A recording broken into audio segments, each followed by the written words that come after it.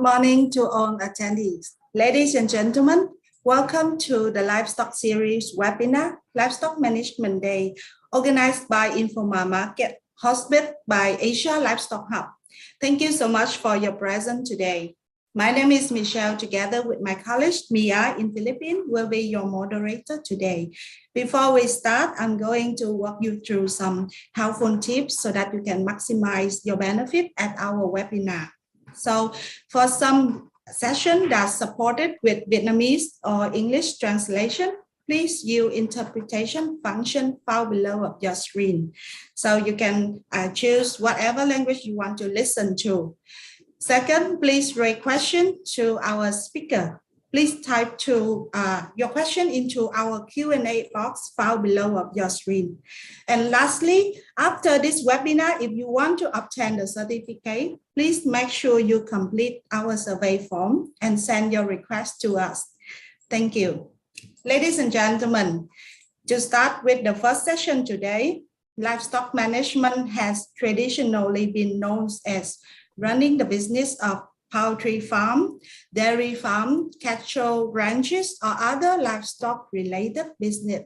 Today, technology changed everything with no exception to our livestock world. So you can see that huge improvement to the industry that allow farmers to track and manage livestock much easier with data-driven. So this technology can come in the form of nutritional technology, genetics, digital technology, and many more. So that's the reason why today we organize this Livestock Management Day webinar. So first session, I would like to introduce Ms. Mark Wright, poultry specialist from Gulf Asia, will bring to us a very interesting topic, software and IoT solution for improving farm performance and productivity. Mark qualified with a Bachelor of Science, Zoology in 1983. He worked in poultry industry in New Zealand for major integrator for 18 years.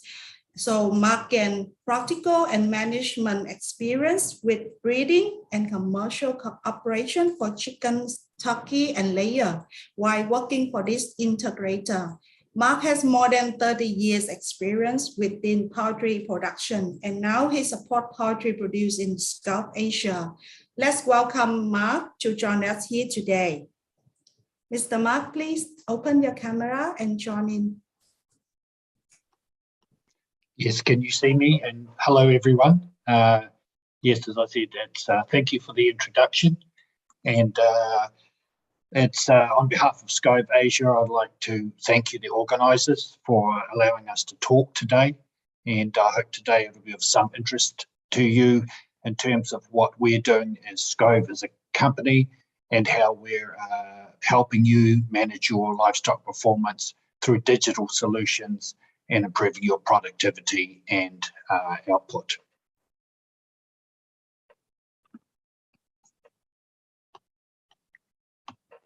So the people that don't know too much or know little about Scope, Scope is a company based in Denmark. We have a local office in Bangkok, and our specialization is in providing climate solutions to our customers. And if you see on the slide here, you can see various types of agriculture, whether it's pigs, mainly focusing in poultry, as many of you know, and moving more to other species, things like dairy farming now. And if you see down the bottom of the slide here, you'll see into insect farming. And insect farming is becoming more popular in places in Europe, but also becoming more used in Asia as well. We specialize in managing climate solutions for you. My background, as Michelle said, is in livestock management and production. I saw probably 5 or 6 years ago opportunities arising in terms of digital solutions that will help major integrators and smaller producers complement what they do in managing livestock using digital solutions. And that was of some interest to me, and that's why I made the move across to heading towards more digital solutions. I'm certainly not an IT expert. If there are any particular specific IT questions in terms of what I talked today, I'm happy to provide you with the answers after this webinar if I can't answer them for you. Okay, so let's talk a little about the topic. I talk to people about IoT. Some people get a little bit confused about that and what it means. But if you want to call it a textbook explanation, is physical objects with sensors and processing ability and software that are able to connect and exchange data with other devices and systems. I know that sounds a very long technical explanation. I'm a chicken guy. I like to keep things simple. So in simple terms to me, it's basically a box that can receive data from sensors, whether it's temperature or other type of ammonia, and it can send it somewhere. So you have a box in simple terms on the side of your chicken house, and it's able to sense what's happening in the chicken house and send that information somewhere into the cloud, and where it can be used and analysed and used in the future. And most importantly, I should say, is it's all done via the internet. So again, to make things simple, I ask people when I give these presentations, are you using IoT around your house? Many people look at me with a strange look or a surprised look on their face and say, no, no, no. But if we look at this slide here, this may ring some bells or make people aware how IoT is being used more and more, even around your house. So here's a slide here showing some of the options and items that are being used, that are being monitored through IoT. So remember, receiving data, sending it, and traditionally that's going to people's iPhones or iPads. So you can make changes in your own house now as you're driving home. You can turn on your heater, you can turn on your lighting, pull the blinds up or down, depending on what you're doing, all remotely. And that's in simple terms the use of IoT. So IoT is here already, opening your door before you arrive. So that sort of thing's in use. In my own situation here, I looked around over the last few days, and here's two examples in my own home here in New Zealand. I put up a solar-powered security camera about 2 or 3 months ago, really as a trial. This came from overseas, working perfectly. I can now look on my phone and monitor if I need to any activity around the back of my house. It even picks up human activity. So that's a perfect example of IoT. On the right-hand side, you'll see an image here, and that's from a heat pump or a heating cooling system I have in a holiday house 500 kilometres away from my house. Again, I can now look at my phone, pull up the app, and if I'm driving down from my holiday house, I can turn the heat pump on and have it nice and warm when I arrive. So these are good examples of what people are doing in terms of IoT. If we focus more on what we're talking about today, our agricultural side of things, from my reading, I learned that the IoT systems or strategy was used, started in the early 90s in America. And if you look in the middle of the screen here, you'll see the tractor, and a lot of work was done early on in terms of intensive cropping and driving tractors and harvesting and ploughing. So they were using IoT to basically steer the tractors around the fields to make them as efficient as possible. But if you look here over on the left-hand side here, things like plant sensors are being used. I read about agriculture in Korea, South Korea, used intensive glasshouse production, using sensors and plant sensors to dramatically increase yield in glasshouses. So things like changes in temperature, changes in humidity, changes in water temperature are now being closely monitored and analysed and being sent through and reacted on very quickly, going across to agricultural bots, so robots, if you want to call it, more and more, especially a country like my country, New Zealand. Robots are being used more and more simply because our labour is in such short supply. You'll also be aware of agricultural drones being used around the world. Things like potato farmers in Europe or people that grow potatoes in Europe are flying drones over crops to determine when they're ready. And that's all been sent over to the right-hand side here, some sort of data hub, and that gives the farmers or the producers the ability to really look at the data and really optimise their performance. So that's a few examples of what's been done in other parts of agriculture. So in simple terms, I talk a lot about what we call smart farming. So basically that's managing farms using modern information and obviously communication technology to increase quality and quantity of what we produce. and the other one down the bottom, while optimising human labour. And it's human labour, if we want to call it worldwide, is especially in agriculture, is becoming more and more in short supply. We must get more and more efficient about basically how we run our businesses, but also the factor of the shortage of human labour. So whatever we can do in terms of using technology to help minimise our labour input, especially in businesses that have been severely affected over the last 2 years in terms of the worldwide pandemic, and that really has put pressure on the limited labour supply that have been operated into many agricultural businesses. So that's what we call smart farming. And what are the benefits of smart farming? And basically, in simple terms, using the IoT. The good thing about it is whatever's being monitored and set up correctly, it runs 24 hours a day, 7 days a week, 365 days of the year. Many farming operations I visit, I talk about measuring data, and they say, yes, no problem, we do that, no problem. My answer always that is, do you do it at 2 a.m. in the morning? Do you do it at 6 a.m. on Sunday morning? Are you awake at 1 a.m. on Tuesday morning? Generally, the answer is no. So this is where this automation helps. Basically, we can get consistent data recording and uptake of data to be used on a consistent long-term basis.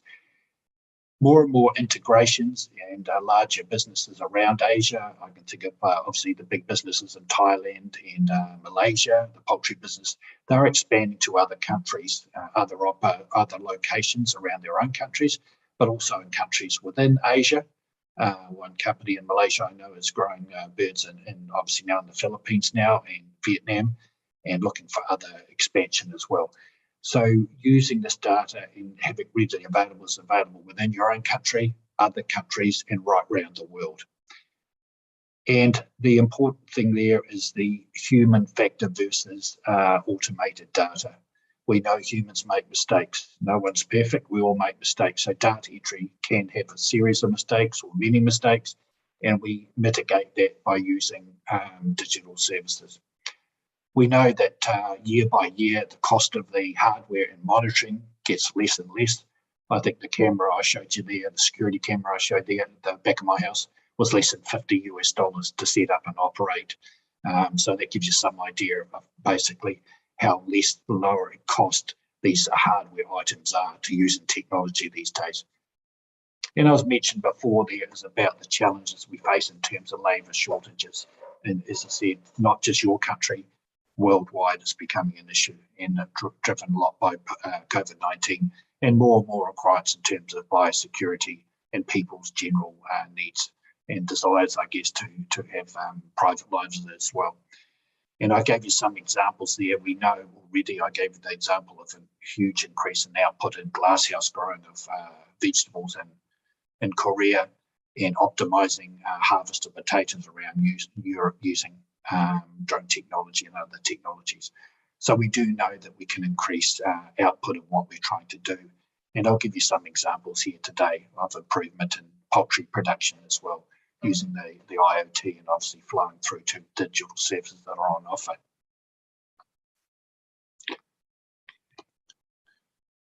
So let's look at how we collect data right at the very beginning. We need that data. How have we done it traditionally, and what's the new ways of doing it?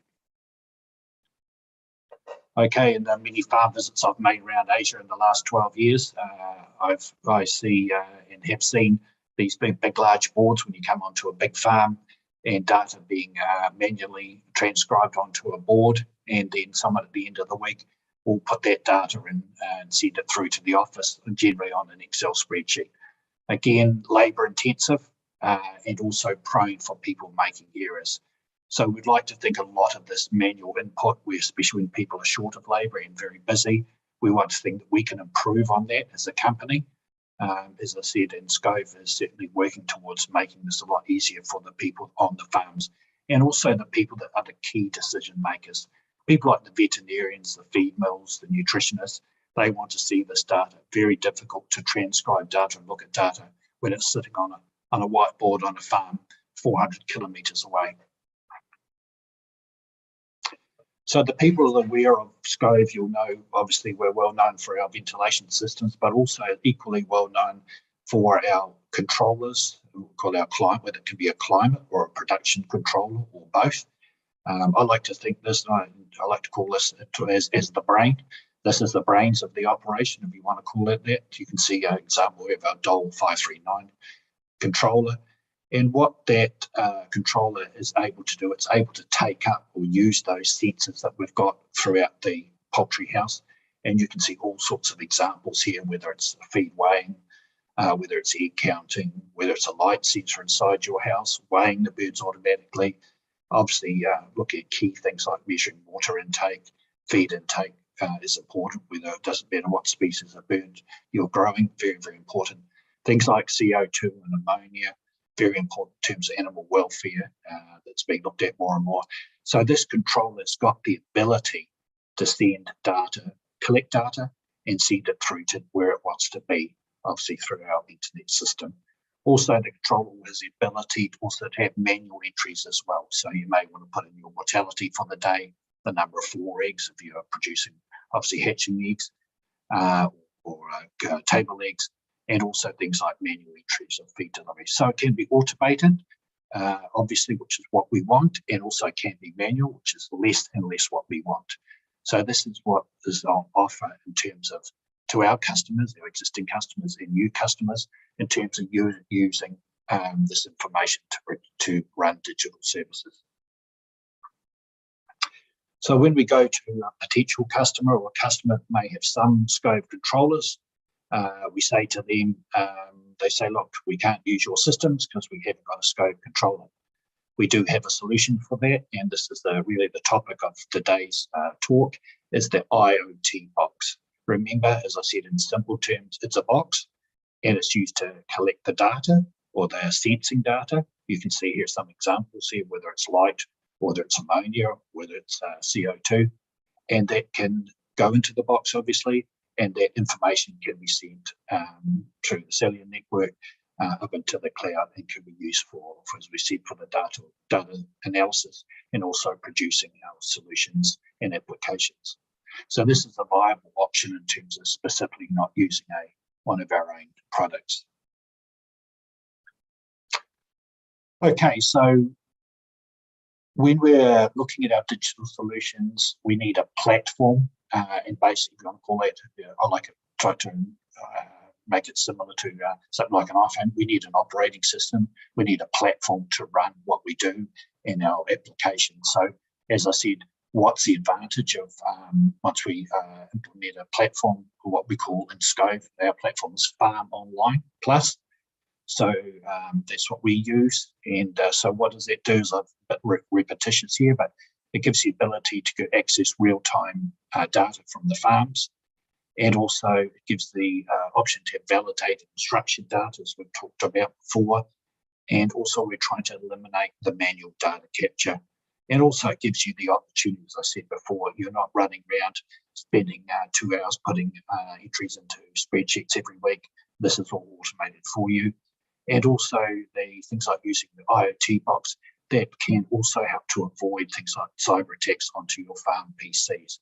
So you can actually bypass any potential security threats in terms of having something available for cyber attack within the farm itself. Okay, and as I said, the vision of the Farm Online Plus going forward is some of you'll be where we have a farm online, which is available in the farms, and that's the data management system within the farm. The Farm Online Plus and the whole vision going forward is to have that available from multi-sites, basically going back to a head office. So it widens out the scope and enables people at head office, or key people, as I said before, whether it's veterinarians or nutritionists, to basically look at information and analyse and really target what needs to be improved. So as I said, that's fast. We're not sending things through on a weekly basis. We can send it every 15 minutes. We've got higher levels of data. Lots of data can flow through automated sensors, and we can, as I said, allocate to the correct experts, and it basically supports continuous improvement. And another key one here is better biosecurity. So we do not have humans, if you want to call it, driving around the farms collecting data. That can all be uplifted via our controller or our IT box from the farms up into where it needs to be used. And also, we've got some applications. More and more supported animal welfare right throughout Asia. So we've got some applications that can run into our platform to give you some objective measurements for people, customers, your customers like McDonald's or KFC and that sort of thing. So this is where we see the change and the focus going forward in terms of running a digital platform called Farm Online Plus. But like everything in life, nothing is easy. We do face challenges when we're developing such a platform and application. So as we said, we need to make sure that we've got sensors that will work through our system. We need to make sure that we can operate on a different controller, which we talked about, the IoT box. We need to make sure we've got robust sensors that will stand the pressures and the rigours of being in a poultry house. Also, in many parts of Asia, there's certainly challenges in terms of getting internet connectivity. It's getting easier and easier by the day. And need to make sure we obviously store the huge amounts of data. And also we can, get this platform up and rolling, and we can roll it out to people and help them implement it with their own system. So, there's lots of good, but there are also challenges as well, which we're actively working on as a group. We've got a large group of developers and people that are developing this platform. I think there's 5 separate groups around the world, Malaysia, Russia, I think 2 in Germany, and some in Denmark as well. So there's a big, huge group of people really working hard to make sure we can implement the Farm Online and also add applications to the Farm Online as we go forward. So in very simple terms, I guess when we looked at from the advertising for the Farm Online Plus, in simple terms, it's an overview of a platform. We can do, or you can do, analytics from the data you receive, and also produce reports. So the idea there going forward is what we send up into the cloud can be uplifted and used through an API into people's management systems, whether it's an ERP system or an SAP system. So that can be sent through to be used in other parts of the business. A little bit hard to see on the right-hand side. This is a key part of our Farm Online Plus platform. So this is what we call our survey. So in very, very simple terms, whether it's boilers or breeders, you can call up various countries, different locations. You can call up things like, I want to look at every single flock in the last 5 flocks that have gone over 200 grams at broilers. And I want a data slot. So which is my best growing area? Is it the north of Thailand? Is it the middle of Thailand? Or is it the south of Thailand? On the contrary, you may want to say, I want to see all flocks that have been under 160 grams. And so you can do lots of data sorting through what we call our survey. And really, there's many, many different options for you to choose, whether it's a water usage, who's using the most water, who's using the least water. Also in here, we can also produce individual graphs on what's happening. If you point in certain areas, you can produce a graph for people that don't like seeing tables. And also we've implemented a traffic light system. So very simple, green is good, amber is, hey, you may need to look out, and red is, you need to look at this.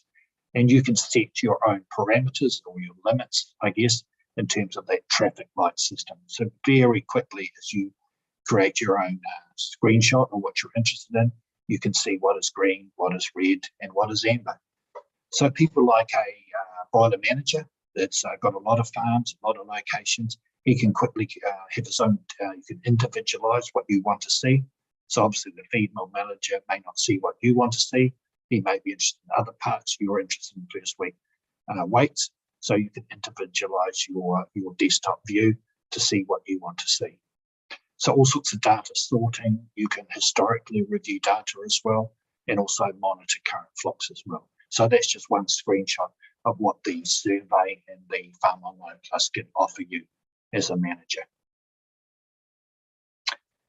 Again, we talk about visions. Vision going forward is our platform will be used right throughout the whole of your integration. So obviously integrated businesses, you can use that, as I said, may mention the veterinarians, quality people, feed mills, hatcheries. They'll all be taken into this platform, and they'll be able to use the information that comes through. So right now, the focus with SCOVE is at the breeder and the broiler level, but it's being expanded out more and more to things like feed weighing and sending feed information directly to your feed mill. And then you can start automating your manufacture of feed, but also things like your feed delivery as well. So I said the solutions or applications, I like to call them, cloud-based. You can send information through your ERP systems, through or SAP through an API, and it gives the ability to combine, analyse, and report. And the big thing is we say multi-sites and right through the value chain. So that's where we see the process and the progress going forward of what we're producing. And that is exactly the same as our competitors as well, same sort of strategy. Okay, as I said, from a chicken side of things, I always like to keep things very simple. So as I said, we've got our farm online platform, and then part of the platform is we offer you applications. And in very simple terms, I like to use my iPhone here as an example. I say to people, if I want to lose weight, I choose an application, I pay $4.99 a month, and I get that information on a monthly basis. So that's where we see what we do going forward and how we price going forward. So you can pick and choose what application suits you.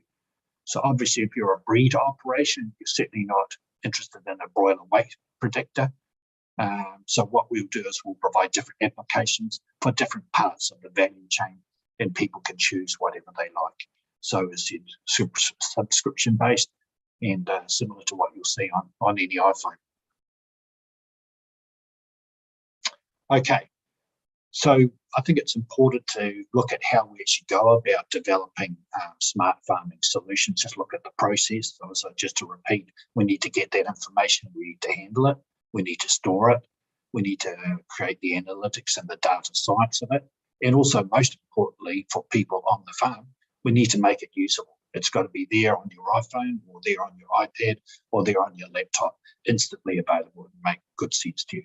So how do we go about doing it? And what are we looking at? So the other thing is how do we go about doing it? But more importantly is what can we actually look at? So very quickly, if you think about inside your chicken house, things like water, obviously very key, house climate, things like camera technology, which I'll talk quite a bit about towards the end of the presentation. Feed, really important as well. Bird weighing, people doing work using IoT for measuring the audio or the noise coming from flocks. So there's, if you want to call it, there's many options in terms of what you may want to look at in terms of producing applications. But we know certainly from a broiler point of view and also obviously a breeder point of view, it doesn't matter what species you're using in poultry or any other animal, things like feed and water are critical. And also, the climate welfare as well, welfare and climate measurements, and especially in terms of CO2, carbon monoxide and ammonia. So this is where we see the focus on certainly building our first few applications anyway. So the cycle of developing an application, so obviously we need the sensors. We need to make sure that we're collecting the data, storing the data, analysing the data, producing new insights, and eventually applications for our producers, and then implementing them in the production house and seeing how they do work. And then if we need new sensors or we're happy with that, we can use that application going forward. But we may want to look at something else. So how do we go about producing a new sensor that can fit into the IoT box, and how do we analyse that new information? So I guess that's the development cycle, if you want to call, of producing a new application from the options that we've showed you there in the previous slide. Okay, and really probably not the best graphic here, but I took this from a company that was produced in 2020. So basically we look down the bottom of the pyramid. So you leave that data analysis and the sorting and science to us. From our point of view, from a SCOVE and a development point of view, we collect the big data. We look at what sort of information I guess would be useful to you. We provide you up as you go further up the pyramid, the green part. We provide you with the knowledge and the know-how to use that application. And hopefully at the very top of the pyramid, we give you the wisdom. So we give you the learnings and how to best manage and make your production more and more efficient. So down the bottom, I'm saying leave to us. and a further to the top, leave it to your advisors or to yourself that operating the farm to get those learnings and use those applications. So smartphone IoT in action, I'll just go through 2 or 3, application developments series that we're doing to help to complement and add to our Farm Online Plus platform. So the first one is trend warnings. So people that are familiar with controllers and things like growing chickens, these are Ross 308 broiler. This is an example of what you would traditionally set up in, say, one of your controllers. So on the left-hand side of the axis here, this is obviously a daily feed intake a graph here. On the left-hand side is grams per day. On the x-axis, you've got numbers of days. And you'll see what you would get that from the breeding company in terms of what you would expect the birds to eat per day. And then in most controllers now, you can set a limit plus or minus 10%. So if the birds consume too much or if they consume too little, that will send you an alarm. And that will let you know, hey, there's something wrong. Okay, so very simple, plus or minus 10%. So if we look at this line here, and there's some actual intake that was taken from some of our trial flocks, you can go through periods of time where you get no alarms. And if you look at this graph here, I think I looked at there today, about 8 or 9 days before you have your first warning there at 19 days, and you're starting getting to your second warning about 8 or 9 days later. And if you look carefully through the lines here, there's periods, I think it's 2 or 3 periods in blue here, where you see the birds actually reducing intake. So just after around 21 days, and then 25 days just before you would get that alarm. So you've got a period of 8 or 9 days where you would not get alarm, but you've effectively had 3 reductions in feed intake. And for people that grow broilers, they know you do not want to have any reduction in feed intake if you can possibly help it. Especially if you're growing birds to low live weights, what I consider low live weights, so somewhere like Indonesia or Philippines, where it might be 1.5 or 1.6 kgs, every single day is critical that those birds eat increasing amounts on a daily basis. So that's what we call, I guess, traditional growing birds and traditional letting you know when things were going wrong. So the other thing you find, I'll just play, hopefully this video will play. So nothing in agriculture or animals or vegetables is always the same. Man, this is a very good graphic here. It was led to me one of my ex-colleagues in Scope before, showing sorting out unusual or unripened tomatoes in the processing line. And the reason why we use this video is to demonstrate that not every single chicken flock that arrives to your farm is the same. Broilers, breeders, it makes no difference. They have their own uniqueness, I guess, if you want to call it. So if you think about using plus or minus 10%, it may apply to some flocks or most flocks, but it certainly won't apply to every flock. So what we've developed a new way, which we call trend warnings, is to basically make every single one of your flocks unique. And if you think about it, there may be a flock come in midsummer that will have different pressures in terms of water consumption, or midwinter that may be eating more feed. So this is why we try and individualise what we're doing. And that's why we developed trend warnings. Okay, so trend warning is not an alarm. It's not a ring, ring, run out, panic, panic. It's what we call an early warning system. And as I said, what makes trend warnings unique, if you want to call it that, is the fact that once we receive the data, and at the moment that's feed and water, we produce an algorithm for each individual flock. So the algorithm starts learning when your birds are placed, and it produces its own adaptive reference. So gone are the days of the plus or minus 10%. It shows that really what's going on in the house, and it gives you the opportunity to react and do something really before you start getting the alarms ringing around your farm. Okay, and also what we do as part of our service, you want to call it, when you do get a warning, you can click on that individual warning and we will give you certain prompts to give you some ideas of what to look at. So whether it's a reduction in water, and maybe you have block filters. So we'll give a number of checks that you can do. And that's actually really, really important when you've got new staff or inexperienced staff on the farm. it helps them to really focus on what could be wrong on the farm. And one of my colleagues says trend warnings. It's a little bit like GPS. It helps you to focus in on a problem. So what does it look like? So if you look here, if you look at this graph I'm showing you here, is there's quite a lot of noise on the graph here, but this is, what's this one? This is intake of feed again, I think, on the left-hand axis here, so y-axis is the days of age. So we've got what we call our Ross 308 trend line in terms of what we'd expect. But you can see the dotted line here is what we call our adaptive reference. And that generally starts about 7 or 8 days for feed and water. So obviously, because the algorithm has to learn what makes this flock unique. And then it produces its own adaptive reference, or if you want to call it its own standard for your flock. So the green line is really just to see what the Ross is recommending, but the blue line is what the algorithm has produced. And you can see down the bottom left here, in the red here, so you can see the algorithm's learning hasn't produced its own adaptive reference yet. And over on the right-hand side there, you can see various forms of trend warnings. So there's 4 different types of trend warnings, and each of those are coloured, and as I said, you can click on. So they're telling you things are not quite right and give you some ideas how you should react. And if you look at this example here, you may well, we were asked about what could be going wrong here. It may be things like there was a feed change around 20 days and the bird simply haven't liked. So as I said, it creates its own reference line and it creates its own limits and it individualises by flock. And here's some very quick examples. We used this in a big company in the Middle East in 2021 over quite a number of broiler houses.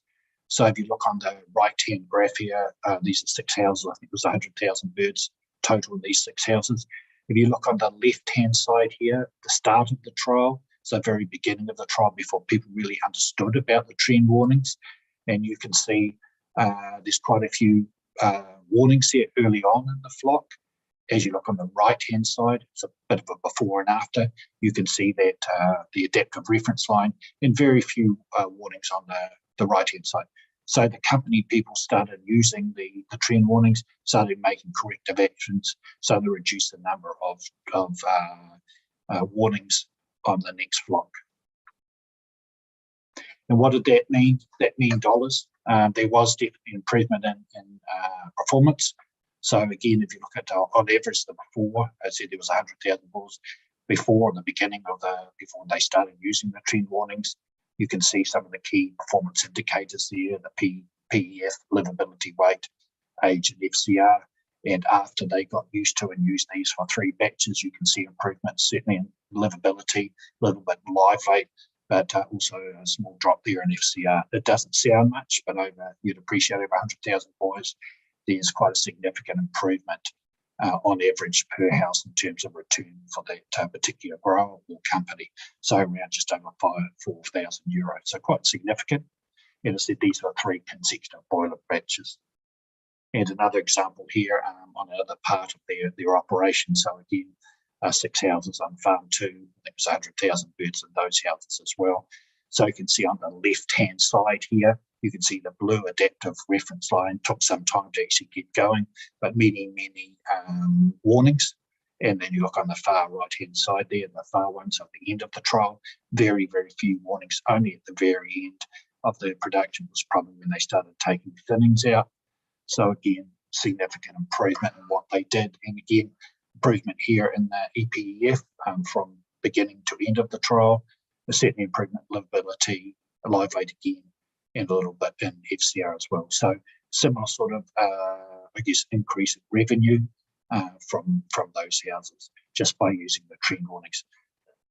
I've had quite a lot to do with trialling the trend warnings locally with a company here in New Zealand, and the feedback we get from the managers, very, very good if a manager goes away for a weekend and comes back and they can review the trend warnings and see what possibly could have gone wrong. It also helped managers on big farms to look at the trend warnings in the morning and focus on, if you've got 20 houses, big huge houses, focus on which houses to start off with first, And even managers have even said to me, if they start adjust drinking lines, either probably too high or too low, certainly too high, she can actually pick up that there's something, there's a bad adjustment just by looking at the trend warnings. That's how sensitive that algorithm is in terms of things that are not right. So she can immediately go to that farm, obviously the farm, that house, and hey, the people left the triggers up too high, or they got them far too low. That's how sensitive it is. It's quite amazing, the technology and how useful it is for people that are using them at a broiler level. So again, we talk a lot about vision and what are we doing going forward. We see the vision going forward in terms of the trend warnings is to be able to look at, if you want to call it, a corporate level. So this is some mock data, if you want to call it, it's not actual data.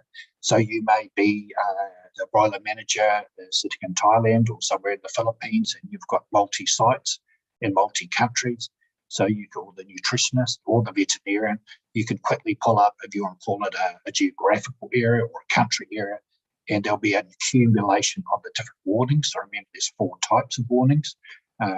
You've got the drift warning, the deviation, the stagnation, and the reduction. I won't explain them today, but there's 4 different types of warnings, and you can collate and then you can analyse and you can summarise the different warnings by different areas or different countries. So that gives you an idea of, hey, we've had a big reduction, for example, big reduction in feed intake. So I need to ring my friend, the nutritionist, to have a look at the feed content, possibly what's happening in northern Thailand or southern Malaysia. We've had a big increase in water consumption in a certain area. Is it climatic, or is it feed, or is it health related? So that's where we see it going forward. We use it at the corporate level, and we'll get an accumulation of the different warnings, and that'll help the key decision makers in their livestock management. Okay, I'll keep moving. So slaughter weight prediction, this is another one, if you call it our applications, very important obviously for processing plants. So we're using algorithms, and these algorithms are based on automated feed intake, and they're able to give you predictions on broilers growing up to 5 days before their first depletion. And right now they're only suited for what you want to call it a standard broiler, so no slow growing or coloured birds or anything like that. They are being commercialised in Europe, and the company's seeking other partners to trial this around the world. So using automation, digitalisation. And this is if you were a kill planner or the broiler manager, you're looking what do you believe the bird's going to do on any one day. So quickly here on this graph, you can see down the bottom is the day and the time, so we can predict right down to time. So you can see what the birds are actually weighing now in terms of the model and the algorithm, and then you can actually go forward and decide where you're going to kill the birds at 32 days or 34 days, and that'll give you the predicted weight. So quite amazing what's happening in terms of this as well.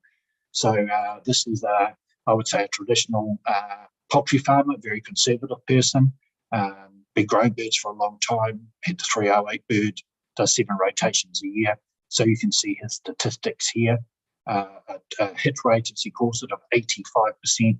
So that's predicting to get plus or minus 50 grams, 3 to 4 days from slaughter, which coming from a broiler manager's experience, that is actually a very, very good hit rate. And in his words, it's not too bad. So there's your conservative farmer coming out there, but he was very happy in terms of using this predicting model and algorithm. So this is a case study from a grower in Denmark.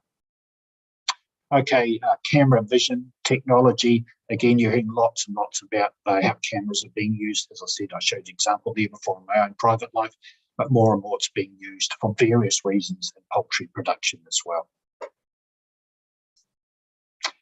Okay, so part of the SCO group and a wider group was a welfare initiative or development program started 2 or 3 years ago by McDonald's worldwide, and they were looking at vision technology to help them, I guess, monitor and make sure that the producers are sending birds that meet welfare requirements. The focus of the trial was to come up with an automated, I guess, quantitative or objective measurement. So rather than your inspectors going around and ticking lots of boxes and thinking, yes, the birds look okay, there'll be measurements taken by cameras that will give you some clear data rather than a set of subjective view from a human. Looking at things like the bird's ability to walk and leg strength, things like birds becoming exposed to wet litter, so obviously you don't want condemnations or damaged birds coming into the plant, making sure the birds are happy, obviously to meet the 5 freedoms you have for animal welfare, and also looking at things like bird behaviour and are they expressing natural behaviour. So that was part of the project that Scope has been involved in, and this is part of the use of vision technology.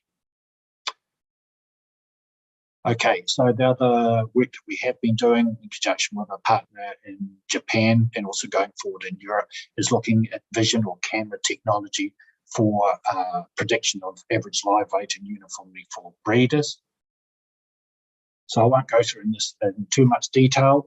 So this is, I guess, the scope of the plan for the project initially was to look at uniformity or CV, or more specifically, and also body weight. So in very simple terms, you need to train the algorithm to see what it's viewing, pick up it is a chicken, you need to be able to match that chicken weight and verify what the chicken is below to a certain weight.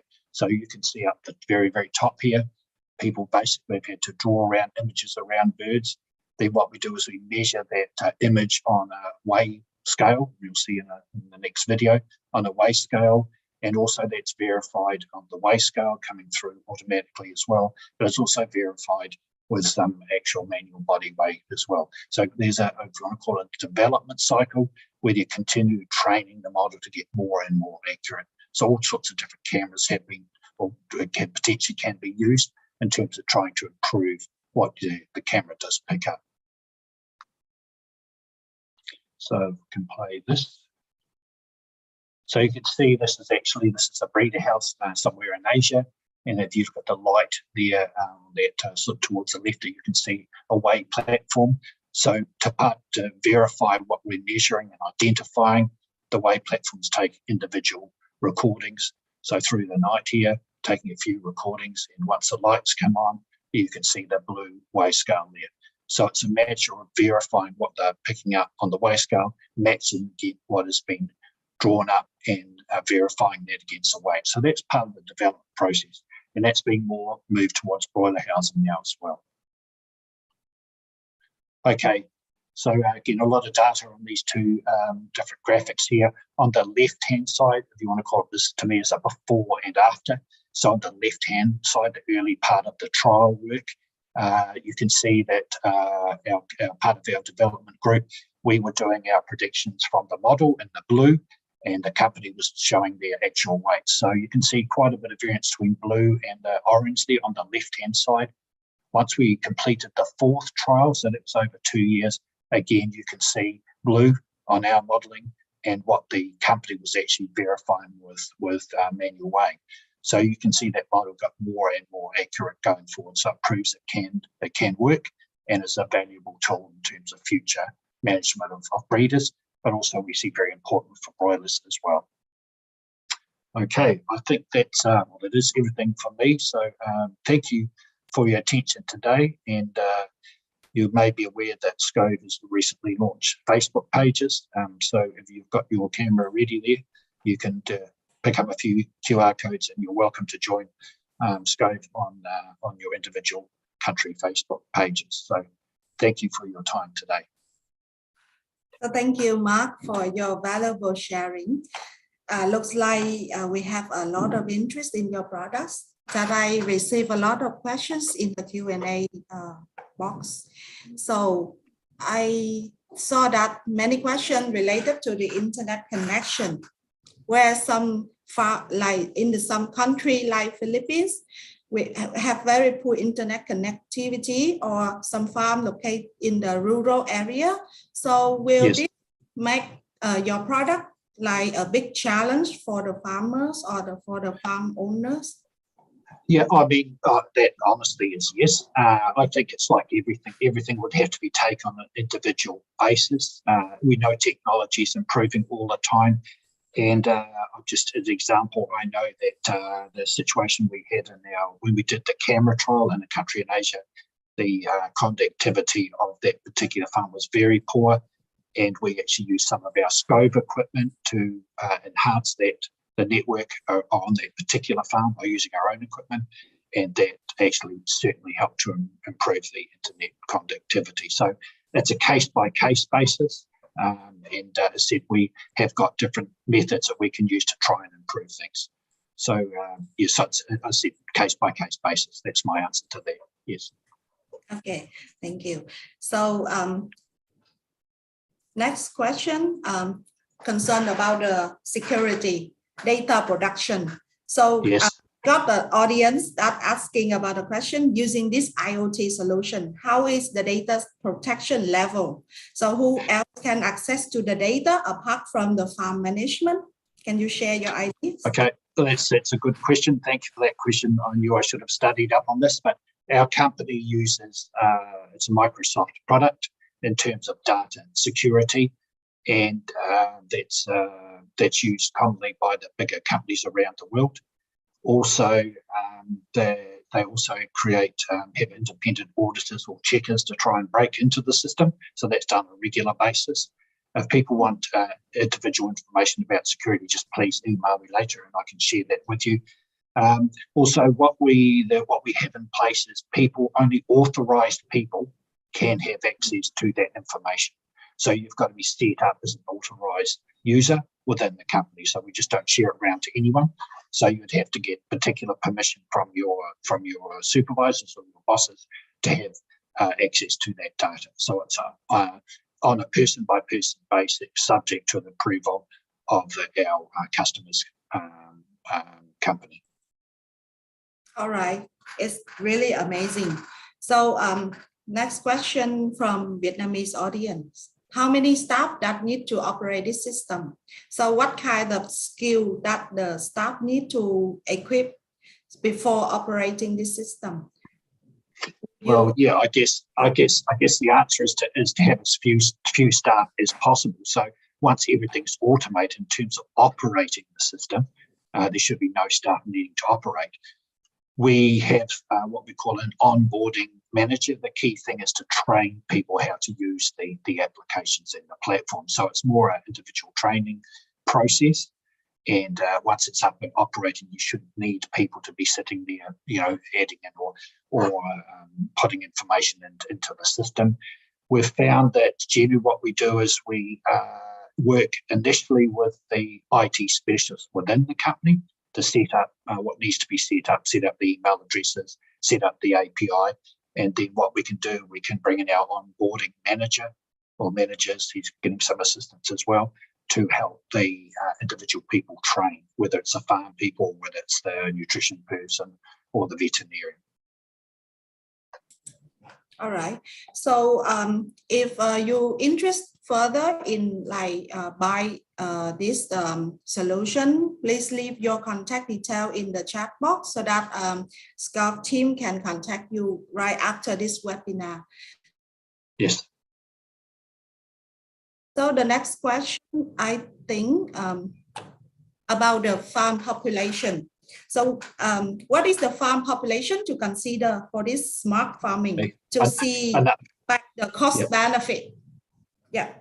Yeah, that's a good point. Obviously that, the system is scalable. So for big operations, I recently visited the Philippines and I saw many, if you want to call it smaller producers, individual contractors that may have a number of sites. And to me, I think this information, especially in terms of the survey module, would be extremely useful. So the answer very simply is it's scalable to large operations, but also can be used for small operations. So the person may have 2 farms, 3 farms, 12 houses. So it can be scaled from small to large as well. There will be some limitations, I think, on the IoT box in terms of obviously the number of houses, but in terms of the use of the platform, it's fully scalable from small to large. All right. So I think we still have 6 minutes more. So I still can ask you some more questions from the audience. Looks like we can never end the questions. So I have good. Can I equip the IoT box to monitor water, feed temperature, humidity, and how long is the installation time, Mark? Oh, okay. So there's a number of the sensors and the sensors. I again, don't quote me on this. I think there might be 10 or 15 sensors that can be used now. But the idea is to add more and more sensors to it. So things like feed and water, 100% that can be done. But basically, in simple terms, it's a matter of getting someone, obviously an electrical person, to make that installation. So the installation will be very fast. Because remember, it's an independent box. So it doesn't, you're not interfering with the operation of your farm or your controller. You're basically adding that box in and obviously getting a power supply and setting up the sensor. So that'd be a very short time to set up that box. But the simple, as I said, climate and management, that can be done now. And as I said, the goal going forward is to add more and more sensors to that IoT box. Thank you, Mark, for your sharing. So the last question, everyone is questioning about how much will this solution cost? Because I think that your product is really interesting and amazing for everyone. And nowadays, the digitalization is like vital in livestock management world. So everyone want to invest, is ready to invest. So that's fantastic. That's fantastic. Yeah. So I can't give you a specific number today. I should have been ready for this coming questions from Asia. So my answer to that is that every situation is different, obviously. It also depends on number of houses and that sort of thing as well. So my suggestion, if you are interested, you've got my email contact there, and many of you know our individual country managers, so you can make direct contact with them as well. We can come and talk to you and assess your needs. And as I said, there's not much point of us bringing you and selling you an application for broiler weight prediction if you're growing breeders. So the answer very simple. It depends on what type of package you get. So obviously there's a base fee to maintain the system, and there's a fee to maintain the platform, obviously, and then you can pick and choose what you want on top of that. So would be happy to talk to you individually about that. Just contact us directly, and we can talk to you about your needs. Yes. Sure. Okay. So thank you again, Mark, for today. No problem. Yeah, thank you. Your sharing is much appreciated. So to all the audience here, if any of you have further interest to the solution that Mark just bring up, please feel free to leave your contact in the chat box so that Scout team can contact you right away after this webinar. Moving to the next session. Thank you, Mark. Thank you. Yeah. See you later. Okay, bye. Yeah. Moving to the next session, we talk about another angle of livestock management, how to manage and improve the health of your animal in the farms. So Dr. Truls Taylor-Pickard, Director of the Gut Health from OwnTech Company, will tell you how to improve your poultry production with the topic gut health, supporting immunity and performance for better poultry production.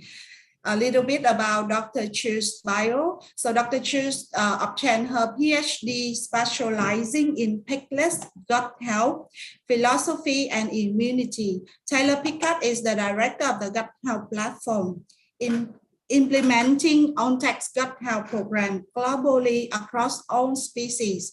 So Dr. Truls also directs the European commercial and research strategies, provide technical support to the Salesforce solution to optimize animal performance and efficiencies.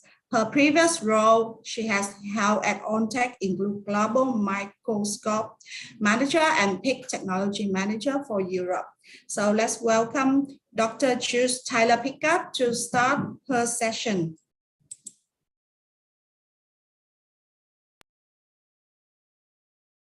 Hello, I'm Dr. Jules Taylor-Pickard, and today I want to talk to you about gut health and how we can support immunity and performance for better poultry production. So just to introduce myself, I'm the director of the Gut Health Platform with OwnTech, been with Alltech for almost 20 years now. I also look after our European technical team, so that's supporting research strategies across Europe and also our commercial sales force. Okay, so what I wanted to talk about was the importance of gut health, but also against the backdrop of some of the challenges that we're facing in the industry. So we're obviously seeing increased cost of production, raw material prices are going up. COVID is obviously a big concern. We're having supply chain issues and of course disease, not just within Asia, but across the world. So how can we overcome some of these challenges? First, I think there's three key areas that we can focus on. First of all, productivity. So how can we have efficient productivity that's cost effective, that's increasing the protein output? Secondly, animal welfare, reducing mortality, again, so we're getting more out of our birds. And finally, what can we do in a sustainable fashion? And when I talk about sustainability, I mean it from an economic sustainability perspective, as well as an environmental sustainability perspective. And I think now we're learning there's lots of ways that we can actually make sustainability profitable for our poultry producers around the world. So for me, it's all about gut health. If we have a good gut in our birds, then we're more likely to achieve the levels of performance that we want. And this diagram here, you can see at the top, we've got what's control animal, and you can see the villi have been sloughed off, they've clumped together, they don't have a large surface area of which to absorb nutrients. This is the image from a gut that's been fed on Alltech technologies. You can see you've got better integrity, you've got taller villi, you've got a larger surface area over which to absorb nutrients, meaning that that efficiency of nutrient absorption is improved. And that's really the crux of what I wanted to talk about today. So in terms of immunity, I think this really helps to put it into perspective. 90% of diseases can be traced back to gut health and the microbiome. 70% of the immune system functions through the gut tissue.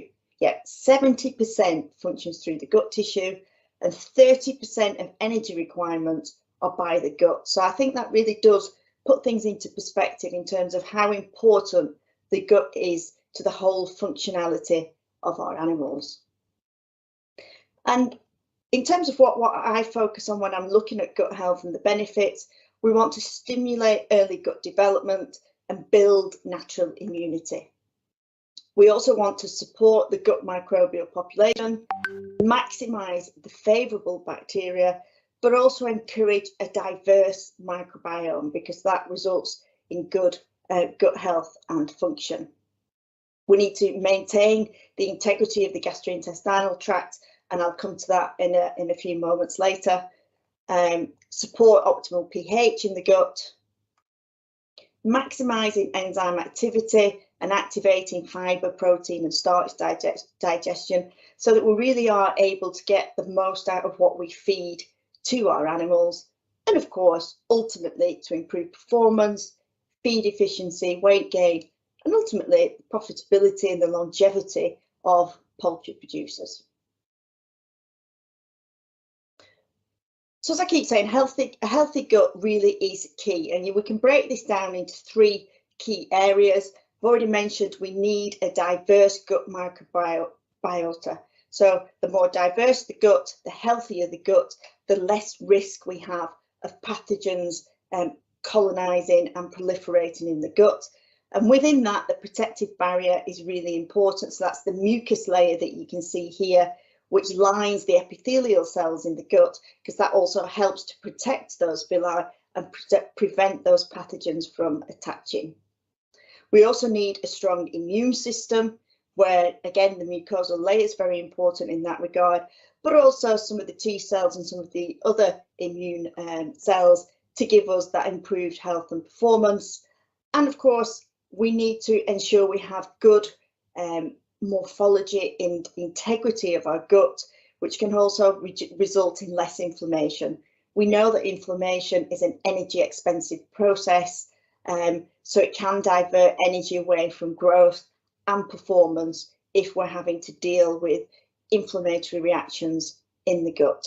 So if we can control these three key components in terms of the protective barrier, better health and performance, and less inflammation, that gives us better performance of our birds in terms of feed conversion. For layers, we can improve the laying cycle, improved egg production, improved parameters associated around egg production in terms of hen day production, shell thickness, things like that, but also improve the welfare of our birds and ensure that more birds, that they're fitter, they're healthier, and we have less mortality.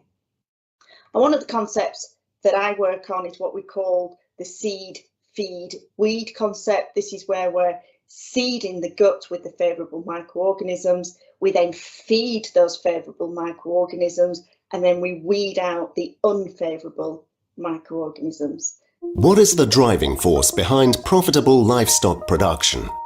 Healthy animals. With healthy animals, we can produce more meat, milk, and eggs, using less water and feed in a more sustainable manner, with fewer antibiotics. And health starts with the gut.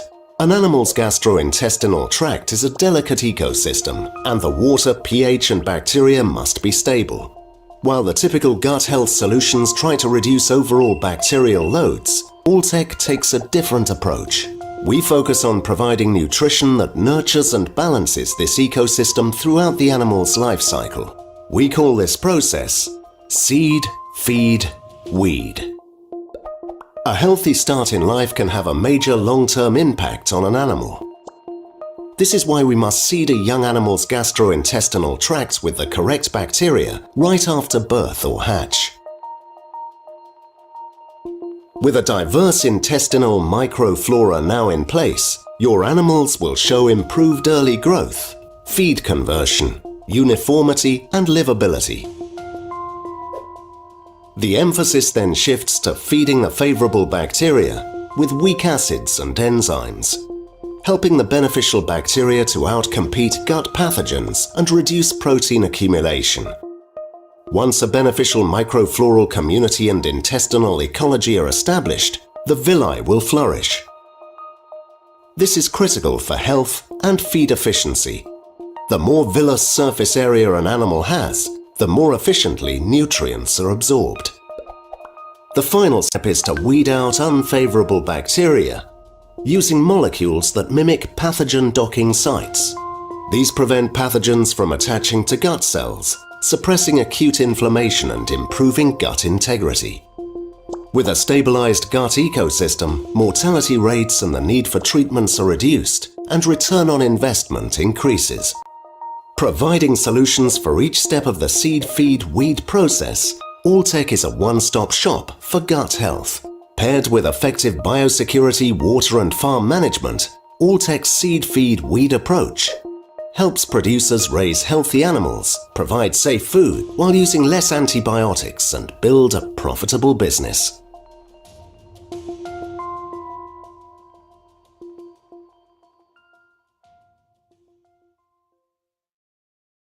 Hopefully that's given you an overview of the seed, feed, weed programme and better insight into how it works. So now I wanted to look at some of the more specifics. So I've already mentioned that a diverse gut microbiota is really important. It's also important for pathogen control. And you can see here, this is where we have a highly diverse microbiome. So you've got multiple different species. And what happens is if our bird gets sick, so you have more pathogenic bacteria, or they're sick and you use antibiotics, because if they're sick, we have to treat them, then you get this reduction in the diversity. And when we have this reduction in diversity, that's when the pathogenic or the resistant strains of bacteria can proliferate. And what we've been working on is how we can either A, prevent this from happening in the first place, or B, if it does happen, because for example, if we treat our birds with antibiotics because they're sick, the antibiotics, in addition to taking out the bad bacteria, also take out the beneficial bacteria. So you can have this as a result of treating the birds. But then it's a case of how can we rehabilitate that gut and get back to this normal, diverse microbiome, and how quickly we can get back to it. Because when we're in this state here, that's when our birds aren't performing correctly. And these are just some images from some of the work that we've done.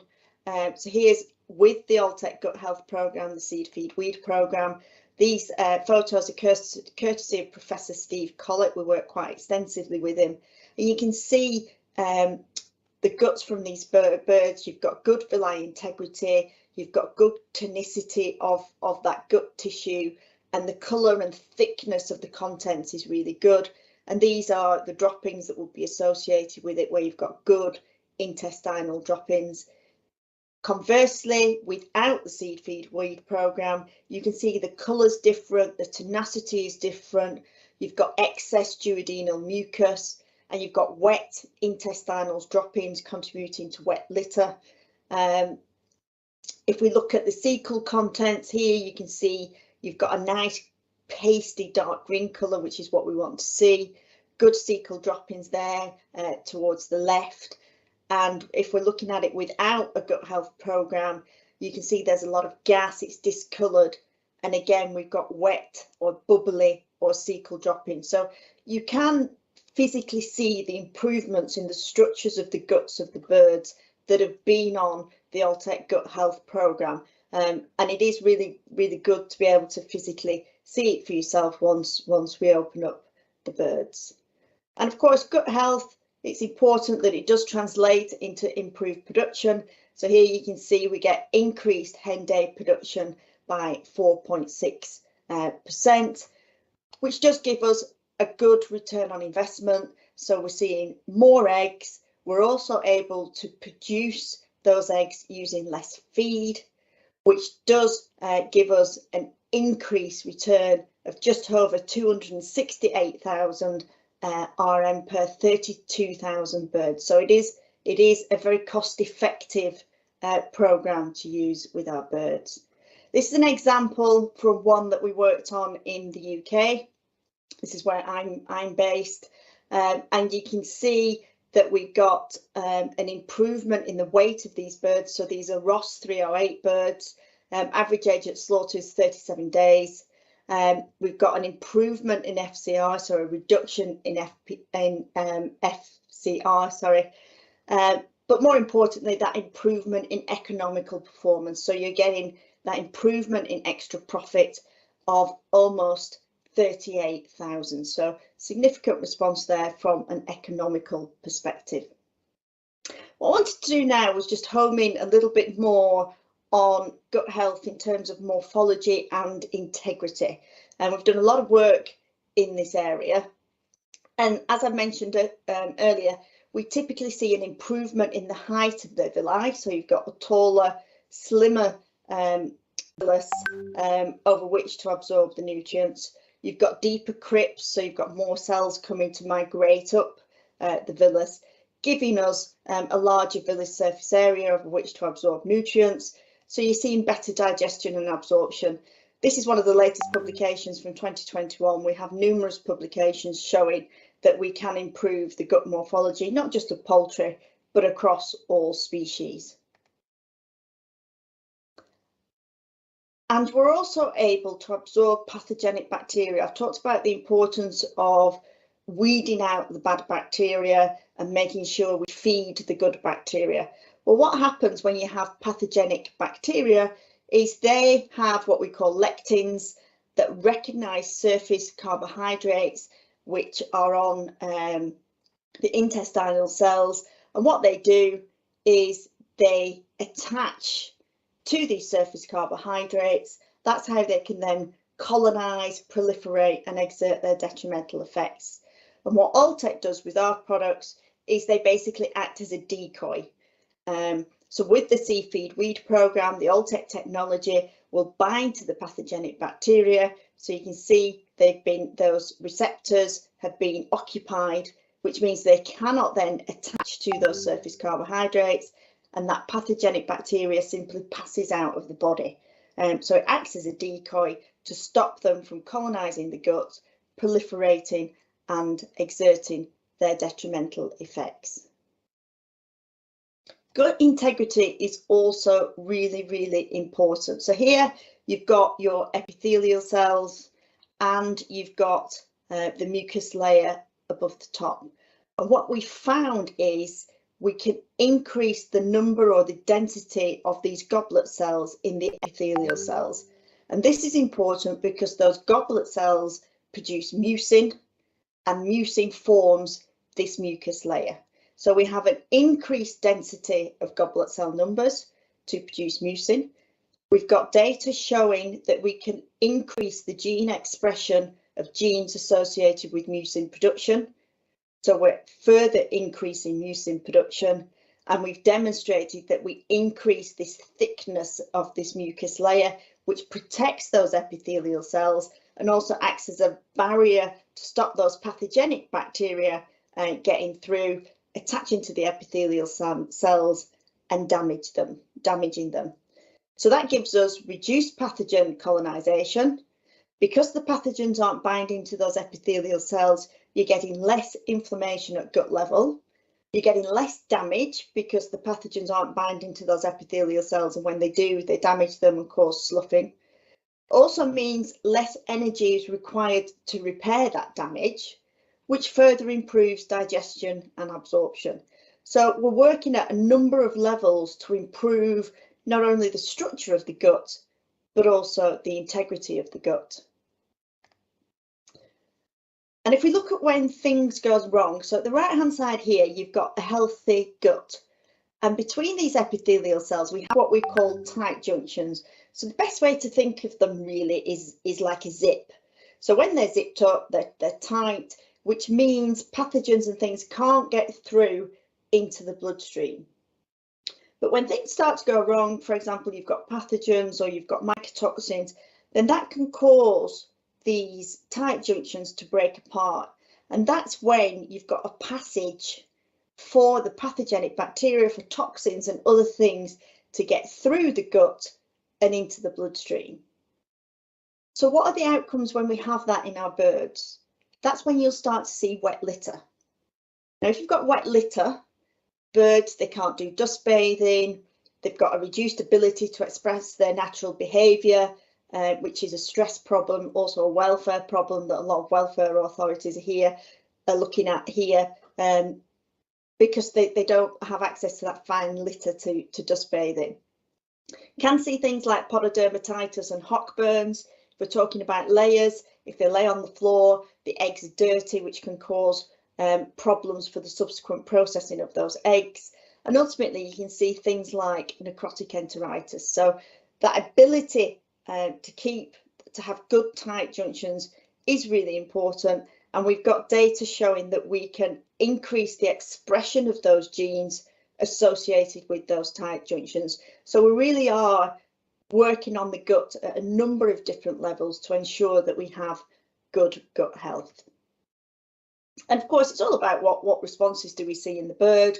This is a study that's recently been published showing increased egg mass by 0.95 grams per hen per day, which is giving us more protein output, particularly important when we're seeing shortages that we are around the world.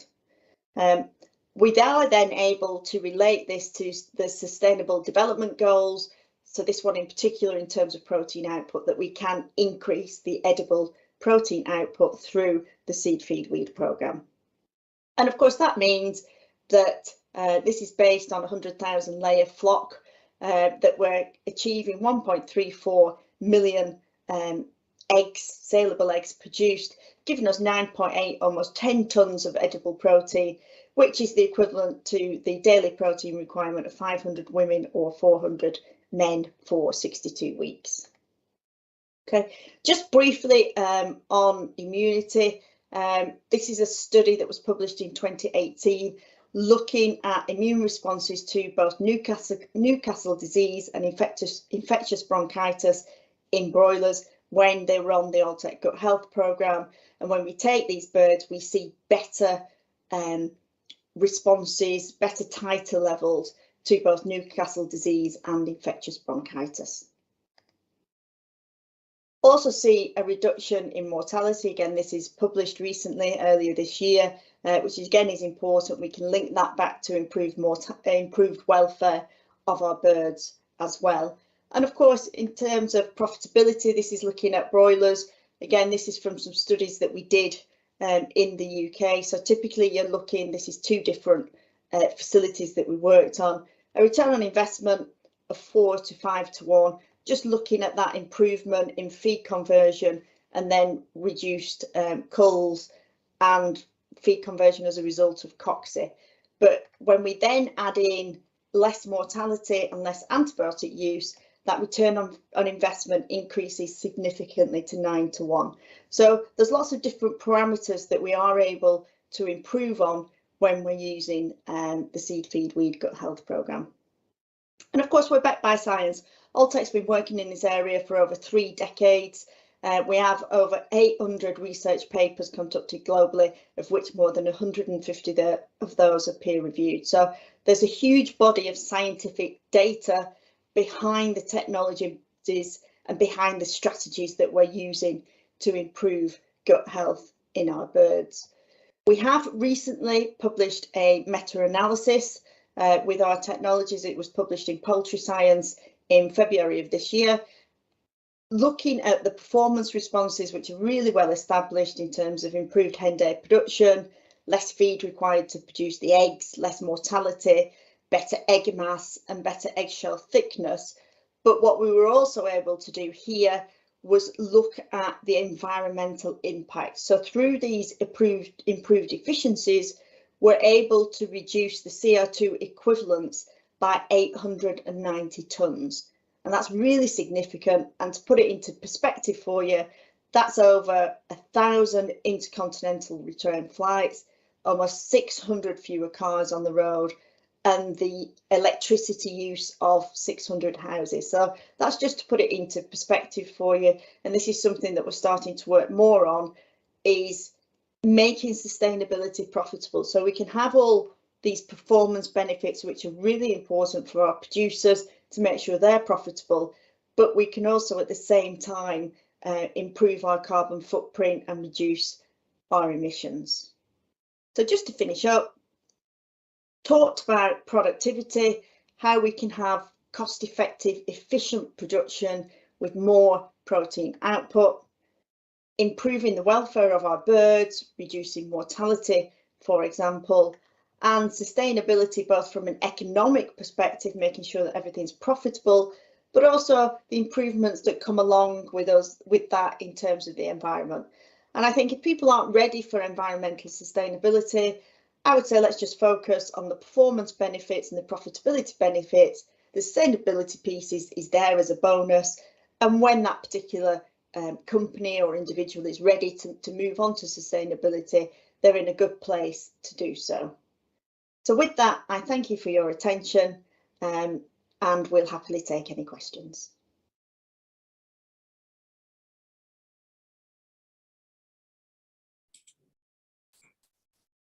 Thank you, Dr. Chus, for your presentation.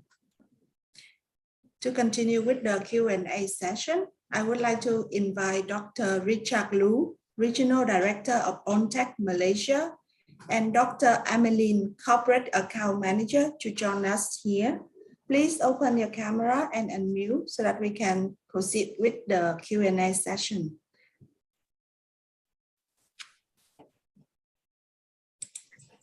Hi, Michelle. I tried to open, but still deny my. Hello, host. Can you assist Dr. Richard? Yeah, I already tried to open my camera, but seems like still not allow me. No worry. So we can just go with the audio. I think okay. It's okay. Yeah. So for the questions that I received from the audience regarding to Dr. Chus' presentation. First questions, can I reduce the use of antibiotic if I use the Seed Feed Weed program? Dr. Richard Liu or Dr. Ameline, can you share your idea? Yeah, okay. So use the Seed Feed Weed program is can reduce the antibiotic use. That is, yeah, the answer is yes. Because for now, I think it's the global trend is to reduce the use of the antibiotic. So according to the Dr. Jules' presentation, we can understand that first you need to feed the animal with the good good probiotic in the gut of the to have a kind of the beginning to have a seed. And then after that, we need to be feeding the good quality of the water and also the feed. So that's why the animal can really grows in we need to thinking about how to reduce the pathogens like the E. coli and also Salmonella. So for our program, the seafood week, we have the Actigen, which is can read kind of the weed out the pathogen like the Salmonella and E. coli. So that's why the gut have a less bad bacteria and have a better space for the good bacteria to grow. So we can have a better microbial condition for the gut. Then we can have a better growth of growth performance, and also like Dr. Jules says, we can even saving the feed and have a better performance and also reduce the mortality. Thank you. Thank you, Richard. Next, we have the second question. Dr. Richard, I'm interested about the acid pack 4-way. Can you tell us about this product, how to use acid pack 4-way in a broiler farm? Okay, so for the acid pack 4-way, it is the product with the 4 ingredient inside, which is acid. Yeah, because the name is acid pack 4-way, so it's have an acid inside. And it also has an electrolyte. And also, not only that, it also have a enzyme and also the probiotic inside. So that is Alltech really unique product, which has 4 elements inside. Most of the product in the industry is just a kind of the acid or kind of the electrolyte or some of the one single things inside. So for this, I think we can use this acid pack 4-way in the first week when day-old chicken comes in your farm, and then you can use that for the day-old chicken for their better appetite to eat the feed and also have a better consumption for the water. And then for the after the second week or after that, you can using that 1 day per week or 2 days per week to kind of wiping out have a more acid inside and also kind of helping to clean up the pipe. So that is also improve not only improve the water quality but also improve the gut health. That is what we suggest to use the acid pack 4-way. Thank you for your answer, Dr. Richard. Thank you. So which bacteria is most suitable in SFW program acid? This is the question from a Philippine audience. You mean okay, sorry, can you have a question again? Yeah, which bacteria is most suitable in your SFW program acid? SEED. Oh yeah, the seafood week program, I think the bacteria is using the our Alltech. We have a special. I think Alltech is a company with the we are really strongly in the east, and then for the east fermentation is Alltech strain. So we're using our special strain for that, and also we have a kind of some pattern strain of the some probiotic inside. So that is our specialty. Thank you. Thank you. Interesting question. So I still got a few questions, and since we still have a little bit of time, so yeah, let me screen through the questions first. Okay. The next question is from a Vietnamese audience. Could you tell more about the procedure, the ratio in feed or example to application? And another question is the price compared to antibiotic. Okay, it is always a really good question that for now people thinking to reduce the antibiotic and also thinking about the cost of the what is the solution for replacement the antibiotic. Yeah, the antibiotic cost, I think nowadays because of many of the country can produce the antibiotic, and also the antibiotic the market is quite competitive. But we compare to use the some product to reduce the use of the antibiotic is always cannot be really one-to-one compete.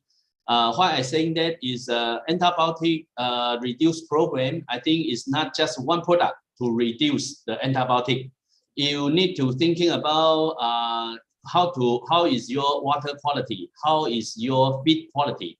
Because if you take out the antibiotic, but your feed quality with the many mycotoxin inside or many bacteria or inside, I think the animal still struggling on the gut problem. So the gut will be busy on the inflammation, not really on the growth.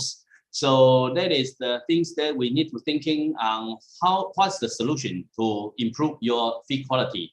And also how to thinking about your water quality. So that is why we recommend to use some of the acid, like the acid pure products, use the acid and also using some of the probiotic inside.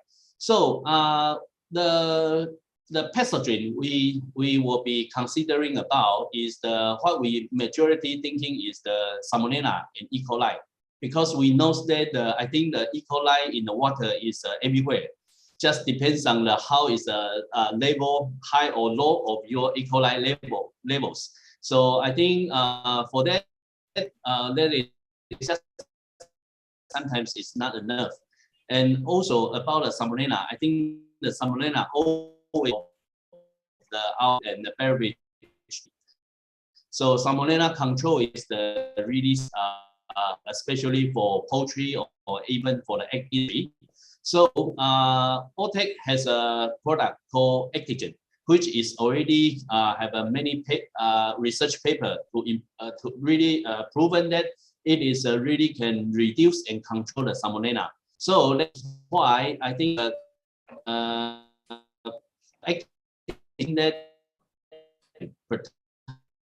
and then using in the beginning early age of the animal and reduce to 400 grams per ton of the feed. I think for that it will reduce to 400 grams per and we get for that kind of the program is not just one product to reduce the antibiotic. You also need to thinking about to improve your farm environment and also thinking about how to improve your water.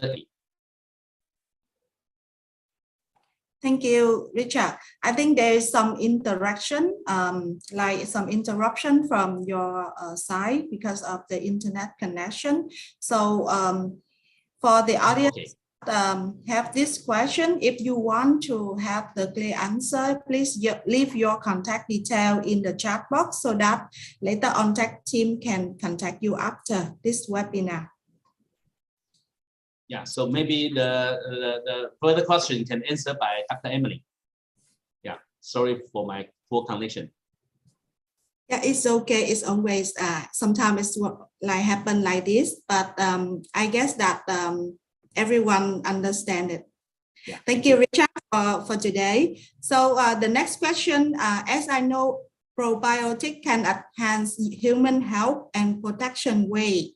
So what is the different mechanism between probiotic for poultry, weight gain, increase of FCR, and probiotic for human? So this question is from a Vietnamese audience. Okay. Can you hear me? Yes. Basically, I think we need to put two portions. You're asking about human probiotics and animal probiotics. But for human, the consumption of probiotics is basically for gut health, as well as most of the people are worried about say getting diarrhea, or they are afraid of pathogens or something like Salmonella, E. coli, food poisoning. So they usually take in some probiotics. Generally, it's just for health. Whereas for animal, like a poultry or pigs, the use of probiotics has a more important role, in the sense that you are not talking about only just to take it for certain prevention. You also hope to get the return in terms of weight gain, in terms of FCR, as well as also performance, and also reduction or even total elimination of the use of antibiotics. So I'm referring here of antibiotics, not only the medicated type, as well as these are those growth promoters that go into the feed at a very lower dosage. So here, probiotics actually play a very much important role in the gut health for animals. Yeah, I hope I more or less give you a clear answer. Thank you. So last question for you. Is there a need to introduce a prebiotic and fiber in feed for better gut health with probiotic? Let me see. Is there any need to prebiotic and fiber in feed for better gut health? Okay, basically, probiotics, prebiotics, and fiber, they are all three different things, different entity. As well, each of them have their own function and advantage for the general performance in the animal. So if you're talking about probiotics, these are basically those bacteria like lactobacillus, all those beneficial bacteria that actually, normally they are already in the gut, but due to certain stress factors, they are not there in their proper way, and as a result, allow pathogens to come in and multiply and cause certain issues. Whereas prebiotics is different from probiotics in the sense that they have their own function. Example, Alltech, we have a prebiotic called Actigen, which I think just now Dr. Richard has already explained.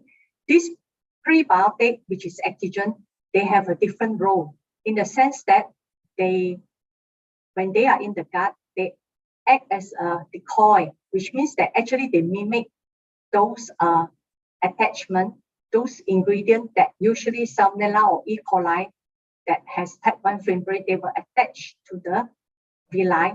Therefore, they will cause an issue to the villi and damage the villi. However, if you have Actigen there, Actigen will actually, in a way, they block off all these type 1 fimbriae by acting as a decoy. That means they are not really telling giving an idea that, oh, you are actually taking the nutrient, but it's Actigen. So thereby, gradually, you're actually eliminating them and they are being discharged away from the gut, and you create a more healthy environment.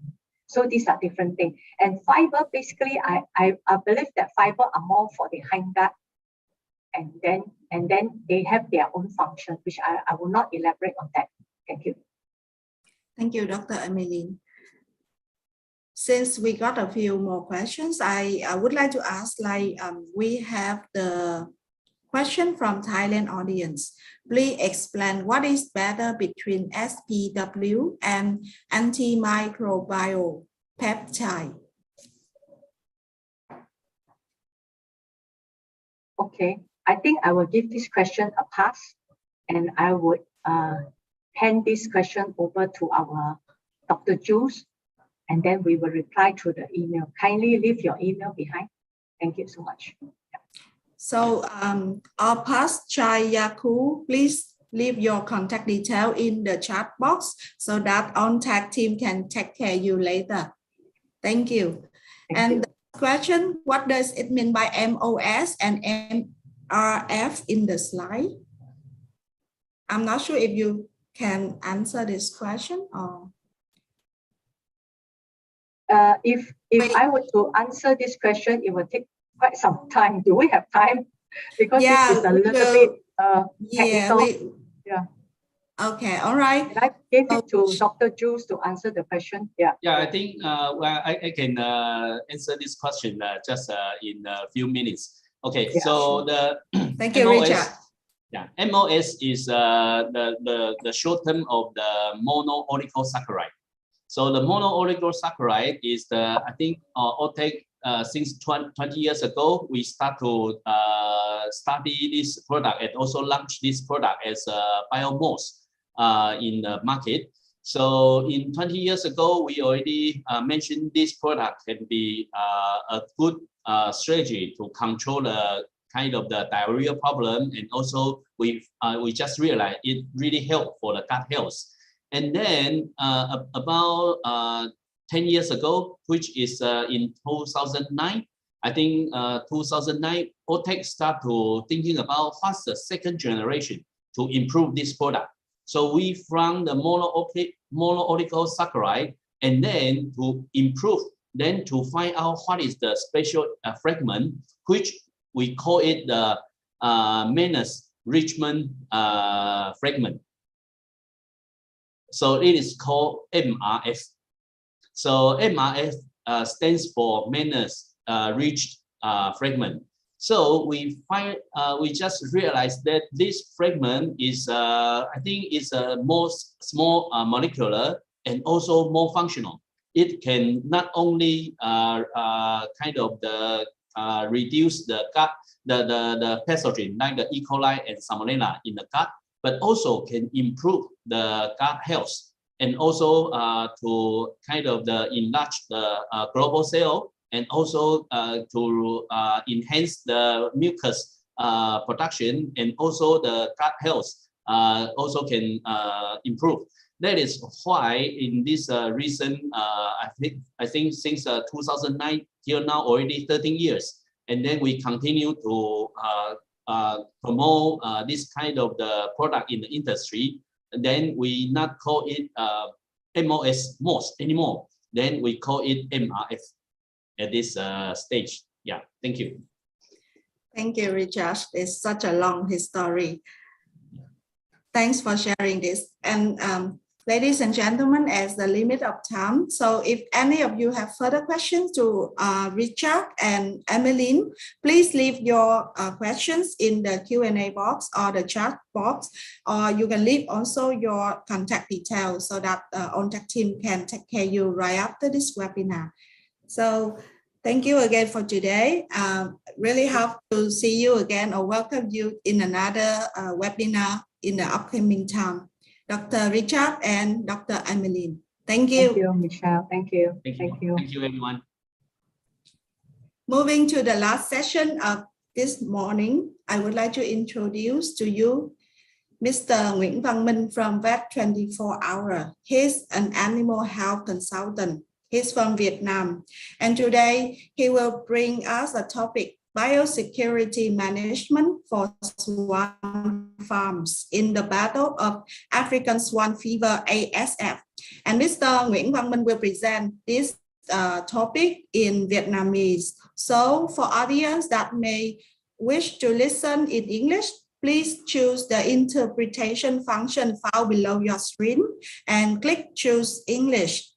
So I would like to run a little bit on the Mr. Minh bio. Mr. Minh is a lecturer of Animal Health Department in Vietnam Agriculture Institute from 2008 to 2017. So he got many years experience in the field of animal health and training for staff in many big groups in Vietnam. And Mr. Minh, please welcome to join in this session. Thank you.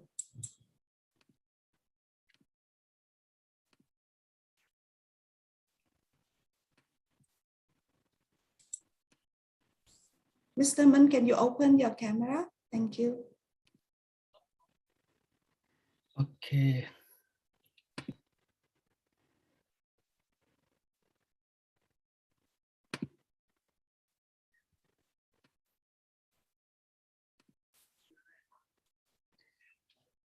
Xin chào tất cả mọi người.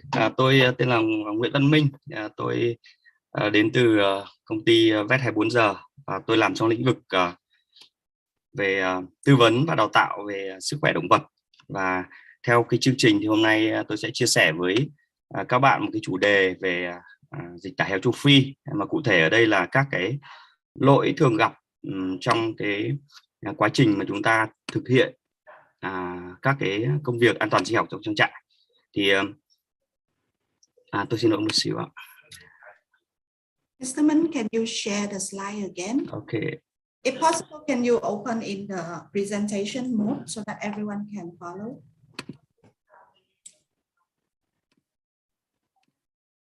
Okay.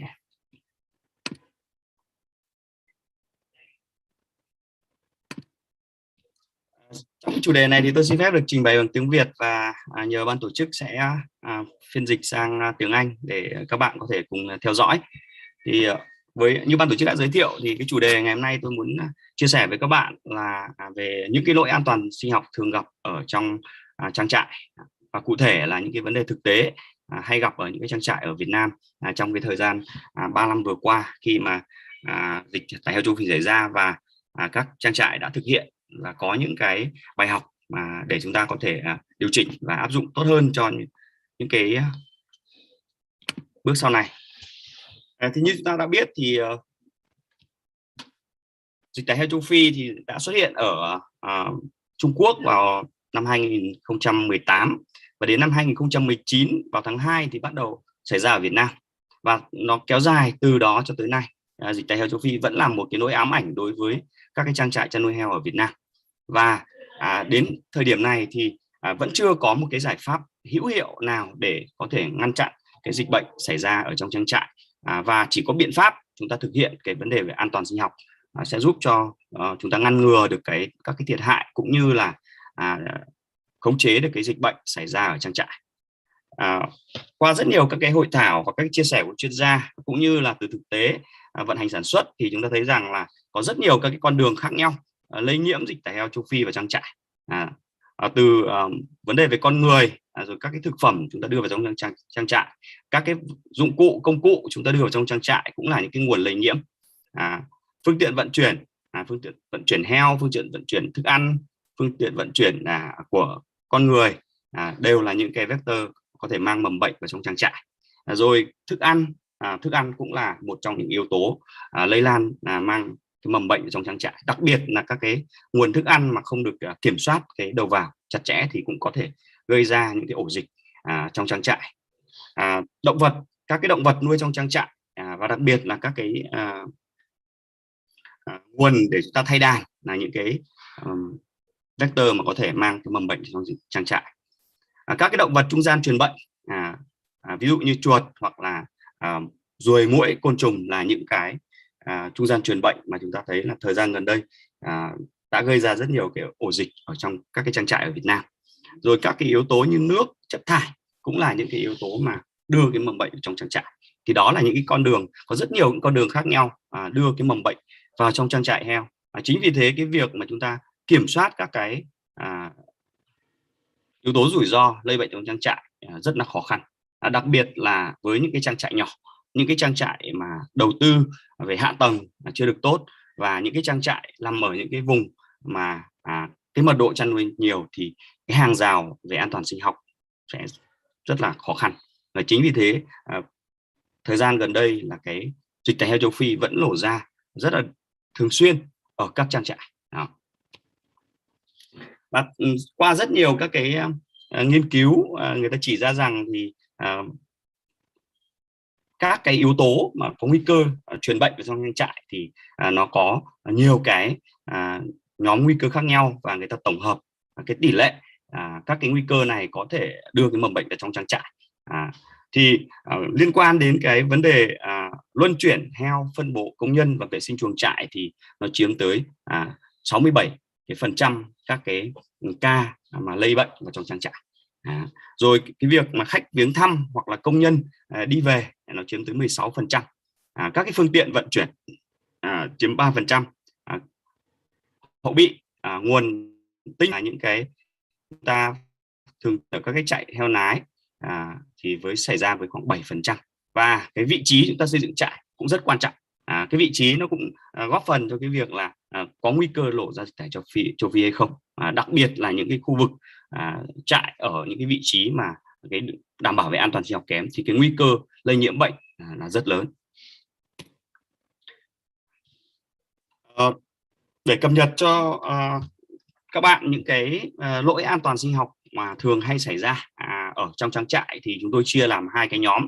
Thứ nhất là những cái nhóm lỗi an toàn sinh học đến từ bên ngoài, và thứ hai là những cái lỗi an toàn sinh học đến từ bên trong trại.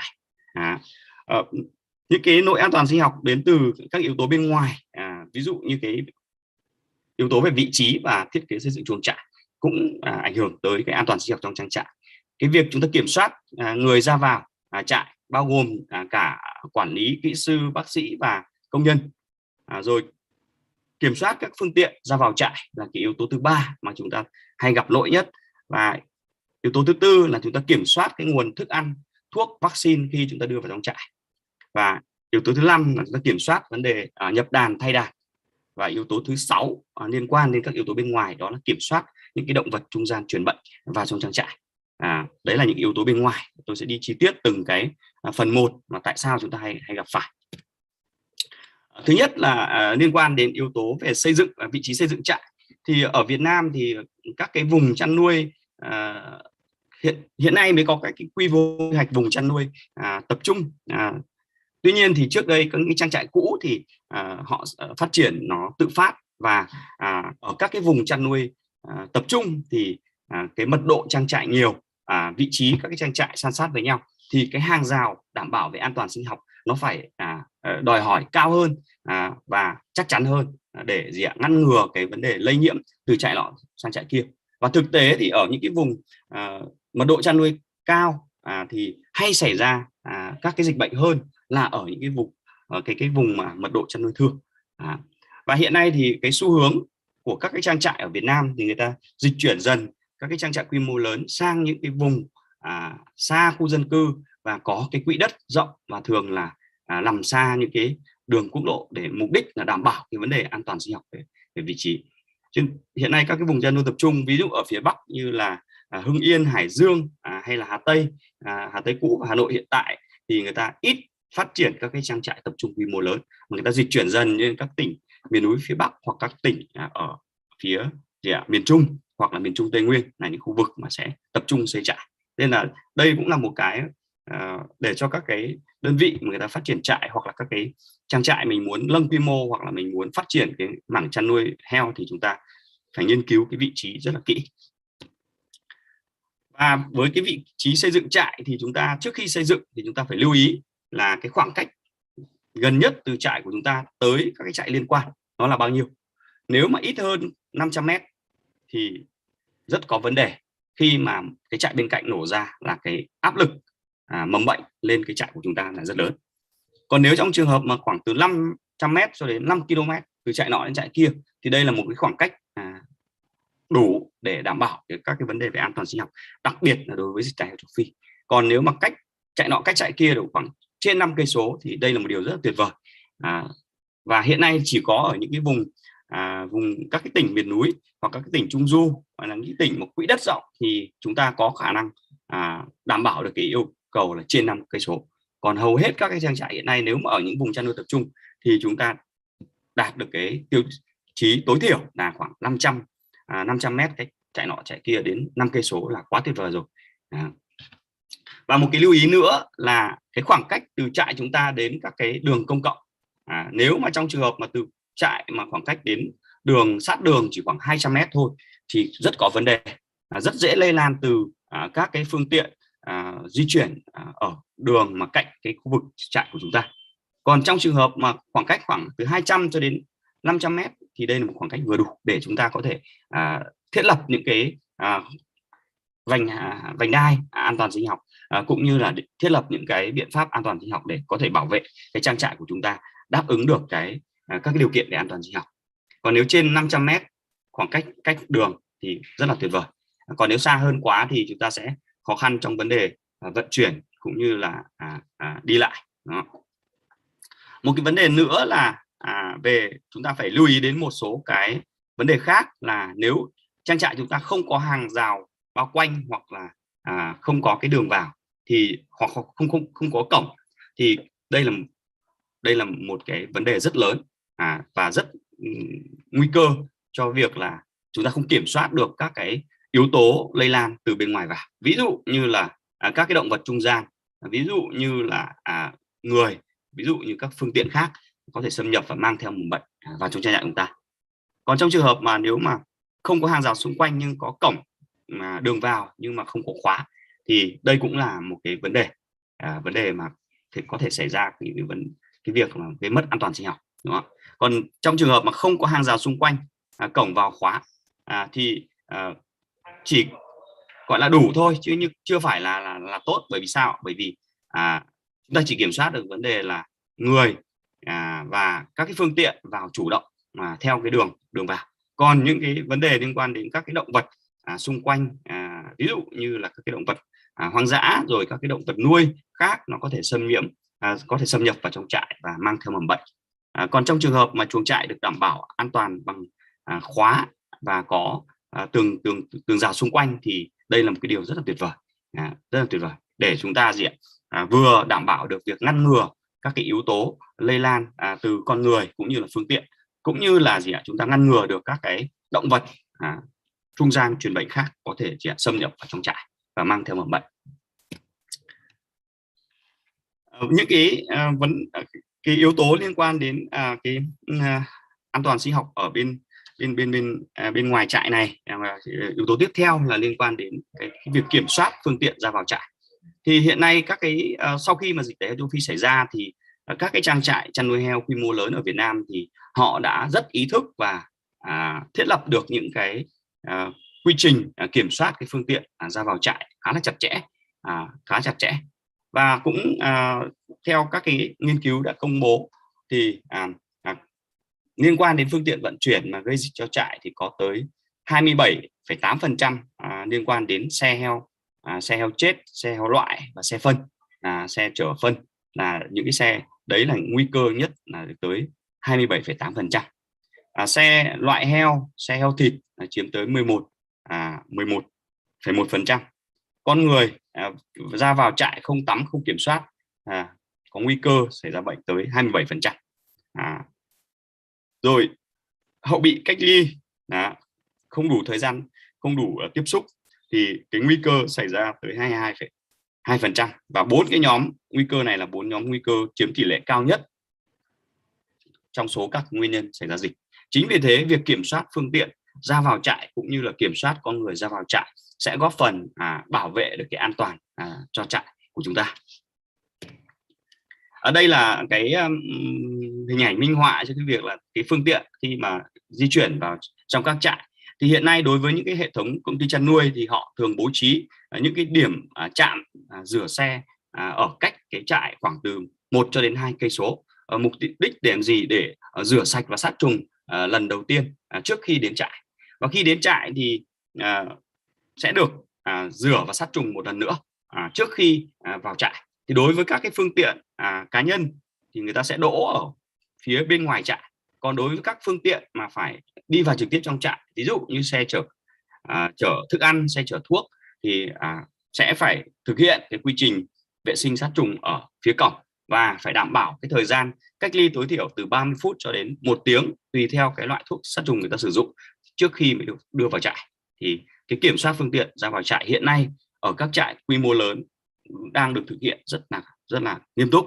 Tuy nhiên thì đối với những cái trại gia trại và các cái trại quy mô nhỏ thì cái hạ tầng về an toàn sinh học hiện nay chưa đảm bảo. Chính vì thế nên là các cái phương tiện đến trại thì chủ yếu là được phun và sát trùng ở trực tiếp phía cổng trại, và sau đó thì di chuyển vào phía bên trong, chứ không được kiểm soát chặt chẽ như các cái hệ thống hoặc hệ thống công ty hoặc là các cái trang trại chăn nuôi lớn. Nên đây là một trong những cái lỗ hổng mà làm cho cái dịch tả heo châu Phi có thể xảy ra. Và thực tế cũng cho thấy là các cái trang trại gia trại nhỏ thì cái nguy cơ và cái tỷ lệ mà bị lổ dịch, tái lổ dịch đối với dịch tả châu Phi là cao hơn rất nhiều so với các hệ thống công ty, do chúng ta không kiểm soát được cái vấn đề phương tiện ra vào trại một cách chặt chẽ. Và một cái vấn đề nữa là trước kia cái thời gian đầu mà khi mà bị dịch tả châu Phi thì các cái phương tiện vận chuyển thức ăn được chở từ các công ty thì khi đến nhà máy cũng được vệ sinh sát trùng rất là kỹ, và sau đó đến trại lại được vệ sinh sát trùng tiếp. Tuy nhiên thì sau một cái thời gian tương đối là dài chúng ta xảy ra ở các hệ thống chăn nuôi, các trang trại xảy ra dịch tả châu Phi thì người ta đã căn bản thấy nó kiểm soát và nó ở mức độ tương đối là bình thường và chấp nhận được, thì bắt đầu người ta lơ là, người ta chủ quan trong vấn đề là vệ sinh sát trùng. Và thời gian gần đây khoảng từ tháng 7 năm 2021 cho tới bây giờ thì rất nhiều các cái trang trại ở Việt Nam có cái vấn đề liên quan đến tái nhiễm cái dịch tả châu Phi với các mức độ khác nhau liên quan đến cái phương tiện vận chuyển. Và hiện nay nếu các bạn đi thì thấy các cái công ty sản xuất thức ăn chăn nuôi thì cái vấn đề sát trùng ở tại cổng vào nhà máy là rất ít, bởi vì các cái đơn vị đó là người ta chở cái thức ăn đi khắp mọi nơi. Phương tiện thì thường là phương tiện của khách hàng, người ta đến người ta lấy hàng và sau đó người ta chở, thì cái nguy cơ mà nó mang mầm bệnh vào trong đến cái nhà máy thức ăn chăn nuôi, sau đó nó nhiễm lên các phương tiện khác, nếu chúng ta không kiểm soát tốt cái khâu trước khi vào trại thì đây là một cái yếu tố nguy cơ rất lớn. Đây là một cái hình ảnh mà minh họa cho cái phương tiện mà trước khi vào trại là sẽ được rửa sạch ở bên ngoài tại một cái vị trí cách xa trại, rửa sạch. Mà đây là phương tiện vận chuyển trước khi vào bắt heo. Sau khi mà được rửa sạch bên ngoài thì các cái phương tiện này sẽ phải có một cái phiếu xác nhận là đã được sát trùng và được rửa sạch và sát trùng.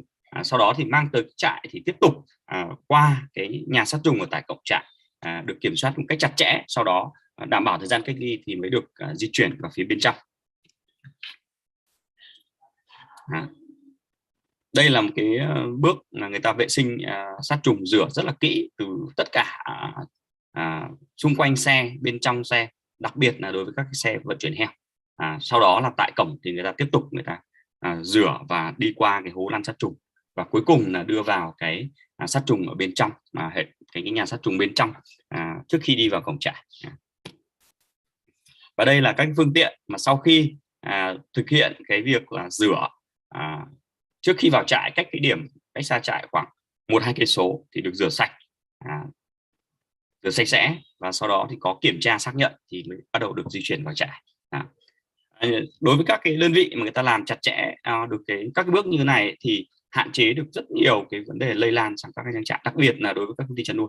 Phương tiện của họ là nếu mà bây giờ một trại trong hệ thống mà nó bị thì cái nguy cơ lây lan cho các trại khác là rất lớn, bởi vì phương tiện vận chuyển cám là chung, phương tiện vận chuyển thuốc là chung, rồi con người quản lý, đúng không ạ, di chuyển các trại là những cái vấn đề rất là nguy cơ. Chính vì thế nên chúng ta phải có những cái biện pháp kiểm soát như thế này thì nó mới đảm bảo được cái vấn đề an toàn sinh học.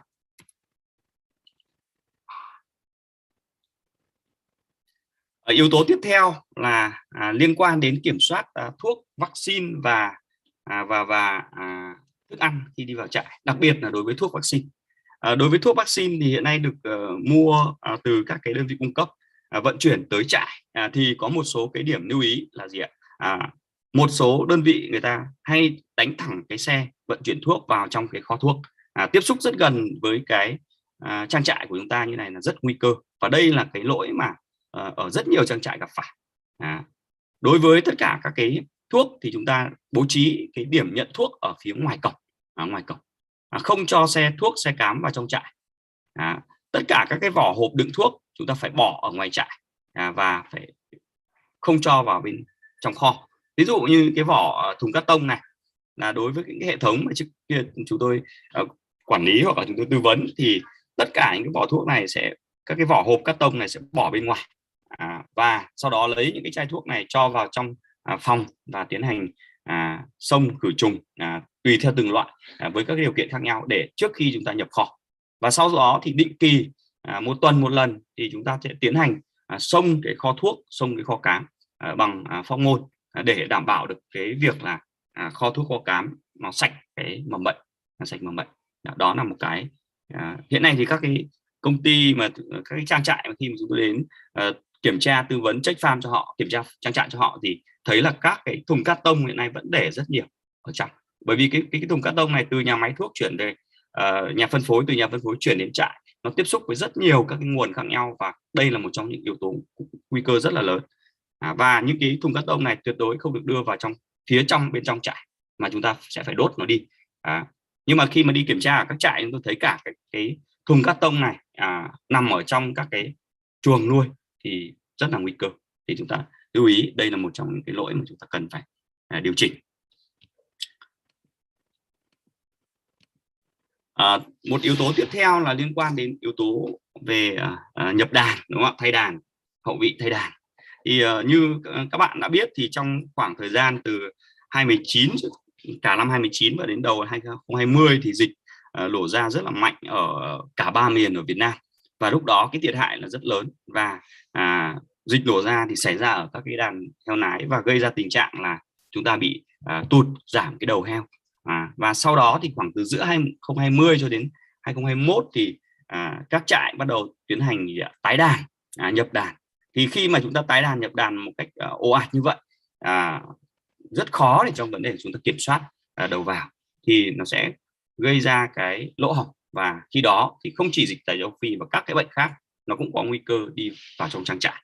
Và thực tế thì khoảng cuối 2020 và đầu 2021 thì lúc đó là chúng ta nhập đàn từ rất nhiều, các trang trại nhập đàn từ rất nhiều nguồn khác nhau, và chúng ta không đủ cái công cụ cũng như là các cái biện pháp để chúng ta kiểm soát vấn đề là nhập đàn. Nên là có những cái trang trại khi mà mới nhập về sau khoảng 3 ngày, 5 ngày hay là sau khoảng 10-15 ngày là cái lô hậu bị đó đã có những biểu hiện lâm sàng dịch tả châu Phi, và sau đó thì nó sẽ lây lan ra ở toàn bộ trại và gây ra những cái thiệt hại rất là lớn và gây ra những cái ổ dịch dai dẳng. Do đó là cái việc mà kiểm soát hậu bị nhập đàn rất là quan trọng, và đặc biệt là đối với những cái trang trại mà chúng ta không chủ động được cái nguồn giống, không chủ động nguồn giống thì chúng ta phụ thuộc vào cái nguồn giống từ bên ngoài, thì nguy cơ mà nhập hậu bị vào và đem theo cái mầm bệnh vào là rất lớn. Yếu tố tiếp theo mà chúng ta hay gặp lỗi đó là cái kiểm soát các cái động vật trung gian truyền bệnh. Ở đây thì chúng ta thấy là có rất nhiều các cái động vật trung gian truyền bệnh có thể đưa mầm bệnh ở trong trang trại. Thứ nhất là các cái loại côn trùng, đúng không? Các loại côn trùng, ruồi, muỗi, kiến, gián là chúng ta thấy hay gặp nhất. Đối với ruồi, muỗi thì chúng ta có nhiều cái biện pháp để chúng ta kiểm soát. Ví dụ như là chúng ta làm lưới bao quanh trại để ngăn ngừa những cái mầm bệnh này, và chúng ta dùng thuốc để phun xịt. Rồi chuột, đúng không? Chúng ta cũng thể có các biện pháp kiểm soát. Tuy nhiên thì đối với những cái trang trại quá rộng hoặc là không có hàng rào thì cái việc mà những cái động vật gặp nhấm này nó mang vào là rất lớn. Chuột có thể chạy từ trại này sang trại khác, hoặc chạy từ những cái khu vực mà chúng ta xử lý phân, xử lý xác, nó chạy vào trong trang trại và nó có thể lấy bệnh. Rồi một cái yếu tố nữa là cái con gián. Con gián ở trong trang trại là rất nhiều, nên là chúng ta để ý đặc biệt ở khu chuồng bầu, phía dưới tấm đan mà trong chuồng bầu ấy, thì những cái con gián này nó thường trú ẩn ở những cái chỗ ẩm, chỗ tối, và buổi đêm hoặc là khi con heo nằm là nó sẽ bò ra, và qua các khe lỗ đan đó nó có thể cắn và đốt những cái con heo, và sau đó thì nó sẽ từ con nọ nó lan sang con kia. Và có những trại là chúng tôi vào kiểm tra và kiểm tra rất kỹ nhưng không phát hiện được nguồn lây, nhưng khi mà lật các tấm đan lên thì thấy rất nhiều con gián ở phía dưới tấm đan, và sau đó thì thấy kiểm tra thêm thì thấy có rất nhiều những cái vết cắn ở trên bụng hoặc trên mình con heo, và lúc đó thì phát hiện ra đây là một cái nguồn lây, và sau đó thì tiến hành lật đan và tiến hành phun các cái thuốc diệt côn trùng vào phía gầm và xử lý được cái trại đó nó ổn định nhanh hơn. Và một vấn đề nữa là trong trại chăn nuôi heo thì chúng ta không nuôi thêm các động vật khác. Ở Việt Nam thì hay có thói quen là chúng ta sẽ nuôi thêm cái con chó ở trong trang trại để mục đích làm bảo vệ an ninh, nhưng mà nếu trong trường hợp có nuôi thì chúng ta phải nuôi ở vị trí quy định, và thứ hai là phải nhốt nó lại chứ không để chạy vào trong trang trại như thế này, và nó chạy khắp nơi và nó mang cái mầm bệnh đến gần trại và nguy cơ lổ dịch là rất lớn. Cái này thì ở rất nhiều các trang trại đều gặp phải. Nhiều chủ trại lý giải rằng nó suốt ngày nó ở trong trại, nó không đi đâu thì nó không có cái yếu tố nguy cơ mà đưa mầm bệnh trong trại, nhưng thực tế thì cái việc nó chạy từ loanh quanh khắp trại và nó đi từ cái khu sạch sang khu bẩn là những cái mang cái mầm bệnh vào trong trang trại của chúng ta. Nên là có chăn nuôi thì chúng ta lưu ý là chúng ta phải kiểm soát những cái động vật nuôi trong trang trại, mà tốt nhất là không nên nuôi các cái động vật khác ở trong trang trại ngoài cái đối tượng vật nuôi mà chúng ta đang nuôi, đó là con heo. Một yếu tố nữa là liên quan đến việc chúng ta buôn bán heo và các cái thực phẩm chúng ta mang vào. Thì hiện nay đối với các công ty chăn nuôi hoặc các trang trại lớn thì hầu hết là người ta cấm toàn bộ vấn đề đưa thịt heo vào trong trang trại, cấm toàn bộ vấn đề đưa thịt heo trong trại. Tuy nhiên thì với các cái trang trại dân, trang trại tư nhân thì chúng ta không thể không ăn thịt heo được, mà các trang trại tư nhân hoặc trại của nhỏ lẻ thì nuôi và khu vực chăn nuôi và nhà ở thì thường ở gần nhau và vẫn mua thịt heo ở ngoài chợ về để làm thực phẩm hàng ngày. Và vấn đề hiện nay chúng ta biết là khi mà một trại bị lổ dịch thì người ta bán loại đi, với những con heo chết người ta có thể loại, người ta đem xử lý, nhưng mà những con heo khỏe bình thường thì nó vẫn có thể được đưa ra thị trường, và lúc đó chúng ta mua phải cái thịt mà nhiễm cái virus dịch tả heo châu Phi thì khi đưa vào trong gia đình là chúng ta có thể đưa mầm bệnh vào trong. Thì chúng ta trong quá trình chế biến chúng ta cẩn thận đến đâu thì cẩn thận, nó có thể vào nước ngầm, có thể chúng ta rửa, chúng ta thả xuống ao, sau đó dùng cái nước đó lại tắm hoặc là vệ sinh cho heo, hoặc thậm chí là cho uống, thì cái nguy cơ lây nhiễm cái virus do cái việc chúng ta đưa thực phẩm vào trong trang trại là rất lớn. Nên là ở các cái trang trại lớn người ta sẽ cấm toàn bộ việc mang cái thịt heo hoặc là các cái chế phẩm chế biến từ heo vào trong trang trại, mà người ta sẽ sử dụng luôn những con heo ở trong trang trại để làm thực phẩm. Đó là toàn bộ những cái yếu tố mà bên ngoài nó có thể đưa vào trong trang trại. Vậy thì các trang trại thì phần lớn là những cái việc mà kiểm soát yếu tố từ bên ngoài thì chúng ta làm tương đối là tốt, nhưng mà các vấn đề về an toàn sinh học và nội bộ trong trang trại thì hiện nay đây là vấn đề rất lớn. Hiện nay chúng ta tức là các trang trại hiện nay là nhận thức về an toàn sinh học để kiểm soát các yếu tố lây lan từ bên ngoài thì đã được nâng cao. Tuy nhiên thì cái việc vận hành ở trong trang trại và những cái lỗi an toàn sinh học bên trong trang trại thì xảy ra khá phổ biến. Ví dụ như chúng ta không phân biệt được cái khu bẩn và khu sạch. Đó, trong trang trại là khu nào là khu sạch, khu nào là khu bẩn. Và hai khu này là trong nội bộ ở trang trại, nên là nhiều khi chúng ta gây ra cái tâm lý chủ quan. Và đây cũng là việc mà làm cho cái mầm bệnh khi vào trong trang trại rồi nó có thể lây lan rất là nhanh. Thứ hai là luồng di chuyển của người, phương tiện trong trang trại. Luồng di chuyển người, phương tiện, dụng cụ trong trang trại. Thứ ba là việc tắm sát trùng hàng ngày của công nhân cũng như là kỹ thuật ở trong trang trại. Việc tiêm, điều trị hoặc thực hiện các thao tác ngoại khoa cũng là những cái yếu tố mà làm mất cái an toàn sinh học trong trang trại và làm cho dịch bệnh nó lây lan nhanh hơn. Một vấn đề nữa là liên quan đến việc xuất bán heo. Đây là một trong những cái điểm mấu chốt mà xảy ra dịch ở các trang trại. Có thể đang ổn định như này, nhưng khi xuất bán heo thì có thể là cái thời gian đấy là cái lỗ hổng sẽ nhiều nhất. Và ở những cái trang trại mà chúng tôi từng đi tư vấn cũng như hỗ trợ xử lý thì thường nổ dịch xảy ra sau khi xuất bán heo từ 7 ngày cho đến nửa tháng, là sẽ liên quan đến yếu tố xuất bán heo. Thì cụ thể chi tiết như nào thì tôi sẽ chia sẻ với các bạn ở những cái slide sau. Đầu tiên là chúng ta phải trong một trang trại, cái người quản lý trang trại chúng ta phải phân biệt được ranh giới giữa các khu vực để chúng ta kiểm soát. Những khu vực nào là khu bẩn, là khu dơ, và những khu vực nào là khu vực ranh giới, có thể lúc thì sẽ là khu bẩn, lúc sẽ là khu dơ.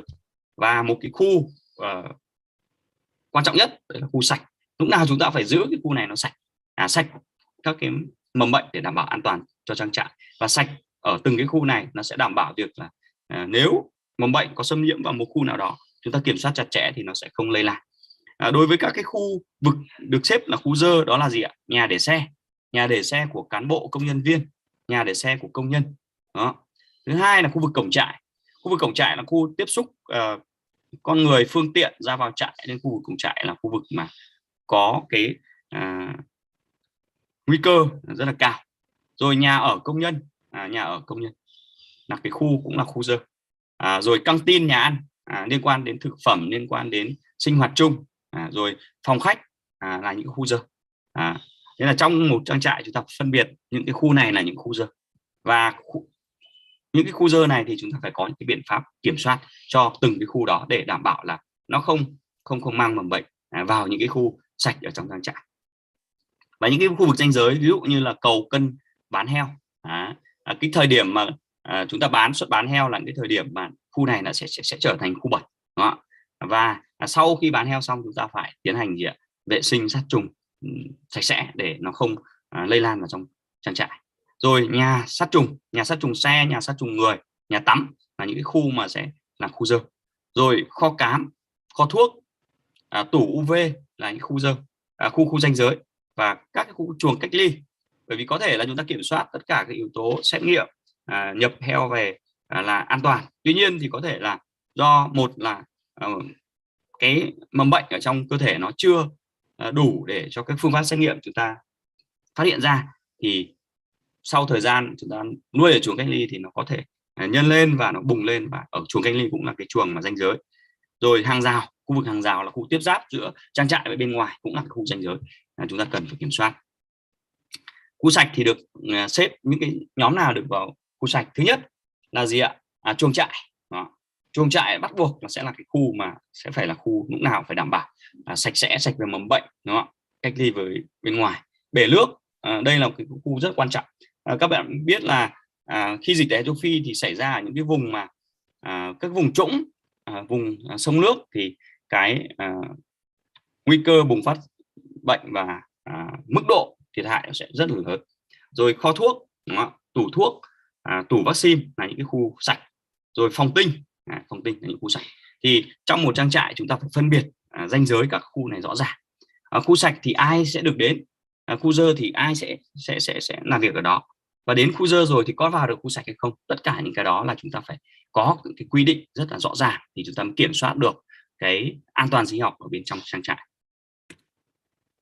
Và đây là những cái phân bố của một cái trại thông thường. Chúng ta thấy là toàn bộ khu vực bên trong chúng ta để là gì ạ? Phòng tinh, chuồng heo, rồi giếng nước, bể nước là ở trong khu vực này là cái khu sạch. Thế còn các cái khu vực ranh giới là các cái phần cổng thì chuồng cách ly, khu xuất heo là những cái khu ranh giới. Còn khu bẩn là khu toàn bộ phía bên ngoài liên quan đến các khu hành chính, thì chúng ta phải có cái ranh giới này để chúng ta phân biệt.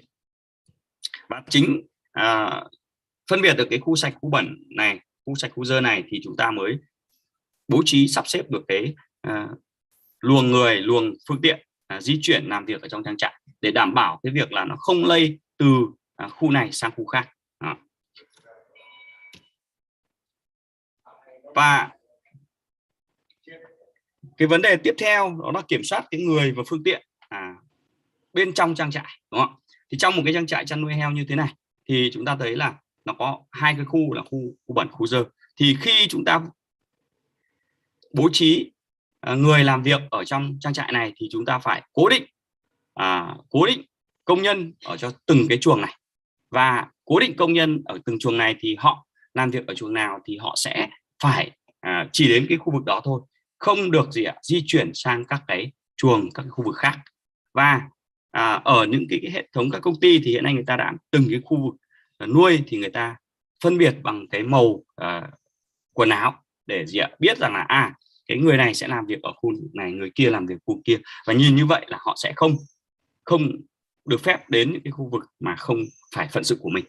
Nhưng thực tế hiện nay thì do việc thiếu công nhân nên là một người phải làm việc ở nhiều cái chuồng khác nhau.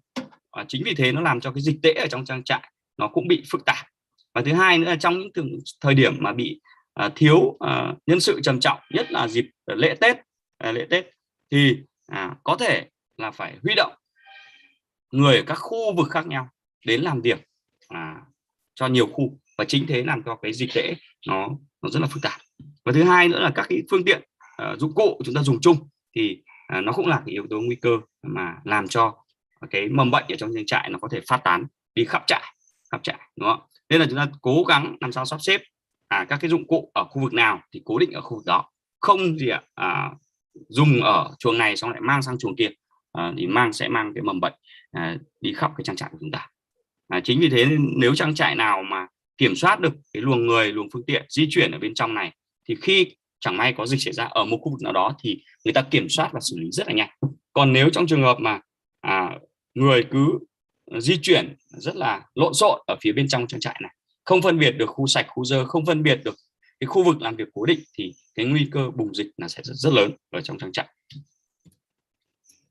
Đây là một cái biện pháp rất là hay ở các cái công ty lớn, đó là người ta phân biệt cái màu áo cho các nhóm công nhân khác nhau, cho từng khu vực khác nhau, đúng không? Ví dụ cái công nhân chăm sóc ở trong các chuồng sẽ một cái màu áo, công nhân làm việc ở bên ngoài, đúng không? Liên quan đến chuyển heo, chuyển cám có thể một màu, và cái công nhân mà để xuất bán heo có thể là một màu. Thì người ta sẽ phân biệt để là người ta nhìn thì người ta sẽ biết được cái người nào sẽ được vào khu vực nào. Và thứ hai nữa là gì ạ? Phải thay ủng, sắp xếp các cái ủng ở các cái chuồng nuôi, và đến mỗi chuồng nuôi thì cái ủng sẽ phải được thay, chứ không dùng chung cái ủng này đi khắp các cái khu vực trong trang trại, sau đó là vào chuồng chúng ta nhúng qua cái sát trùng đi vào bên trong thì cái nguy cơ mà mang mầm bệnh vào trong trang trại vẫn là rất lớn. Do đó cái việc thay ủng là rất quan trọng. Và sau khi sử dụng xong thì các cái đồ dùng cá nhân, đặc biệt là ủng và quần áo thì phải được rửa sạch, sát trùng, và đặc biệt là đối với quần áo ở trong trang trại thì phải ngâm giặt với thuốc sát trùng để đảm bảo việc không lây nhiễm trong trang trại. Nhiều trường hợp là gì ạ? Quần áo thì khác màu rồi, ủng khác rồi, nhưng mà khi về thì chúng ta lại cho tất cả các quần áo này vào giặt chung, thì nó nếu giặt trong phương pháp thông thường thì có thể không tiêu diệt được các cái mầm bệnh này. Và chính vì thế nên chúng ta phải có một bước nữa là chúng ta sẽ ngâm sát trùng, đặc biệt là đối với những cái chuồng đang có vấn đề heo bệnh thì chúng ta phải tiến hành ngâm riêng, giặt riêng để đảm bảo là không lây lan cái mầm bệnh ở trong nội bộ trang trại. Về việc mà người ra vào trại chúng ta kiểm soát là tốt rồi, nhưng vấn đề là các cái công cụ, dụng cụ thì không phải là trang trại nào cũng bố trí được cái việc là sát trùng các cái công cụ, dụng cụ, ví dụ như là các cái thiết bị để phục vụ cho công việc mà đưa vào trong trang trại thì đặc biệt là các cái thiết bị điện tử thì hiện nay ở các cái trang trại nhỏ lẻ hoặc trang trại tư nhân thì phần lớn là chưa bố trí được cái tủ sát trùng UV để trước khi vào trại thì tất cả cái công cụ, dụng cụ này phải được đặt trong tủ UV, và sau khoảng 30 phút thì mới được mang vào. Và ở các cái công ty chăn nuôi lớn thì họ bố trí cái tủ UV này rất là bài bản và rất là kỹ, và quy định rõ ràng là những cái công cụ, dụng cụ hoặc là thiết bị nào được mang vào trong trang trại và ai là người được phép mang vào, chứ không phải là chúng ta cứ cho mang vào tự do. Bởi vì các cái thiết bị này là tay chúng ta tiếp xúc, bụi rồi tất cả mọi thứ, khi chúng ta vào chúng ta làm việc, chúng ta mang ra chúng ta sử dụng thì cái mầm bệnh nó có thể bám trên bề mặt và nó có thể lây vào trong trang trại. Thì cái này là cái mà lỗi mà ở các cái trang trại nhỏ là gần như là chưa kiểm soát được, Vấn đề tiếp theo là lỗi liên quan đến cái việc tắm và sát trùng, đúng không? Tắm và sát trùng. Hiện nay thì các cái đơn vị chăn nuôi lớn thì họ có cái khu trước khi vào trong trại, vào khu vực chăn nuôi thì người ta sẽ vào trong trại thì người ta sẽ có một cái tắm sát trùng ở phía ngoài cổng, và yêu cầu tất cả khách tham quan hoặc là khách đến người đến làm việc hoặc là công nhân khi đi về nghỉ phép thì đến trại là phải tắm và thay quần áo ở tại khu vực cổng. Sau đó vào cách ly, và sau đó thì mới đủ thời gian thì bắt đầu làm việc, và trước khi vào khu vực chuồng nuôi thì tiếp tục được tắm. Đấy là ở hệ thống công ty lớn, nhưng mà đối với các cái trang trại nhỏ thì gần như là cái việc tắm trước khi vào trong trang trại là tắm và thay quần áo trước khi vào trang trại là rất hạn chế, đặc biệt là những cái gia trại. Nên là các cái gia trại nguy cơ lổ dịch và tần suất lổ dịch cao hơn rất nhiều so với các cái trại quy mô hoặc là các cái trại của các hệ thống công ty. Theo cái quy trình thì chúng ta có thể tiến hành cách ly bên ngoài, đến trại cách ly bên ngoài nếu cần thiết, rồi chúng ta đeo cái túi phủ dày, rồi có cái thảm hoặc là bước qua dẫm vào thảm khử trùng, sau đó chúng ta rửa tay và tiến hành đăng ký ở cổng bảo vệ, sau đó kiểm tra tất cả các cái túi khử trùng bên trong vật tư xem có những cái gì, và sau đó thì đưa các cái túi này vào trong tủ UV để khử trùng. Sau đó tiến hành tắm lần 1 ở tại cổng, vào bên trong cách ly điều cần thiết, và nếu mà vào khu làm việc sinh sống thì phải tắm lần 2 và sau đó mới vào khu sản xuất. Thì tùy theo từng cái đơn vị thì có những cái quy định nó chi tiết hơn. Đó. Một vấn đề nữa là rất nhiều trang trại bố trí cái nhà tắm sát trùng rất là kỹ, rất là đầy đủ, nhưng mà không có nước ấm, nên là công nhân người ta rất ngại tắm, đặc biệt là vào mùa đông ở phía Bắc, bởi vì nước vô cùng lạnh, nên là người ta chỉ có gì đi qua và người ta thay quần áo thôi, Một số người ta chống chế bằng cách là người ta lấy nước người ta vuốt ở đầu cho ướt để chứng tỏ là có tắm, nhưng thực tế thì người ta không tắm. Nên là các cái trang trại mà mình một cái tài sản rất lớn là muốn người làm việc ấy, người ta tuân thủ các cái quy định về an toàn sinh học trong trang trại, thì mình phải có cái trang bị đầy đủ cho người ta để người ta tuân theo. Và trước khi vào trong chuồng nuôi thì cái việc mà tắm và thay quần áo là quan trọng, vô cùng quan trọng. Thế còn việc mà phun sát trùng ở đây thì là cái việc mà chúng ta phun để chúng ta có cái bắt buộc để chúng ta phải tắm thôi, chứ còn thực tế thì với cái thời gian phun ngắn như vậy và sau đó chúng ta tắm ngay thì cái thuốc sát trùng nó cũng chưa đủ phát huy, nên là việc tắm và thay quần áo là cái quan trọng nhất. Đó, thì đây là một cái quy trình đó, chúng ta tắm vào thay quần áo, bỏ giày dép, sau đó thì vào cái phòng tắm, 100% phải được tắm trong vòng bằng xà phòng trong vòng khoảng 5 phút, và sau đó thì mặc quần áo mới đi vào cái khu sạch.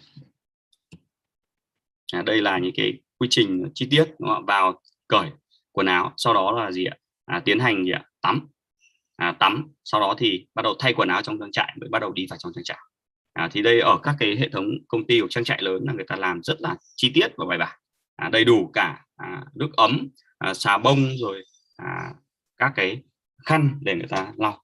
Nhưng mà nhiều trang trại là cái trang bị này là rất là hạn chế, có phòng tắm nhưng mà không có nước ấm, có phòng tắm nhưng không có dầu gội đầu, không có xà bông tắm, không có khăn lau. Đây là cái người ta thực hiện người ta sẽ không đảm bảo được, nên là chúng ta cần phải trang bị một cách đầy đủ.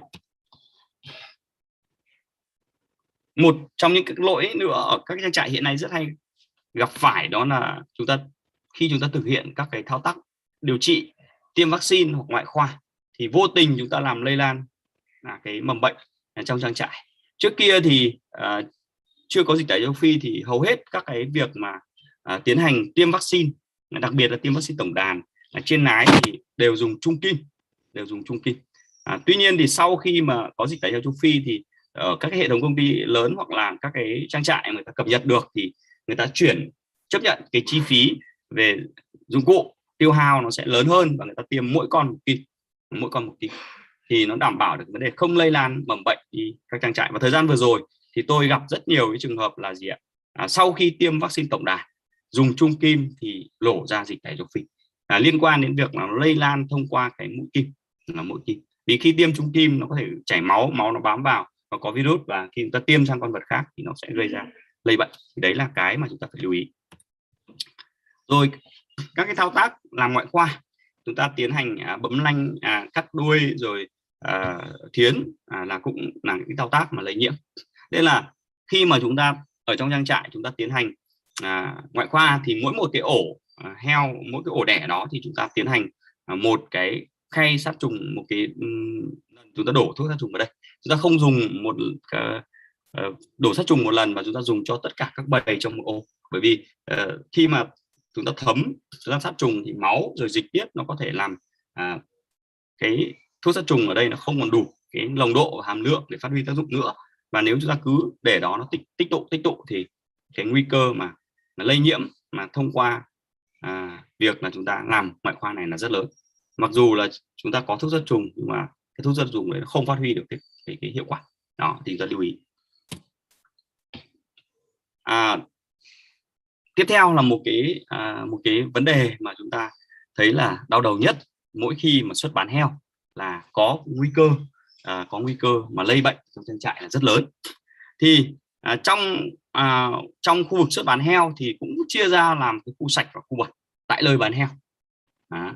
Và các cái lỗi thường gặp là chúng ta bố trí cái khu vực bán heo quá gần trại heo.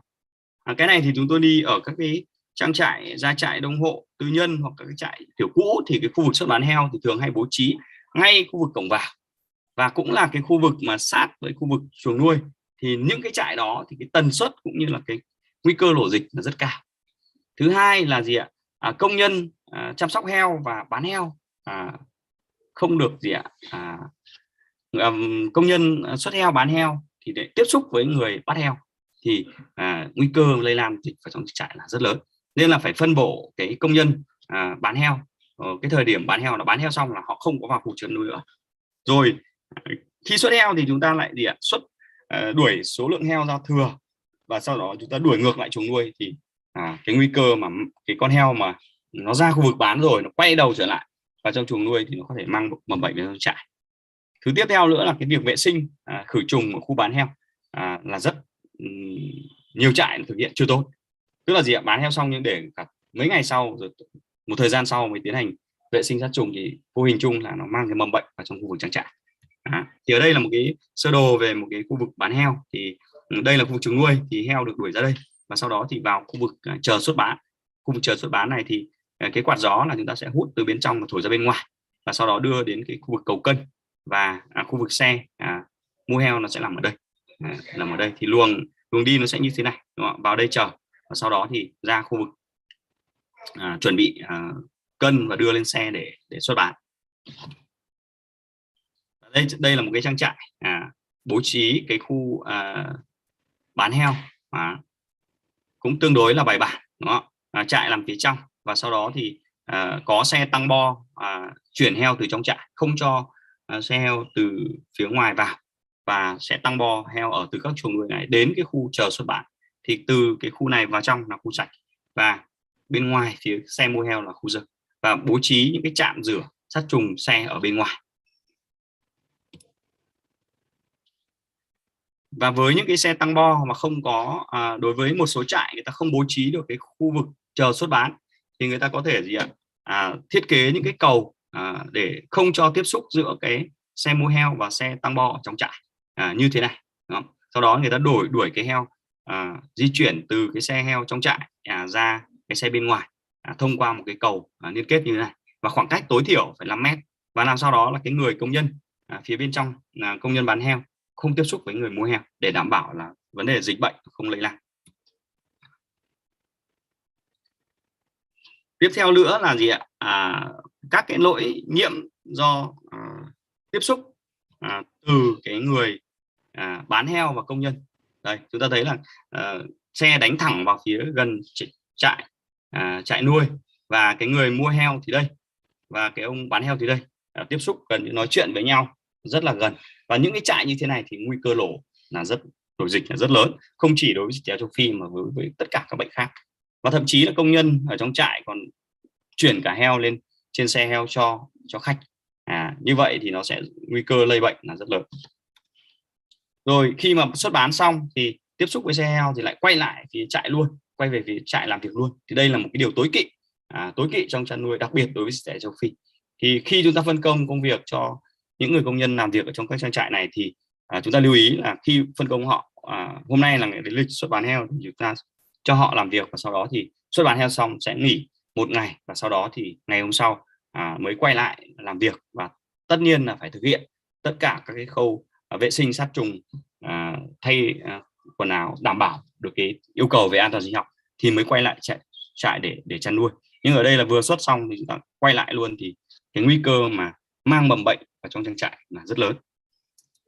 Ở các trang trại tư nhân, các trang trại nhỏ là hay gặp phải vấn đề này, thì thường một người kiêm nhiệm nhiều việc và còn rất nhiều việc ở trong trang trại nên là người ta quay lại làm việc luôn. Và chính vì cái việc là chúng ta không phân công và sắp xếp công việc cho họ nó rõ ràng, nên là khi mà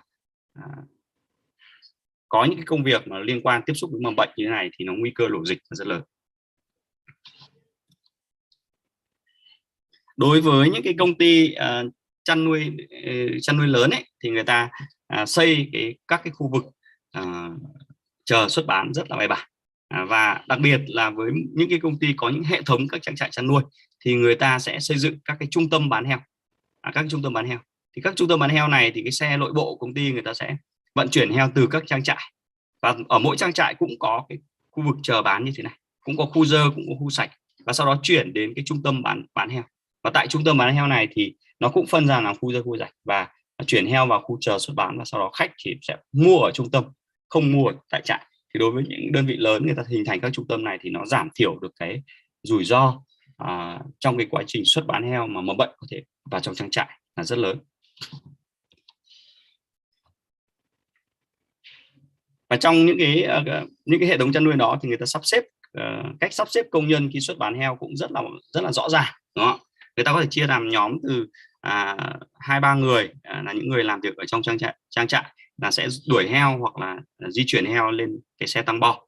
Sau đó thì có một cái người là chạy xe tăng bo hoặc là đuổi heo từ trong trại ra khu vực xuất bán. Thì nhóm này thì khoảng 1 người, và một nhóm nữa là cái nhóm mà sẽ thực hiện cái việc bán heo, cân heo thì là cái nhóm khoảng 2 người. Sau đó thì một cái nhóm ở ngoài từ cái người mua heo. Thì đây là cái bố trí nhân sự cho một cái trại mà thực hiện cái công việc xuất bán heo để đảm bảo an toàn sinh học là rất là bài bản.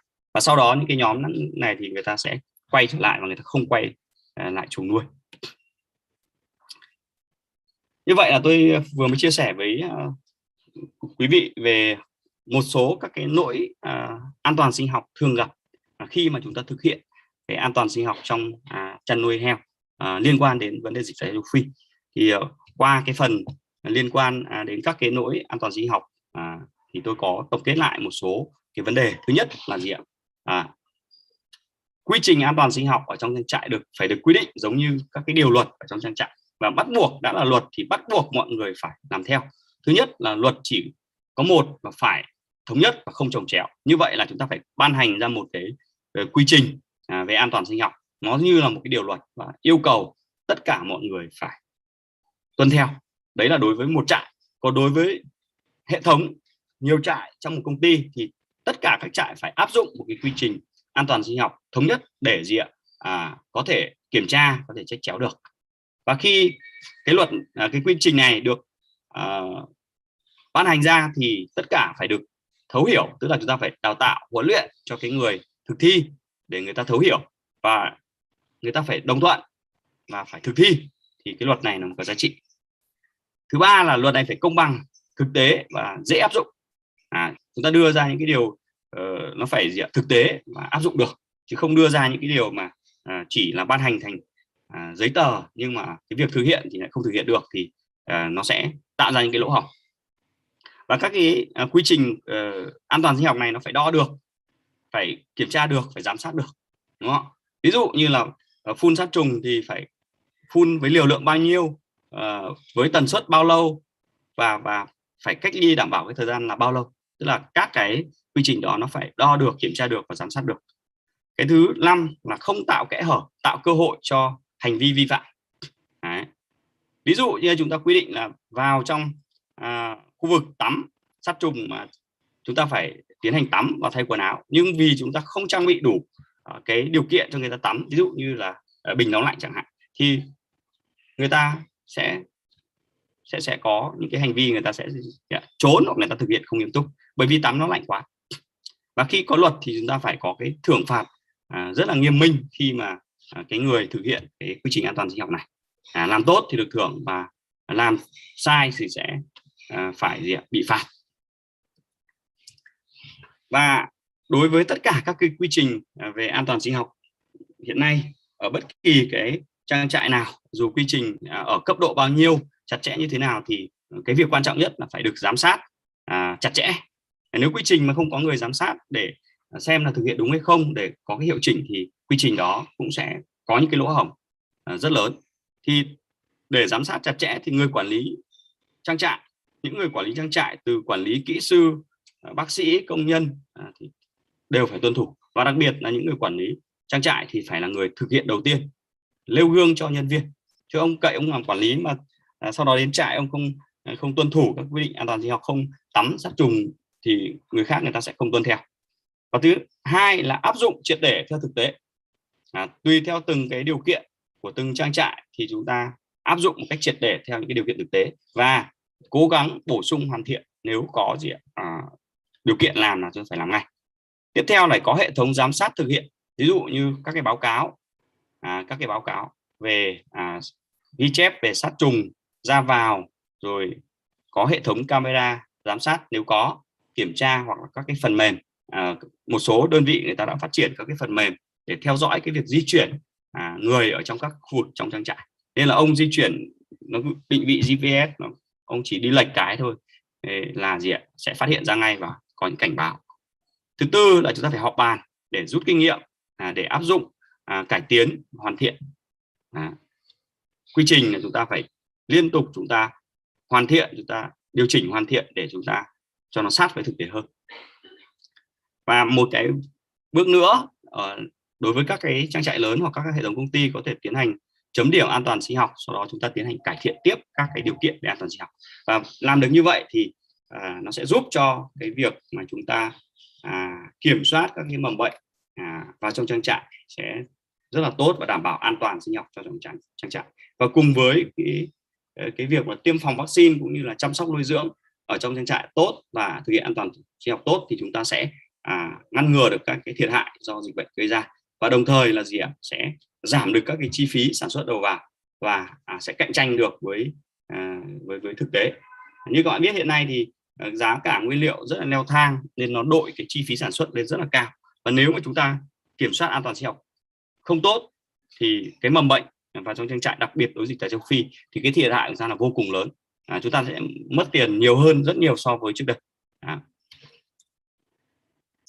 Và việc thực hiện an toàn sinh học trong trang trại thì đòi hỏi chúng ta phải nhận thức một cách đúng đắn. Tất cả mọi người là chúng ta phải nhận thức đúng đắn. Thứ hai, nó phải có mục tiêu rõ ràng. Thứ ba là các cái hành động nó phải cụ thể. Và thứ tư là các cái hoạt động này phải được giám sát chặt chẽ.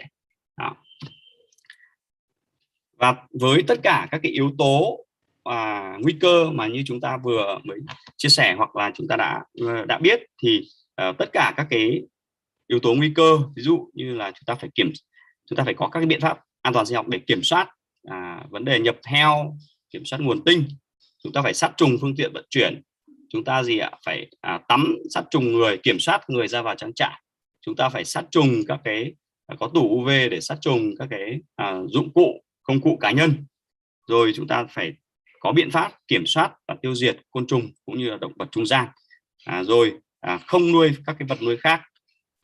Đặc biệt là chúng ta phải kiểm soát cái nguồn nước sử dụng. Hiện nay các cái trang trại chăn nuôi thì cũng có một cái tỷ lệ tương đối lớn các cái trang trại sử dụng cái nguồn nước mặt, đó là nước ao, nước hồ, nước sông suối. Thì đối với các nguồn nước đó là cái rủi ro mà mầm bệnh có trong nguồn nước là rất cao. Do đó là chúng ta phải kiểm soát được cái nguồn nước. Và nếu mà các nguồn nước gọi là nước mặt thì cái chi phí để xử lý nguồn nước này đối với dịch tả châu Phi là rất lớn, rất lớn. Và một vấn đề nữa là chúng ta phải kiểm soát được vấn đề chúng ta nhập thực phẩm vào trong trang trại.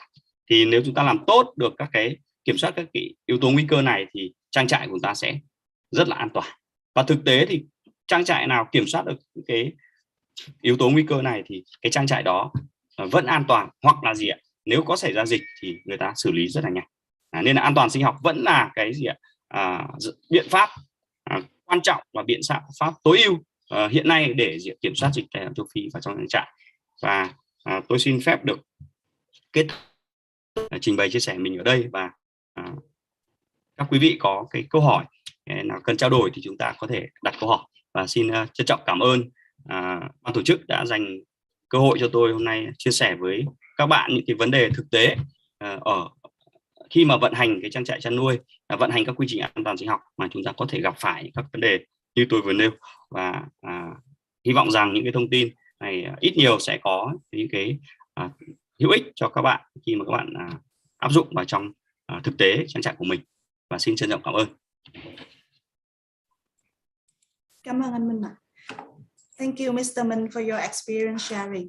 It is very detailed procedure in biosecurity management to fight against ASF.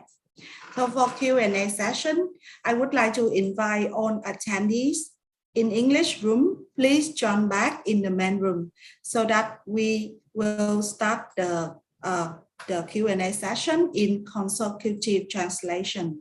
Host, please help to move Miss Ang interpreter to join us in the main room too. Thank you. Chị đã ở đây rồi em ơi. Yeah. So, Mr. Min, please stop sharing and open your camera so that we can start the Q&A session. Right. Okay. Thank you. So first question for you. We got a lot of questions for you about the importation of pig. Beside the source of pig, what can be the risk of transmission of pathogen? How can we treat this risk? Chị An, please help us to translate. Vâng ạ, ở đây câu hỏi này là về cái khía cạnh nhập đàn á, thì làm thế nào mà tức là cái khía cạnh cụ thể cho cái việc mà xâm nhập nguồn bệnh trong cái quá trình này là như thế nào và làm thế nào để chúng ta có thể loại bỏ được những nguy cơ này? Hiện nay các cái ở các cái trại chăn nuôi ở Việt Nam, đặc biệt là các cái trại mà không chủ động được cái nguồn hậu bị để thay đàn á, và phải mua từ các cái nguồn bên ngoài, thì cái việc kiểm soát cái nguồn hậu bị đó rất là khó khăn, bởi mấy lý do. Thứ nhất là gì ạ? Các cái nguồn hậu bị hiện nay thì được các cái công ty chăn nuôi ấy, thì thường là họ cũng đang bị thiếu cái nguồn hậu bị, nên là họ bán ra rất ít hoặc không bán ra ngoài. Nên là những cái người nuôi người ta thường là gì ạ?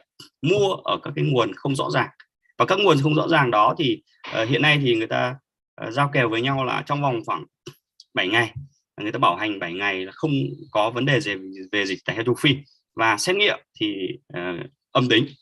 Tuy nhiên thì cái đó nó cũng nó chưa đảm bảo được cái việc là cái con heo nhập vào trong trại là gì ạ? Đảm bảo được là sạch đối với dịch tả heo châu Phi. Và thực tế thì rất nhiều trang trại đã nhận cái kết quả không như mong muốn, do cái việc mà nhập thêm heo. Và trong cái thời gian dịch căng thẳng thì gần như các trang trại người ta đóng đàn và người ta chấp nhận là nuôi lái già và không thay đàn, hoặc là loại đàn và không bổ sung thêm. Thì tuy nhiên thì sau khi mà dịch nó tương đối là gọi là nó nhẹ nhàng đi rồi, thì bắt đầu các trang trại ồ ạt có nhu cầu tăng đàn, thì cái nguồn cung hậu bị nó không đảm bảo, và đặc biệt là nguồn từ các cái nguồn uy tín không được đầy đủ, thì phải mua các nguồn tự do, thì cái nguy cơ vào trại là rất lớn. Mấy một vấn đề nữa là hầu hết ở các cái trang trại thiết kế kiểu cũ, hoặc là cái trang trại tư nhân quy mô nhỏ, do cái điều kiện về hạ tầng không đảm bảo, thì cái khu cách ly nó không đủ xa cái khu chăn nuôi chính, hoặc là gì ạ? Thậm chí là nhiều trại là không có chuồng cách ly và họ đưa vào cách ly trực tiếp ở trong cái chuồng bầu chẳng hạn, để gì ạ? Để theo dõi, sau đó là tiến hành các cái hoạt động sản xuất khi mà nó đảm bảo việc là làm vaccine và nhập đàn đủ cái thời gian. Thì khi đưa vào trong cùng một cái khu vực nó quá gần như vậy, hoặc là khi đưa vào trong cùng một chuồng, thì cái nguy cơ lộ dịch là rất lớn, và đây là một cái thực tế. Còn đối với các cái công ty chăn nuôi, các cái trang trại lớn, thì họ chủ động được cái nguồn hậu bị, thì họ sẽ kiểm soát được cái chất lượng, họ sẽ giám sát được vấn đề về sức khỏe, thì khi mà thay đàn nó không phải vấn đề gì lớn. Nên là các cái đơn vị chăn nuôi lớn hoặc các cái trang trại lớn là khi mà dịch tả heo châu Phi xảy ra và họ bị ở những cái trang trại, thì cái việc thay đàn của họ diễn ra rất là nhanh, bởi vì họ có sẵn cái nguồn hậu bị. Và thứ hai là cái tỷ lệ thay đàn thành công là rất lớn, bởi vì sao? Cái nguồn hậu bị đó họ kiểm soát được. Nên là có một cái lời khuyên dành cho các cái trang trại là khi mà chúng ta có kế hoạch thay đàn, thì chúng ta phải cố gắng tìm các cái nguồn hậu bị đảm bảo độ tin cậy để chúng ta thay đàn, và cố gắng làm sao đó là gì ạ? Chúng ta thay đàn thì chúng ta có kế hoạch, và chúng ta phải có cái khu cách ly đủ đảm bảo, đủ xa để và cách ly đủ thời gian, để làm sao không đưa các cái mầm bệnh từ bên ngoài vào trong trang trại. Vâng, ok, cảm ơn anh. Okay, so actually this risk is more common among the smaller farms where they don't have a big availability of rearing pigs, and they need that's why they need to buy from external sources. And you know, during the ASF, actually all farms suffer from shortage of pig supply, so they sell very little. That's why some farms need to resort to untrusted sources and very loose regulations, like the pigs who haven't been identified with ASF for 7 consecutive days and tested negative to ASF will be admitted into the farm, and that is a very loose process, and some farms then faced with unexpected results from their hog replacement or admission efforts. That's why during the ASF outbreak, many farms decided to rely on old sows or not to add any more hogs at all. They keep the current population, even decreasing population. However, following the outbreak, after that, the needs for hog replacement soared quickly, and many farms admitted new hogs. However, for smaller farms where they have poor infrastructure and very improper isolation areas, or even no isolation areas at all, the new farms are in close contact with the main barns and present substantial risks for cross-infection. So that's why larger farms have a higher rate of successful hog replacement. So finally, my tips, my advice for you in this situation is that first, to source hogs from trusted sources, and second, to ensure isolation requirements, and third, plan ahead so that you will not face a critical shortage of hog supply and had to resort to untrusted sources. Okay. Vâng ạ, rồi cảm ơn. Thank you, Ms. Anh. So your next question, Mr. Minh, can you share experience about how to manage the water quality for your pig farms? So what is the source of water we are using now for pig to drink and for cleaning the barns? So how can we treat this water to ensure that we follow the biosecurity procedure? Please share your idea. Vâng ạ, câu hỏi tiếp theo thì là về nguồn nước sử dụng trong trang trại. Vậy thì anh có thể chia sẻ là nên sử dụng những cái nguồn nước nào cho mục đích, ví dụ như nước uống của heo hay là nước rửa dọn chuồng trại, và cách thức để xử lý những cái nguồn nước mà mình có được như thế nào? Ok.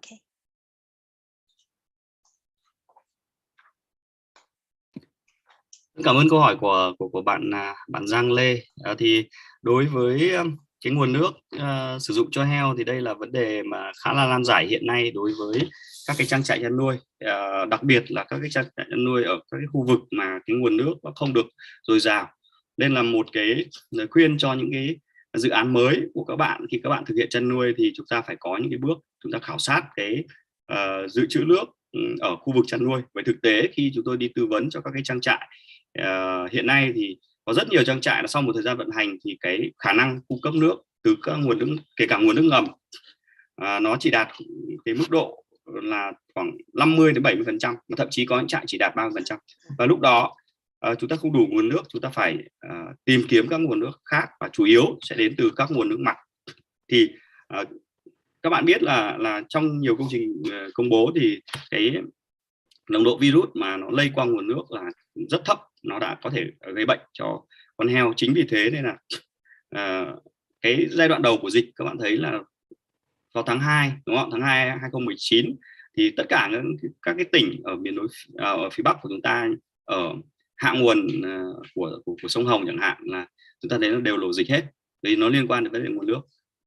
Và khi ở khu vực miền Nam, đặc biệt là miền Tây thì lộ dịch thì các cái khu vực miền Tây cũng lộ dịch rất là trầm trọng, nó liên quan đến nguồn nước. Do đó là việc chúng ta kiểm soát nguồn nước là rất quan trọng, và biện pháp để xử lý các cái nguồn nước mà chúng ta phải sử dụng ở đây, chúng ta nói chủ yếu đến nước mặt thôi. Còn nước mà chúng ta nước ngầm mà nguồn nước ngầm đảm bảo thì đỡ hơn, nhưng mà đối với nguồn nước mặt thì cái vấn đề xử lý vô cùng khó khăn. Thế thì đối trong trang trại thì chúng ta lưu ý, thứ nhất là khi chúng ta làm thì chúng ta phải chuẩn bị kiểm tra khảo sát cái nguồn nước đảm bảo đủ cung cấp. Trong cái khu vực để chúng ta bố trí lấy nguồn nước thì nó phải là gì ạ? Cách xa những cái nguồn lây ô nhiễm, ví dụ như xa khu vực phân này, xa khu vực xử lý heo chết này, và xa các cái nguồn lây nhiễm để chúng ta khoan làm nguồn nước cung cấp cho trong trang trại. Cái thứ hai là nếu trong trường hợp chúng ta bắt buộc chúng ta phải sử dụng nước mặt thì chúng ta cố gắng là phải tìm được những nguồn nước mặt đảm bảo, ví dụ những cái ao hồ lớn và không có các cái nguồn xả thải vào những cái ao hồ đó. Còn đối với nước suối thì chúng ta phải lấy từ thượng nguồn và đảm bảo rằng không có các cái không có các nguồn ô nhiễm, ví dụ như các trang trại khác người ta xả chất thải xuống cái dòng suối đó thì mới đảm bảo. Thế còn đối với nước sông thì vô cùng nguy hiểm và không nên sử dụng cái nước đó để làm nước trong chăn nuôi, dù là nước để vệ sinh sát trùng hay là nước gì dùng để uống. Và khi mà sử dụng nước mặt thì chúng ta nên có những cái bể chứa, bể nắng để đảm bảo việc chúng ta lọc bỏ các cái chất hữu cơ cũng như là các cái kim loại nặng, và chúng ta đưa các cái chất sát trùng sát trùng nguồn nước vào, để ví dụ như chlorine đưa vào để chúng ta khử trùng cái nguồn nước. Tuy nhiên thì đối với khử trùng đối với dịch tả châu Phi cũng rất là khó khăn, bởi vì với các chlorine thông thường thì với cái hàm lượng chlorine có thể khử trùng được dịch tả châu Phi thì nó rất là lớn, và lúc đó thì con heo không thể uống được. Nên cái việc mà dùng chlorine để mà khử trùng nguồn nước với cái nồng độ thông thường khoảng 5 đến 7 ppm thì nó chỉ diệt được các cái vi khuẩn thông thường thôi, còn đối với dịch tả châu Phi nó không xử lý được. Nên là chúng ta phải có cái bể nắng đảm bảo cái thời gian đủ và cố gắng kiếm cái nguồn đầu vào nó ở những cái vùng an toàn thì nó sẽ đỡ hơn. Một cái biện pháp nữa cho em tóm tắt phần này đã nhé. Ok. Vâng ạ. Yes, you know that the researchers show that even a low level of waterborne virus can create very high risks. In the north of Vietnam, when the ASF outbreak happened in February 2019, most of the infected areas are located in the downstream of Red River, and similar to when the pandemic outbreak in the southwestern of Vietnam, it is mainly provinces located in the downstream of Mekong River.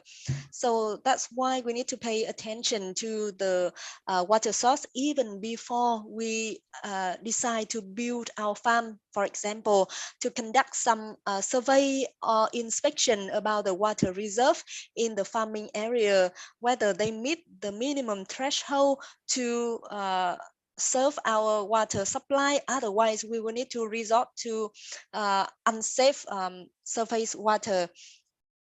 And for treatment methods, I would recommend, this is mainly for surface water, because for groundwater is better, right?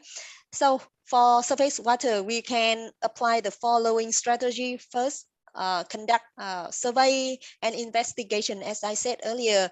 And second, to bore wells, to dig wells in locations far away from contaminated area, like pig manure area or pig dead disposal area, or even the other infectious areas.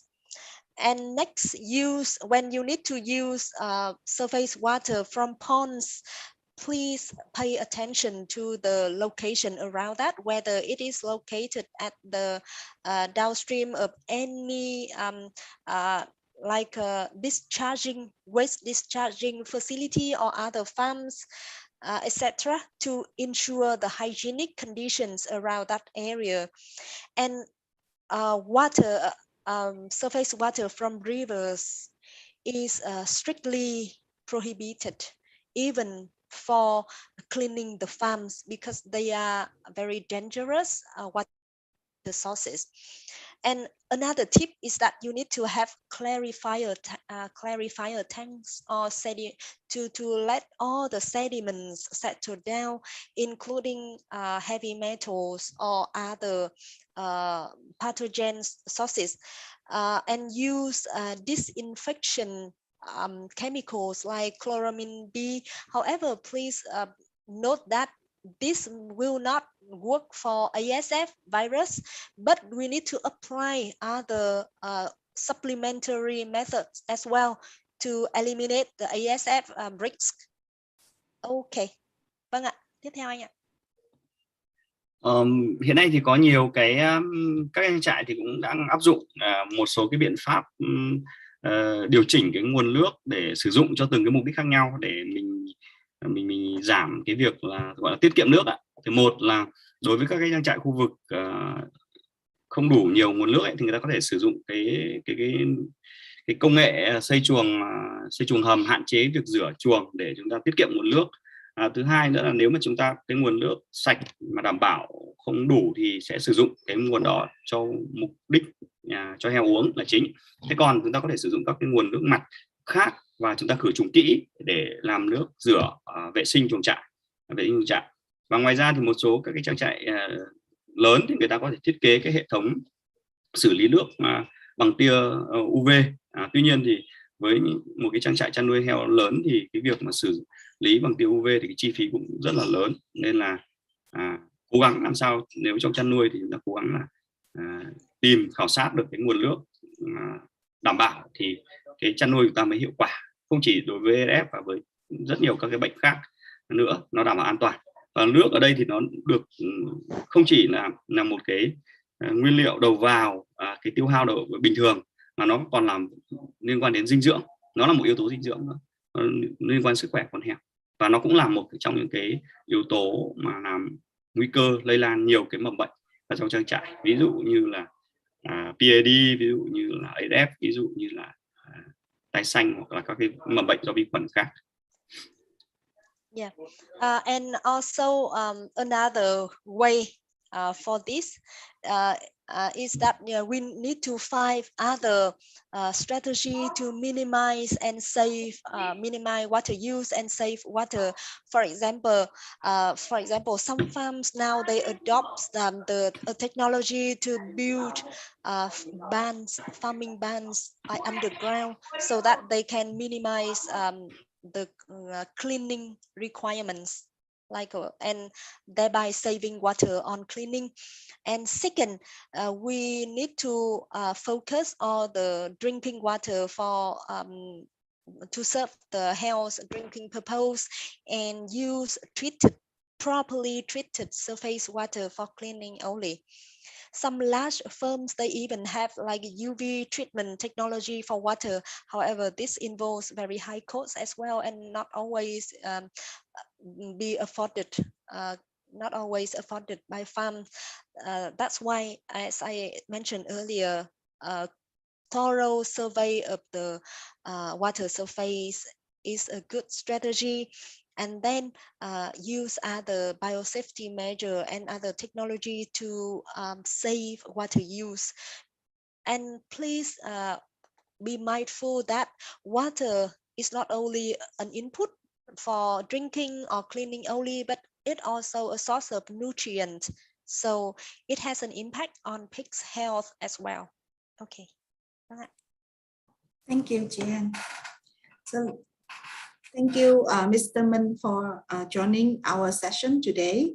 So due to the time really limited, you can see that it's really late now. I would like to stop the Q&A session here, even though we still have some questions for Mr. Minh. So for those that you have a question, but we won't be answered by today's session, you can contact Mr. Minh right after this webinar, or you can leave your contact detail in the chat box so that our team can take care of you later. It's time now for the lunch break, and we will get back with another two more interesting topics from Hamlet Protein, differences of different specialty soys protein, presented by Mr. Lars Anderson. And lastly, we have the session presented by Assistant Professor Dr. Pariwat Punpam to talk about the swan management, some recent learning and apply. So please stay tuned with us, and don't forget to come back at 1 p.m. Vietnam, Thailand time sharply. See you again. Thank you again. Thank you.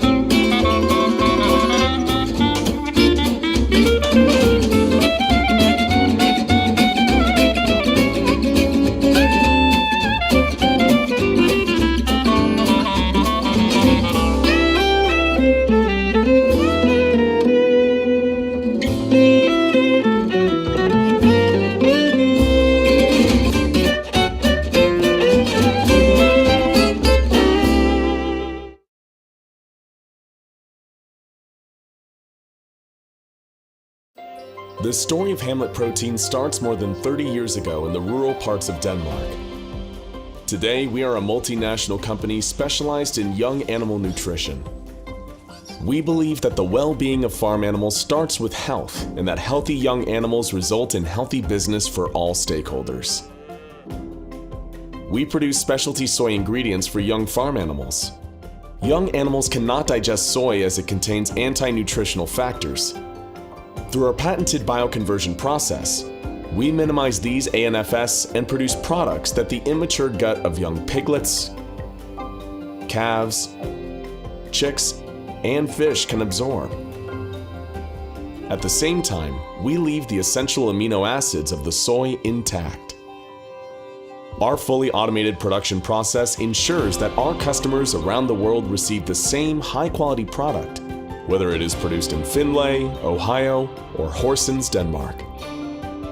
Hamlet Protein is committed to the environment. We constantly strive to reduce our ecological footprint by optimizing the use of natural resources. For example, excess heat from our production facility in Denmark is redistributed as heating for more than 3,000 households.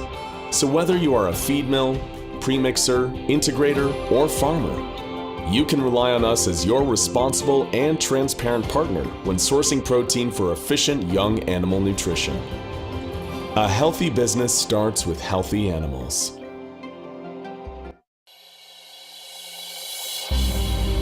At Alltech, we have a vision of a world of abundance where there is enough nutritious food for our growing population, the world's resources are responsibly managed for future generations, and people, plants, and animals thrive. Our more than 5,000 team members share that vision, working around the world and around the clock to support farmers. Founded in 1980 by Dr. Pierce Lyons with only $10,000, thinking differently about agriculture and food is at the core of Alltech. In 1989, he committed Alltech to a guiding ACE principle that we must seek the well-being of animals, consumers, and the environment together. As a scientist in brewing and distilling, he understood through deep knowledge of microbiology that the components of yeast have special natural properties. They benefit the health and performance of animals and crops, reduce environmental impact, help producers be profitable, and ultimately lead to more nutritious food for people. With continued business success from delivering specialist additives, organic minerals, and enzymes, and producing premix and complete feed, Alltech is now a leading global nutrition provider with close to 100 production facilities located throughout the world. Science plays a vital role. At Alltech's 4 bioscience centers in Kentucky, Ireland, the Netherlands, and China, and with close to 30 strategic research alliances globally, we conduct new research to find innovative ways to mitigate threats to livestock and crops, such as disease and mycotoxins, and to improve feed efficiency and animal performance. From the production of crops to the production of meat, milk, and eggs, and the growing demand for fish through aquaculture, Alltech works alongside producers to listen to their challenges and to develop solutions to help them grow their businesses. And the guiding ACE principle is still at the heart of all we do. Solutions must be sustainable. We have entered a new era. At the forefront, very real concerns about the finite resources of our planet, food security, animal welfare, environment, and climate. Our planet is finite.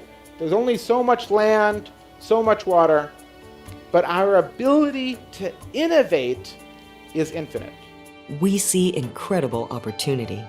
No other industry has the potential to have a more positive impact on our planet than agriculture.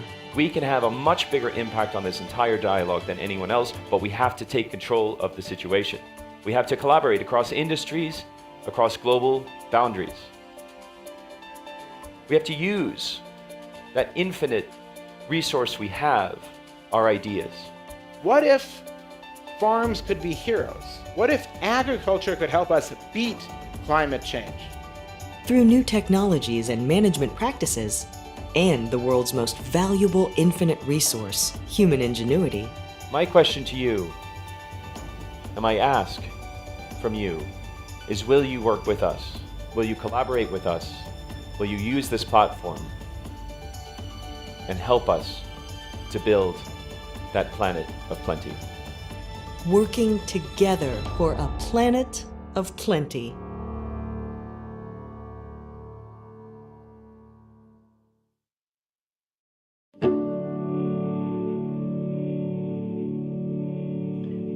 Scarf's head office is situated in a beautiful area of countryside in the northwestern part of Jutland, with forest and water views. The business has a floor space of approximately 16,000 square meters at its disposal. Welcome to Skov. The next few minutes, some of our Skov employees will introduce you to our company. Employees that makes it possible to deliver quality products and services to customers in more than 80 countries. Products and services that contribute to an efficient and sustainable global food production.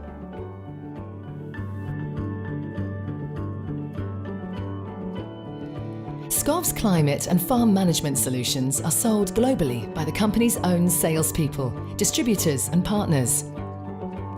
Sales are supported by many different functions within the company, which ensure that the customer enjoys a good experience both before and after the purchase. The projecting department works closely with sales to ensure an optimal delivery in relation to the type of animal, the climatic conditions, the livestock house, other housing equipment, the customer's investment profile, etc. Scarf is a system supplier. We in projecting, together with sales, ensure that the customer gets the optimal solution no matter where in the world the farm is located. Climate system and farm management are usually a part of the overall project. SCOV works together with the other suppliers of equipment, for example, suppliers of building components, feeding and housing equipment, and makes sure that the overall delivery meets the customer's expectations. Building a new farm is like doing a big puzzle, where all the pieces have to fit perfectly together.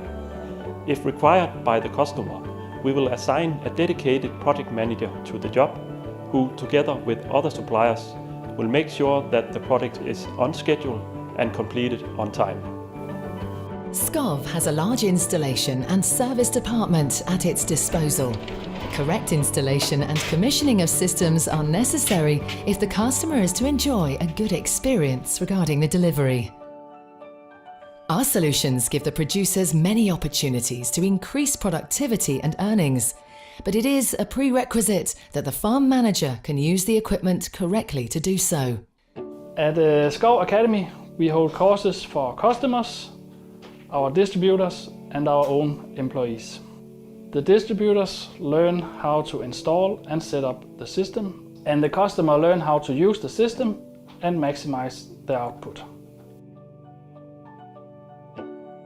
SCOV is a global player on the climate and farm management system market, with more than 75 employees at its head office in Denmark, working to develop new components and systems. Our new systems and products are developed in close collaboration with our customers around the world. Business development is a team of product and livestock experts. Our job is to ensure that we understand our customers' demands and create the optimal products and services to support their business in the best way possible. In the development department, we focus on developing software for climate controllers and farm management, as well as electronic and mechanical components. Climate controllers are relatively complex, so it's important for these to be tested thoroughly throughout the process to prevent issues later. Ongoing testing forms an inherent part of our development process. We have automated the testing of the software as much as possible, with more than 2,000 test cases executed each night. At the end of development, the software is tested by an experienced service technician, and as a final check, the software is tested at several livestock houses before being released for sale. Management programs for business development, which analyse data at livestock house, farm and business level, are an increasingly important part of SCOV's business. We focus a good deal on these systems, but also on options for analysing other parts of the customer's value chain, such as feed staff and slaughterhouses. Although mechanical products are made by our sub-suppliers, it is SCOV's development department which creates the specifications and designs, ensuring that the components are developed in consideration of the overall system. To launch new mechanical products with the right characteristics, you must have good testing facilities. We have one of the best test centers in the world in our field, where we are able to test performance, air movement and quality. We have the opportunity to conduct various tests under very realistic conditions. This ensures that we can deliver high quality systems that meets the requirements set by our customers. Air intake and air outlet performance are measured on the air physics test rigs. But we can also analyse air movement and air velocity under very realistic conditions in the company's air physics test centre.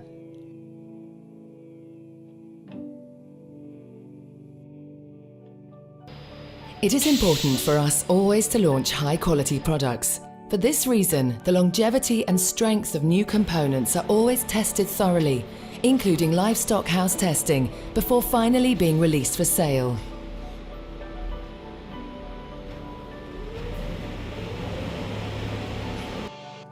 Three basic principles: cost, quality and time are very important to our production. It's important for the customer to receive their delivery on time, in the right quantity and quality, at the agreed time.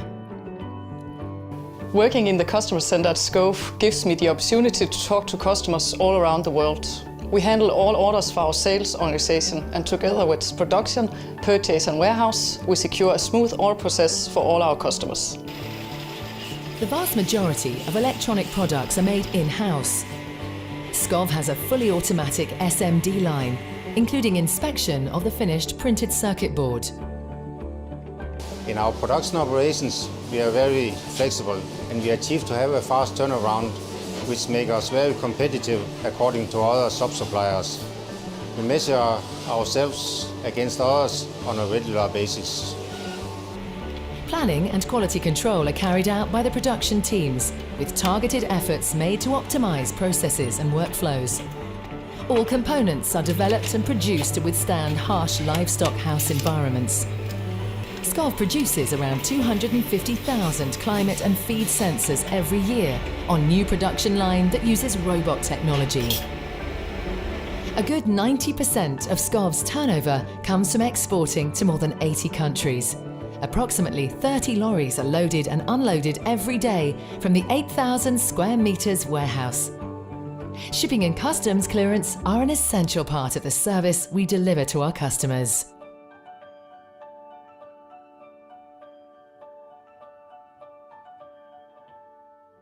I hope this video gave you an idea about our business, about the products and services we offer. But reality might be even better. So you're very welcome to check and come to Denmark and visit us. We look forward to meet you and to learn about your business as well.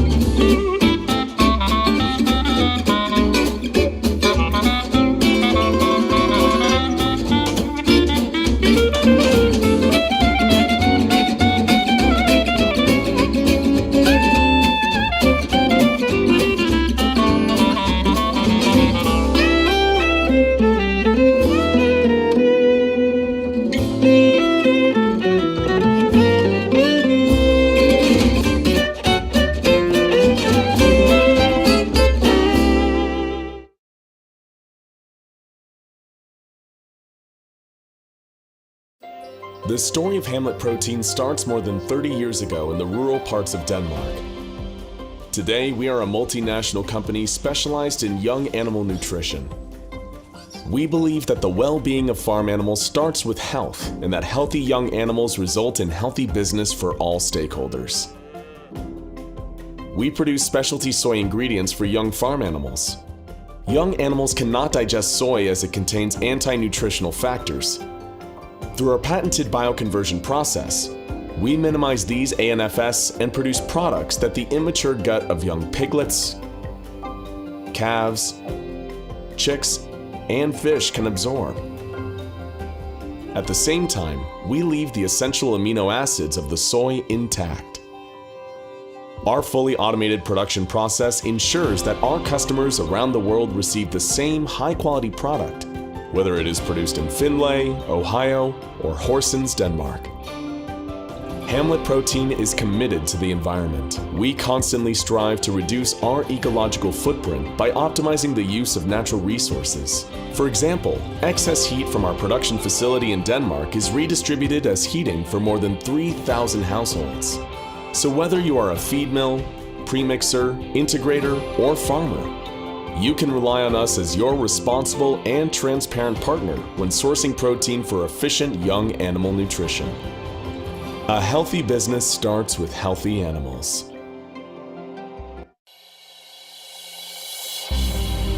At Alltech, we have a vision of a world of abundance where there is enough nutritious food for our growing population, the world's resources are responsibly managed for future generations, and people, plants, and animals thrive.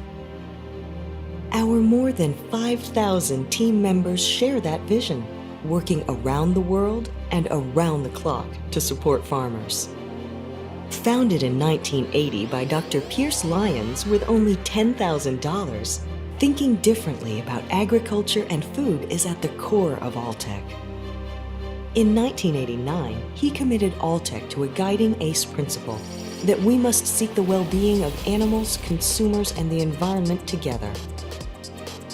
As a scientist in brewing and distilling, he understood through deep knowledge of microbiology that the components of yeast have special natural properties.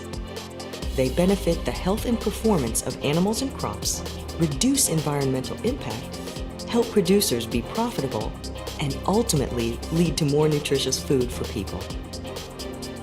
With continued business success from delivering specialist additives, organic minerals, and enzymes, and producing premix and complete feed, Alltech is now a leading global nutrition provider with close to 100 production facilities located throughout the world. Science plays a vital role.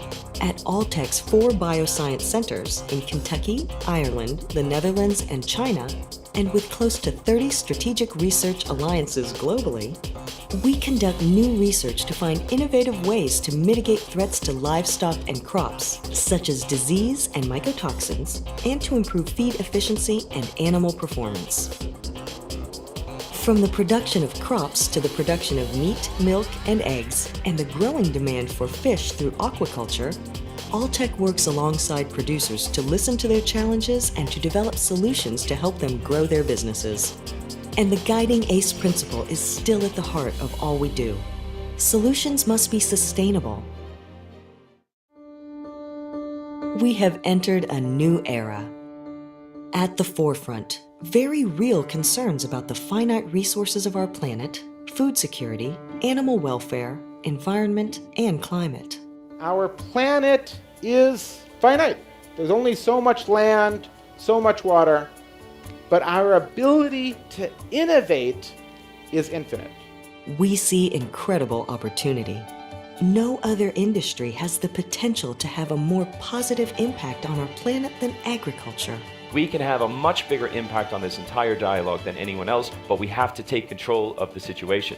We have to collaborate across industries, across global boundaries. We have to use that infinite resource we have, our ideas. What if farms could be heroes? What if agriculture could help us beat climate change? Through new technologies and management practices, and the world's most valuable infinite resource, human ingenuity. My question to you, and I ask from you, is will you work with us? Will you collaborate with us? Will you use this platform and help us to build that planet of plenty? Working together for a planet of plenty.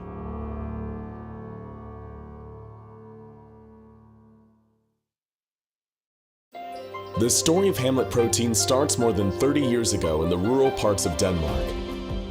Today, we are a multinational company specialized in young animal nutrition. We believe that the well-being of farm animals starts with health, and that healthy young animals result in healthy business for all stakeholders. We produce specialty soy ingredients for young farm animals. Young animals cannot digest soy as it contains anti-nutritional factors. Through our patented bioconversion process, we minimize these ANFS and produce products that the immature gut of young piglets, calves, chicks, and fish can absorb. At the same time, we leave the essential amino acids of the soy intact. Our fully automated production process ensures that our customers around the world receive the same high-quality product, whether it is produced in Findlay, Ohio, or Horsens, Denmark. Hamlet Protein is committed to the environment. We constantly strive to reduce our ecological footprint by optimizing the use of natural resources. For example, excess heat from our production facility in Denmark is redistributed as heating for more than 3,000 households. So whether you are a feed mill, premixer, integrator, or farmer, you can rely on us as your responsible and transparent partner when sourcing protein for efficient young animal nutrition. A healthy business starts with healthy animals.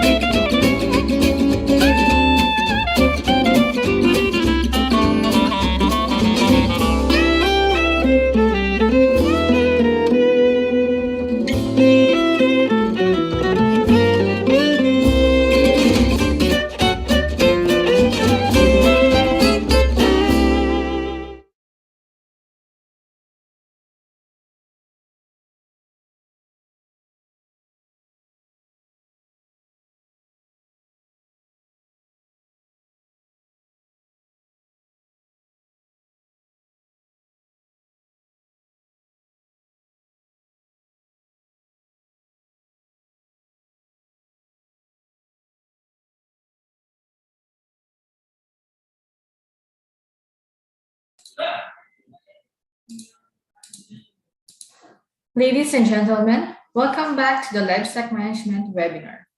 I hope all of you had a good lunch today. My name is Jomia and I will be your moderator this afternoon. Before we start, I am going to walk you through some helpful tips so that you can maximize your benefits at our webinar. For some sessions that are supported with Vietnamese and English translation, please use the interpretation function found below your screen. Click into the Vietnamese or English to choose the language you wish to listen to. To raise questions to our speakers, please type your questions into our Q&A box found below your screen.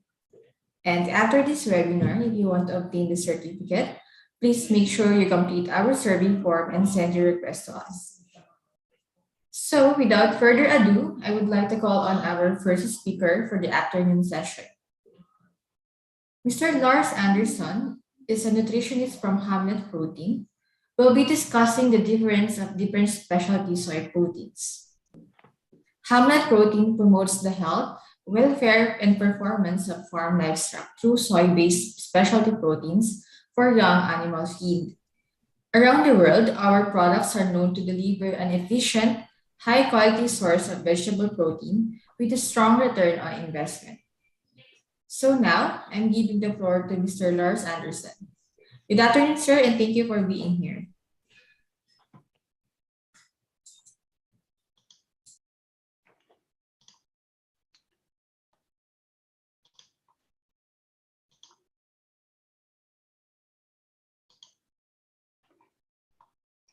Thank you very much for the introduction. And thanks for organizing this Livestock Management Day and inviting us to participate. And I'd also like to thank the attendants for joining and listening to what we have to say today. I hope you also, as the moderator said, had a good lunch and are ready for a little bit more information this afternoon.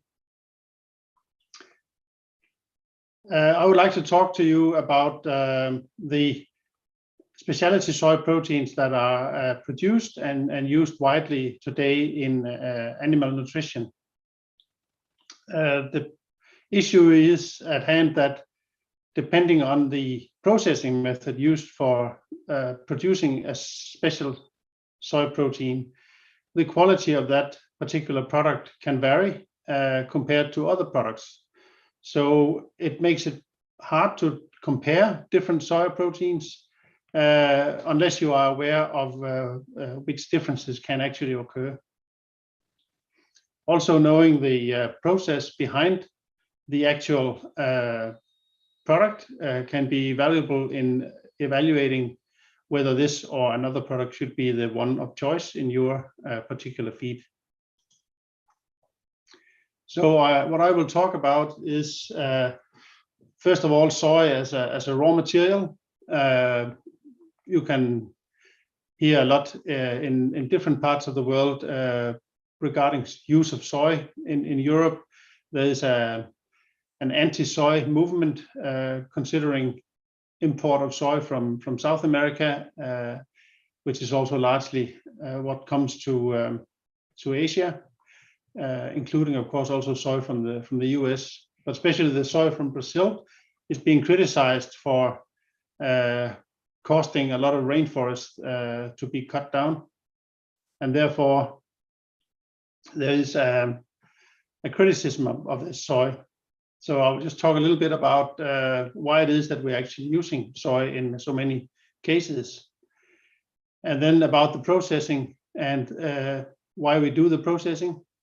So talking about the anti-nutrients that are present in the soybean. And then mention the effects of the processing on the quality of the final ingredient, the final product. That leads to talking a little bit about digestibility and ingredient quality, how it is affected by processing and what that means for the use of the product in the formulation. Having established the knowledge on the anti-nutrients levels in different products by analysis in your particular case, you can actually use those anti-nutrients in your feed formulation. We may not know all the minimum or maximum values that are acceptable in feed for different animals, but by making a calculation on the level of anti-nutrients in different diets, you get a very good picture on what works in your situation and under your conditions with the ingredients that you have available and which level is too high. So that is one way to use these anti-nutrients. And then, yeah, of course, just a take-home short conclusion to round it off. Soy has sometimes been called a blessing in disguise. The blessing comes with the fact that it's a very cost-efficient protein source.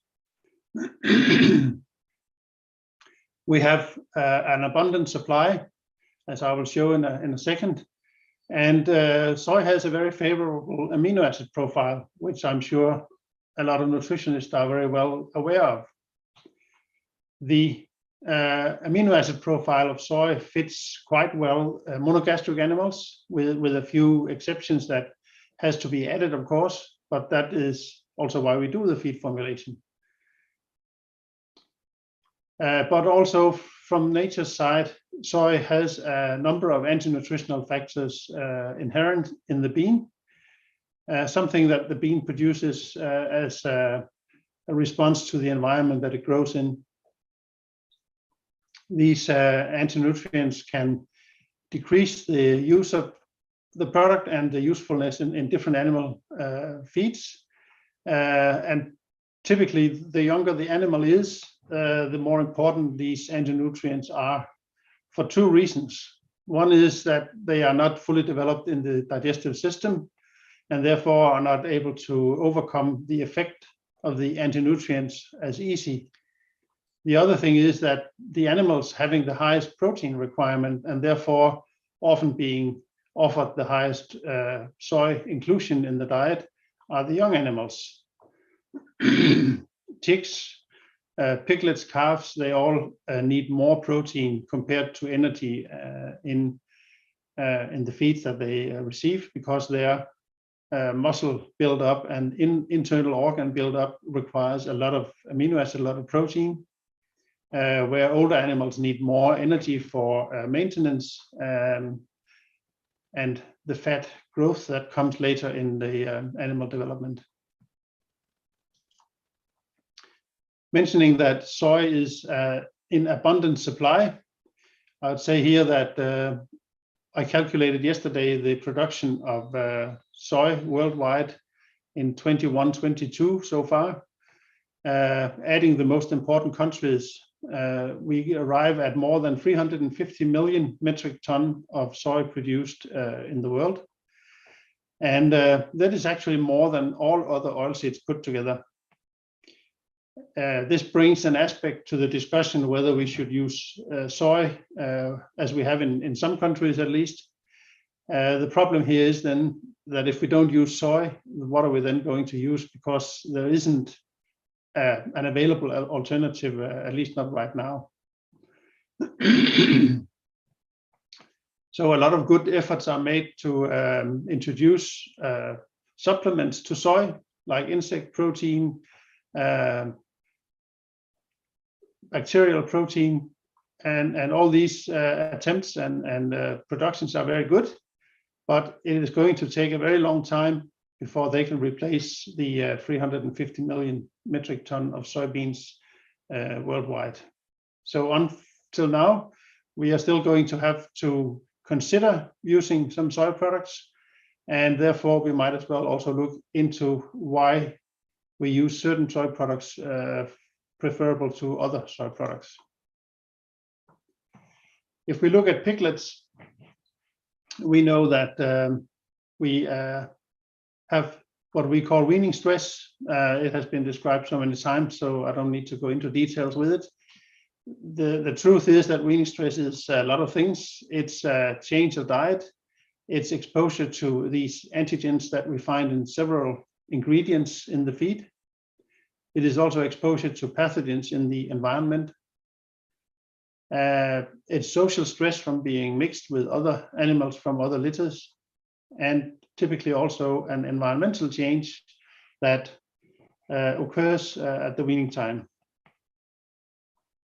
If we then look past the weaning stress inside the animal and see what is actually going on, we will see that there can be some inflammation. A big change is going on in gut microflora, and there has been some very good webinars this winter on development of microflora and what can be done. So this is a very important area to stabilize growth in the future for the animal. There is oxidative stress going on, which can harm the gut long term, and a change of the gut surface, which can come from different sources of input from the feed, typically, that can affect the intestinal barrier dysfunction, so that the protection against microbes from the environment breaks down. And we see reduced immunity, reduced ability to fight diseases like PD or PRS, and therefore an increased mortality. And I like this slide very much because it sort of indicates that it's not a straight line, that we have something happening and it gives weaning stress and it's caused by one thing. This is multifactorial.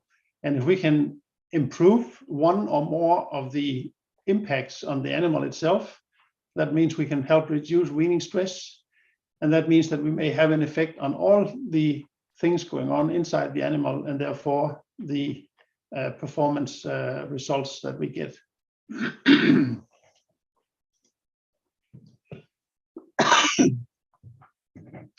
What has typically been done to reduce this weaning stress problem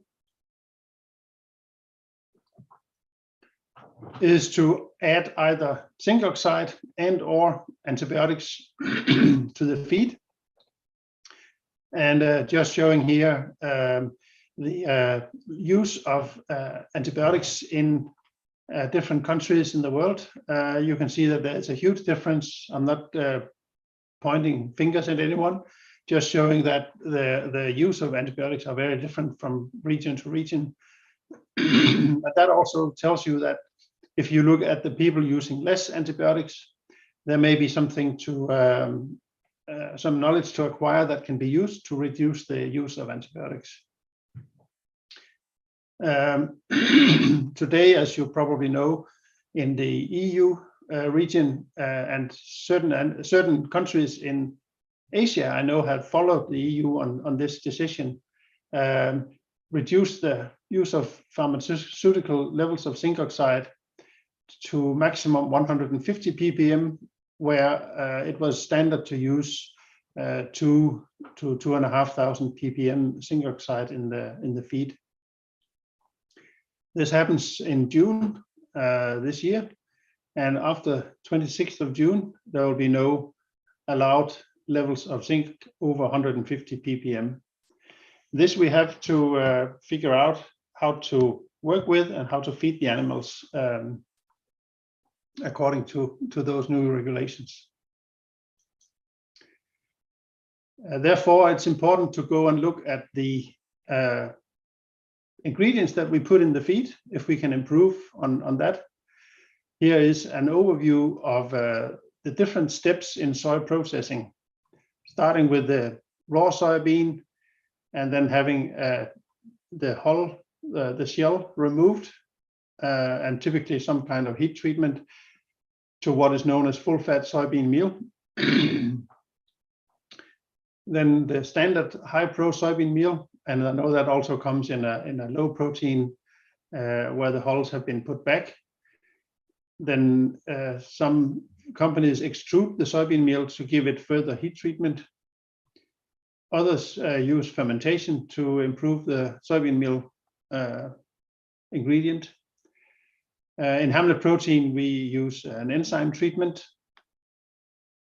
And then there are different ways of producing soya concentrates, either with water and reduced pH, or with water and alcohol, and that depends on the starting raw material for the concentrate production. If it is a soybean meal, then you typically get a lower protein content in the concentrate, products like Selecta, for instance.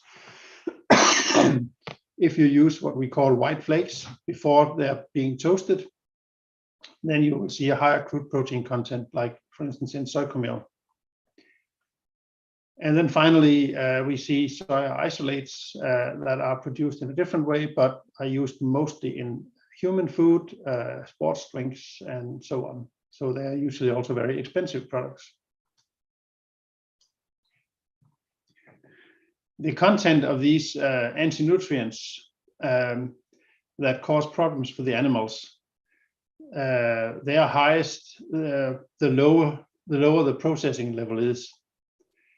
So in a raw soybean, it will be very high, of course, and in a full-fat soybean, which has had typically an extrusion, there will still be a relatively high level of most of these anti-nutrients.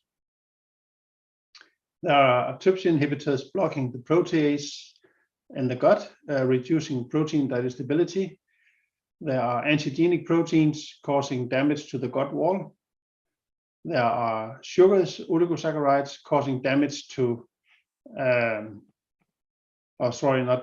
causing growth of pathogenic bacteria typically. Lectins, if present, cause damage to the gut wall. And phytic acid, of course, decreases digestibility, especially of phosphorus, but also other minerals and amino acids. In the soybean meal compared to the full-fat soy, you can see there is a reduction, but it's definitely not complete, and there are still relatively high levels of some of these anti-nutrients present in the soybean meal. Therefore, if we want to use it for young animals, we should consider doing something more than just the simple toasting that is the process for soybean meal. If we range the products a little bit, then I have the category that I would call ordinary soy products. They include the soybeans, of course, but I don't think anyone uses raw soybeans. They include full-fat soy that can be processed, as we will talk about later, in different ways. Soybean meal, which is more a standardized product, either high pro or low pro, but I believe that for most animals today, we use a high pro soybean meal.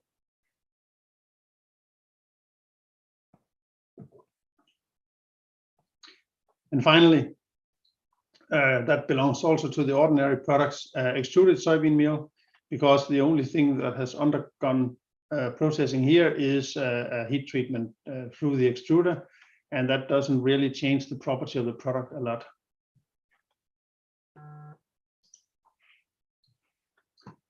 If we then look at the what I would call more processed soy products, refined soy proteins, then we can start with the fermented soybean meal. That is a very old process, originated in Asia thousands of years ago for human food. And I would say, especially the last 20 years, it has become a very common process for also animal feed. Before 2000, we didn't see a lot of fermented soy products in Asia either.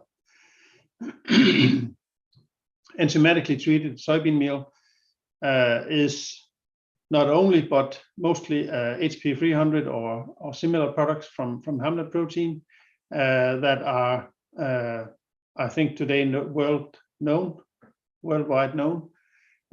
We have sales in 60, 70 different countries. And we have been producing this since 1993. Then we have the soy concentrate that I mentioned based on soybean meal that has been toasted. And we have the soy concentrate based on white flakes or on the water extraction with the reduced pH. And then finally, the soy protein isolates. If we look at the raw soybeans, of course, that's a no process product. They are extremely high in anti-nutrients, and they will have a very poor standardized ileal digestibility.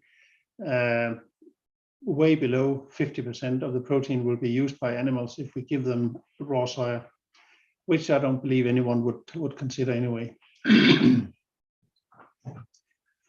The extruded full-fat soy is a very common product today, and probably the most common product, because putting up an extruder is a more simple process than some of the other, and also more efficient maybe than some of the other.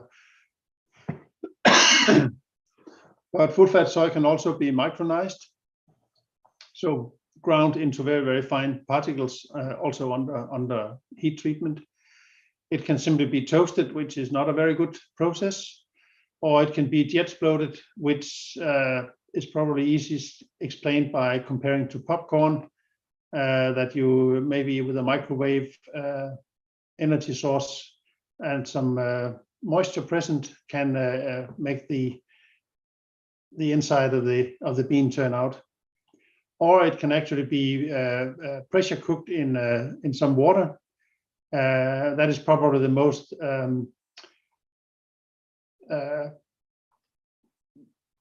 not the most used process, but the most careful process to preserve the quality of the protein.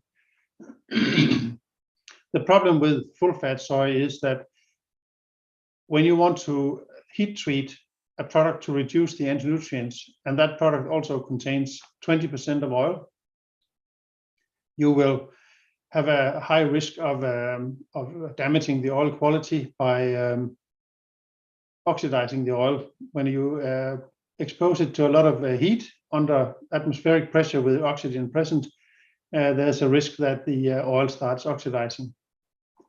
And if you do add a lot of heat, you will cause a huge fire, because the oil will catch on and start burning. But also the oil protects sort of the anti-nutrients against too much heat, because if you extrude a product with 20% oil, there's a limit to how much pressure you can actually put on before it slips through, greased by the oil content.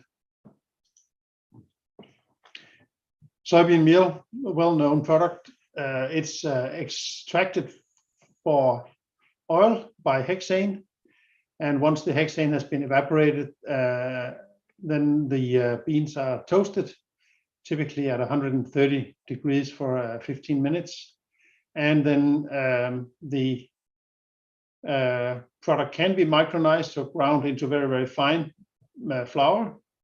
That increases digestibility a little bit by reducing the particle size and increasing the surface area, but it still contains most of the anti-nutrients that were present in the normal soybean meal. Extruded soybean meal, as I mentioned, it's again, of course, hexane extracted and toasted, and then after that, it's put through an extruder. Originally, when the type of product came out, it was a little bit puzzling why it should be extruded, because it has already been toasted, and the extrusion is not much more than a second heat treatment. The thing is with the extruder that for full-fat soy, it helps open up the oil cells, so it makes the oil more available. If you extrude cereals, then you can open up the starch molecules for better digestion. But in soybean meal, there's no oil left and there's no starch. There are some of these sugars and oligosaccharides that are not affected by heat. There's protein and there are fibers, but no starch. And the fibers are not affected by the heat. So it's merely to reduce the anti-nutrients, and they will only have a certain effect on those. They risk, on the other side, to increase the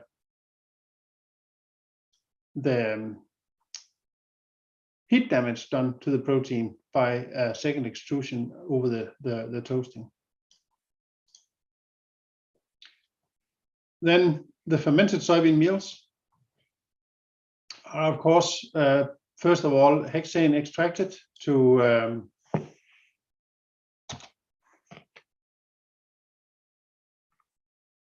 take the oil out and toast it as normal soybean meal, and then subsequently used for fermentation with one or more microbes. That can be bacteria like Bacillus, Lactobacillus, and others. It can be Aspergillus, fungus, in at least one product that we know. And after the fermentation, the product is then toasted or heat treated and dried.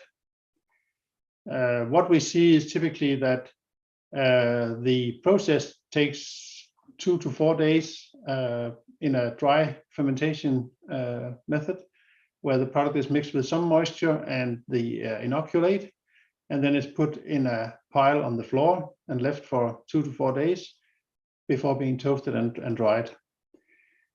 That has two effects. One is the batch-wise production. That can mean that the quality can change from one batch to another.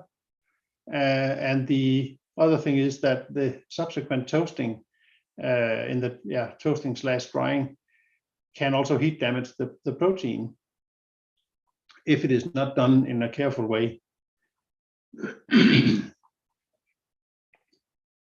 In HP 300 and our other products, what we do is that we also use the extracted toasted soybean meal. We put it through an enzyme treatment, and that is a continuous process where the product can be monitored and quality can be controlled throughout the process. The process can be changed using different enzymes, and we can have different product qualities coming out of it. Then, of course, it's dried and milled. The drying is using air and steam, not plate or drum dryer. And temperature is kept to a relatively low level so that heat damage is avoided.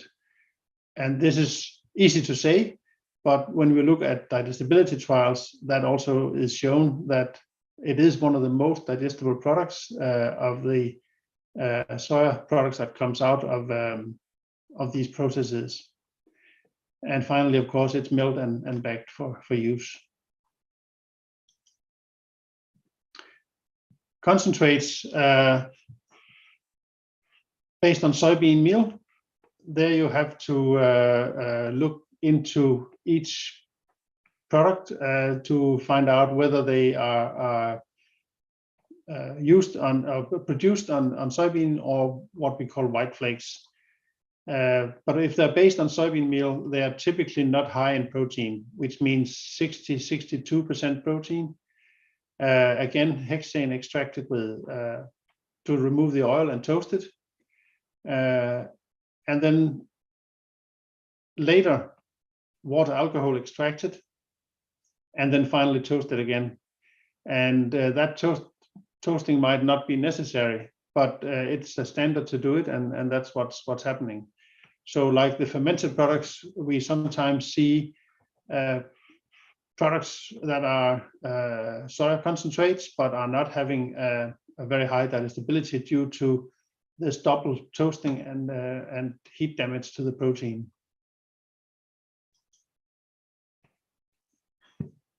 The soy concentrate based on the white flakes,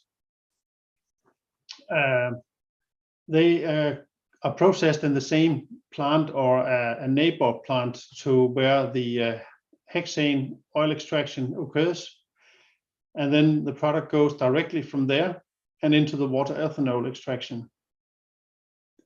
So there's no in-between heat treatment or storage of the product. It goes straight from one process to the other, and that means that it's possible to remove more of the carbohydrates.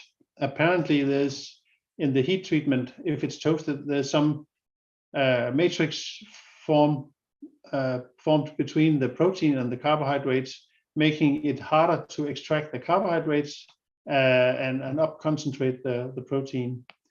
But in these products using white flakes, we see 65 to 68% protein in the product, not dry matter, but in as is. So there's a clear increase in carbohydrate removal from these products. And again, of course, once the ethanol is evaporated from the soy concentrate, then it is toasted to reduce trypsin inhibitors and to reduce the antigenic protein. And those products like soy milk coming out of this is probably a really good quality when it comes to that.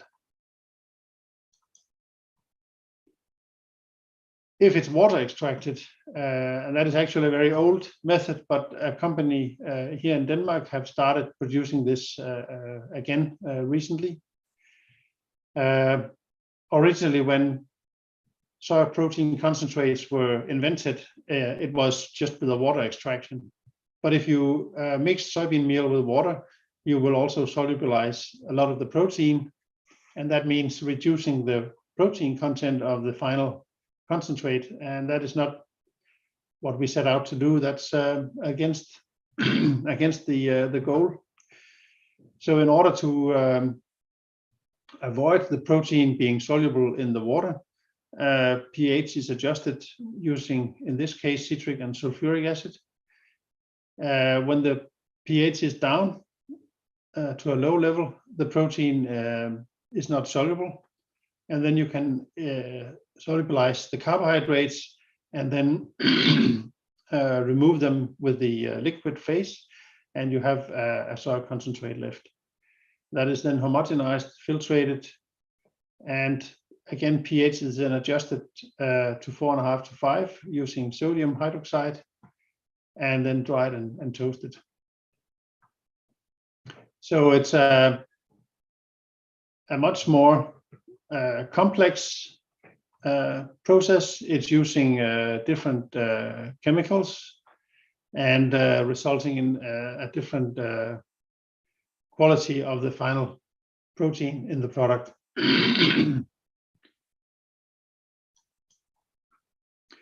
Just mentioning, mentioning shortly the production of isolated soy protein. The way of producing isolates is to put the soybean meal in a very high pH solution that dissolves the protein, and a lot of the carbohydrates and other components, they will stay at the bottom as a precipitate, and then you remove the liquid phase, including all the protein or most of the protein, and you take that liquid and you put in some acid to drop the pH to a very low level. That makes the protein insoluble, and then the protein will precipitate, and you can remove that. If you then repeat the process 1 or 2 or 3 times, you get a very, very clean product. You can get even higher than 90%, and with a very high solubility. Again, that is a very expensive process and is often used for sports drinks and stuff like that. So not available easily for feed production. Just illustrating the problem with this 2 times heat treatment of products. Today, most soybean meal producers, they are trying to make a good quality product to get paid a decent price for it. They know if they don't do a good heat treatment, people will not like the product. So they try to hit this optimum. When you increase heat treatment, temperature and time, you increase the digestibility of the protein until you reach a level where you have decreased the anti-nutrients to a low level, and you start damaging the protein by increasing heat treatment, because then the digestibility starts falling again. Probably not so fast, but it falls nonetheless. The trick is, if you want to increase soybean meal, you have to find a way to move from here and up. Apparently, we have found a drying method used in Hamlet that has some of that effect.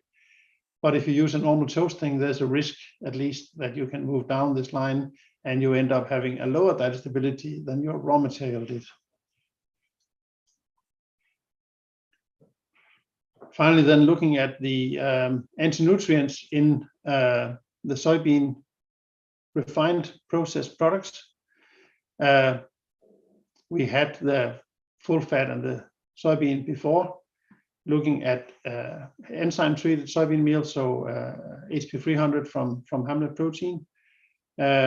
You see an increase in protein, and that does not only come from a reduction in moisture, but from a removal of these sugars here.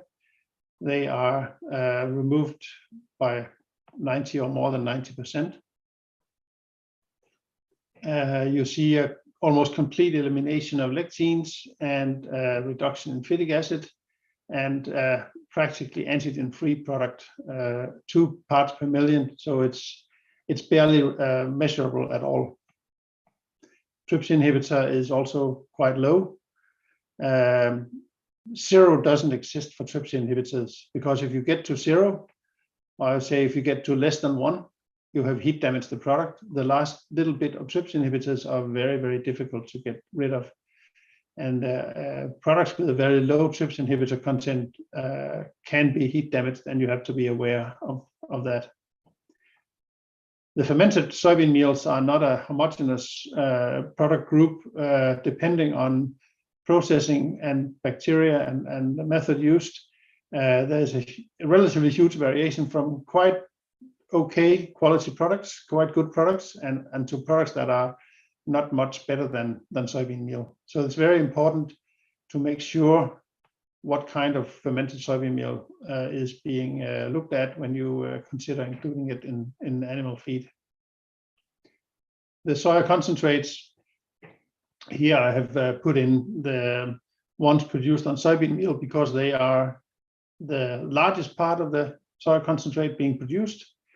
And they have a certain removal of anti-nutrients like trypsin, not a complete removal of beta-condyl, probably because the carbohydrate protein matrix protects the proteins from being attacked by the alcohol and therefore not denaturing it.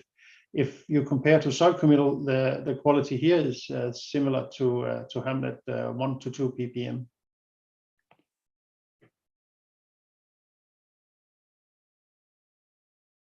Also, the sugars are not completely removed, again, probably due to this matrix formation, and there's no effect on phytic acid. What all this then results in is hopefully that the animal are better able to digest the proteins left. A very large study at University of Illinois, done by a lady from Brazil, Juliana Ranches, showed that when she looked at all the trials worldwide that were to be found on pigs using soybean meal in the diet, that came out, I didn't put the level here, but it came out at around 85, I think, %. And that wasn't different to the low protein, the 44 or 43 soybean meal. So you could say for pigs in general, there's not a huge difference between these two groups of soybean meals. Hamlet protein enzyme treated soybean meal came out at around 90% in digestibility, and the fermented soybean meals came out at, I think, 81 or 82. And this is probably due to the fact I mentioned that the heat damage is too high in at least some of these products. So I concentrate not much, but slightly lower than Hamlet, and isolate actually not that high, probably because they're used in human foods and people do not really worry about the heat treatment, since we are not on a minimum protein diet every day, like the pigs or the chickens are, we probably get more protein than we need anyway, and therefore, because there's a bit of trypsin inhibitors, that doesn't really matter so much. But this was for pigs in general, and we are talking young animals typically when we talk processed soya. So how does it look if you look at the young animals? And then the difference becomes much more apparent. When the pigs are less than 20 kilos, digestibility of soybean meal is lower. Hamlet protein and the soy concentrates are definitely at a much better level. And fermented soybean meal, again, is similar to soybean meal. So at least the digestibility wasn't decreased like I indicated it could be, but it has also not been improved. So the removal of anti-nutrients and the heat damage have equaled out, and we haven't really stepped a lot forward here. I mentioned the SPCs. They are in digestibility relatively close to Hamlet protein. Soy isolate also, again, not significantly different, but numerically a bit lower than the feed products.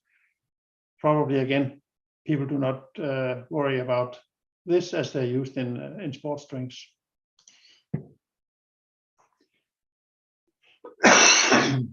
Then you might question yourself why I worry about digestibility, because that could be considered just to be a calculation figure used for making sure you put enough amino acids in the diet. But actually, if you compare over a lot of trials, you can make a calculation relating feed intake to digestibility of the feed. And the very low digestibilities are definitely not relevant for the feed that we give, especially young animals.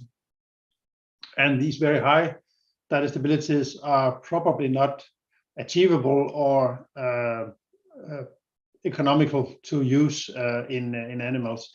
But even if we focus on the middle third of this curve, we can perhaps increase feed intake by 25 to 50% by focusing on increasing digestibility of the ingredients that we put in the feed. So therefore, it is important to make sure that the protein, but not only, also the cereals, have a good digestibility when they're fed to young animals.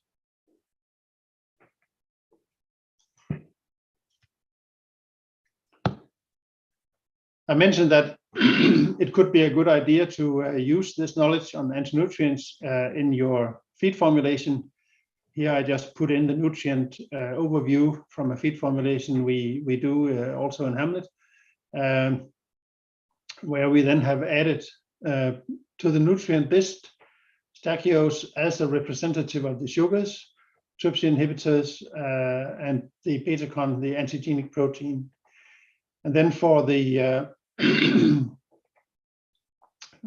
protein ingredients, typically the soy products, we then analyze and enter into our table the amount of anti-nutrients, and then we can see as a consequence, when we have made our feed formulation, what are the consequence in the stachyose, trypsin, and beta-conglycinine content. And maybe one day we have a figure that we can say, okay, it should be maximum so much. Today we just keep an eye on it and say, okay, this diet we know works very well, so this is probably a good level to not exceed. We are working on trying to establish recommended levels of these anti-nutrients in feed formulation. The problem, when we talk pigs at least, we have recommendations for poultry, but we're talking pigs, it means that it probably depends a lot on the size of the animal and the amount of other ingredients that are in the diet. And therefore, it's not easy to put a figure on here.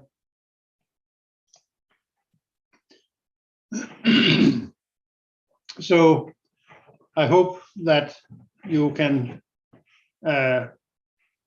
agree and have the same impression of the data that we have looked at to conclude that using ordinary soy products can be very challenging for piglet health and all the other young animals, of course. When you do processing to soy to improve the anti-nutrient level and the digestibility, this processing affects the quality of the finished product that you are making. And it's very important to evaluate the process and the resulting quality of the product before start using it, to make sure that you actually achieve what you set out to do with the improvement in the diet. But that it is actually possible to achieve high quality soy protein products useful for young animal nutrition. So at least equal to animal proteins, probably sometimes also better. So that should be my finishing words. Thank you very much for listening. And if there are questions, then I'll be happy to answer. Okay, and that's the presentation of Mr. Anderson. Thank you so much for enlightening us about the production soybean worldwide. And we are so enlightened with the different causes and consequences of breeding stress. And this must be well addressed. So now comes to our Q&A session. If you have any questions for him, please feel free to type in your questions into the Q&A box found below your screen. So I'm going to read some of the questions from our audience. So first question, Mr. Lars, can you explain a bit more about the biotechnological process? Yes, the only thing I cannot say is exactly which enzymes are used, because that is a proprietary part of the process. But I can mention that what we do is that we mix soybean meal with moisture, and we add our enzymes into a continuous flow process where the product is moved along for several hours, typically half a day. It's a faster process than the fermentation because of the movement of the product. And it's a controlled process because we can take out samples along the continuous flow system and monitor how well is the process running. And that also ensures more consistent end product quality.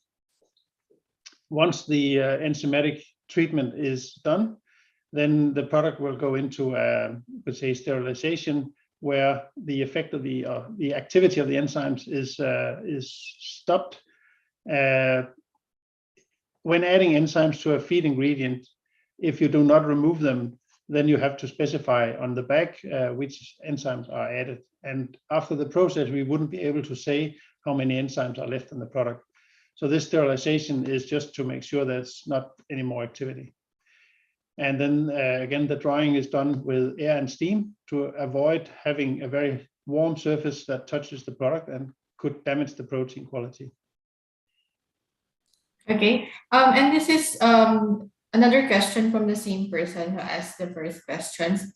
The question is, what are the differences in your products? For example, the HP 300 and the HP 200.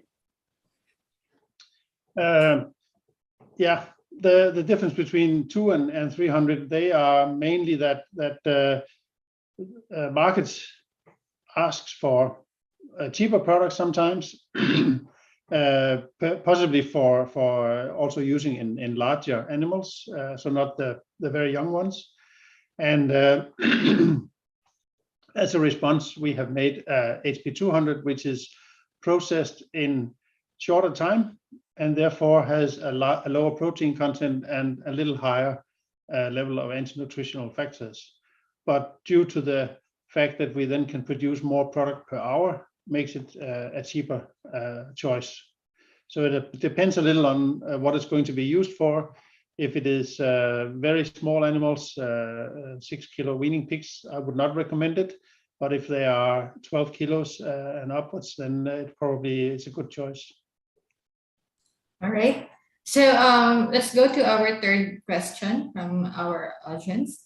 So the question is, why CP digestibility of FSMB is lower than the others? Yeah, I don't have the full question, or the full answer for that, but I believe, like the author of the publication, Juliana Branches, that it is a possible heat damage done to the product. Of course, I don't know all fermented products. There are many producers of fermented products in Asia, especially. But I do know for some of them that the typical way of drying the product after the fermentation is finished is on a drum or a plate dryer. And if you imagine a drum dryer, it's maybe a rough way to say, but it's a little bit like a frying pan. You put a thin layer of product on it, but even a thin layer of product, some particles will touch the hot surface and probably become heat damaged. Other products are on the outer layer of the particles, and they may not get enough heat treatment. So in the final product, you have a product that can be partly heat damaged and partly not properly treated. And I believe that's what's occurring. If you compare to soy concentrate like soy meal or hamlet protein, they use air and steam drying. And there you have particles suspended in an airflow, giving more or less the same heat treatment, all of them, and none being undertreated and none being heat damaged. So that's possibly the difference. All right. So here's another question, and personally, I also want to know about this. Will the pigs perform if there are no animal proteins in the diet? Yes, this is a question we have discussed a lot, especially since 2000, where in Europe we had the BSE crisis, and animal proteins were banned, including fish meal in some instances. There was a big concern that the animals wouldn't eat and wouldn't grow properly. Today we know that it is not the case. It's absolutely possible to make a diet based on vegetable proteins that can make the animal grow and also make it want to eat the feed. So sometimes bad things happening like BSE or PED learns us that we can do things that we didn't believe we could do before. All right. So here's another one from Liani. What kinds of laboratory tests can show the quality of SDM other than crude protein? The most simple other analysis, if we talk soybean meal, is urease, where that's a very simple test that can be looked up on the net or asked from a lab. You can buy a small kit that you put in a small amount of soybean meal, and after a few minutes, you know how much urease activity is in the product. The urease is an indicator of the level of trypsin inhibitors. It's not exactly the same answer, but it gives you an indication whether this product has been heat treated properly. And then for soybean meal, the other one that you can do is solubility of the protein. If it is lower than 75%, then the product have been overheated and there can be heat damage to the protein. And the last I would mention is that if you measure the lysine content, and the lysine content is less than 6% of the crude protein content, then there's a very big risk of heat damage and low digestibility. But this goes for soybean meals. They cannot directly be applied on the fermented or the enzyme treated or the soy concentrates because they have undergone other processes and been affected in other ways. All right, so I hope that answers your question, Liani. And I think we still have a few more time to get one question again. This one, the question is, can we replace the SBM with canola meal 100% in dairy? But we can found good results. Can you explain this? Oh, can you repeat the last? I think he's saying, but if we can find good results, how can you explain that? If we need to replace the SBM with canola meal 100% in dairy. In dairy production, yeah. Yeah, of course, the fully developed ruminants have a much better ability to utilize rapeseed meal than monogastric animals. For pigs, especially for young pigs, it's very difficult to handle the amount of crude fiber that comes along with the rapeseed meal. So you can only use a few percent before it starts affecting them. But for a ruminant with a functional rumen, the fibers is no problem.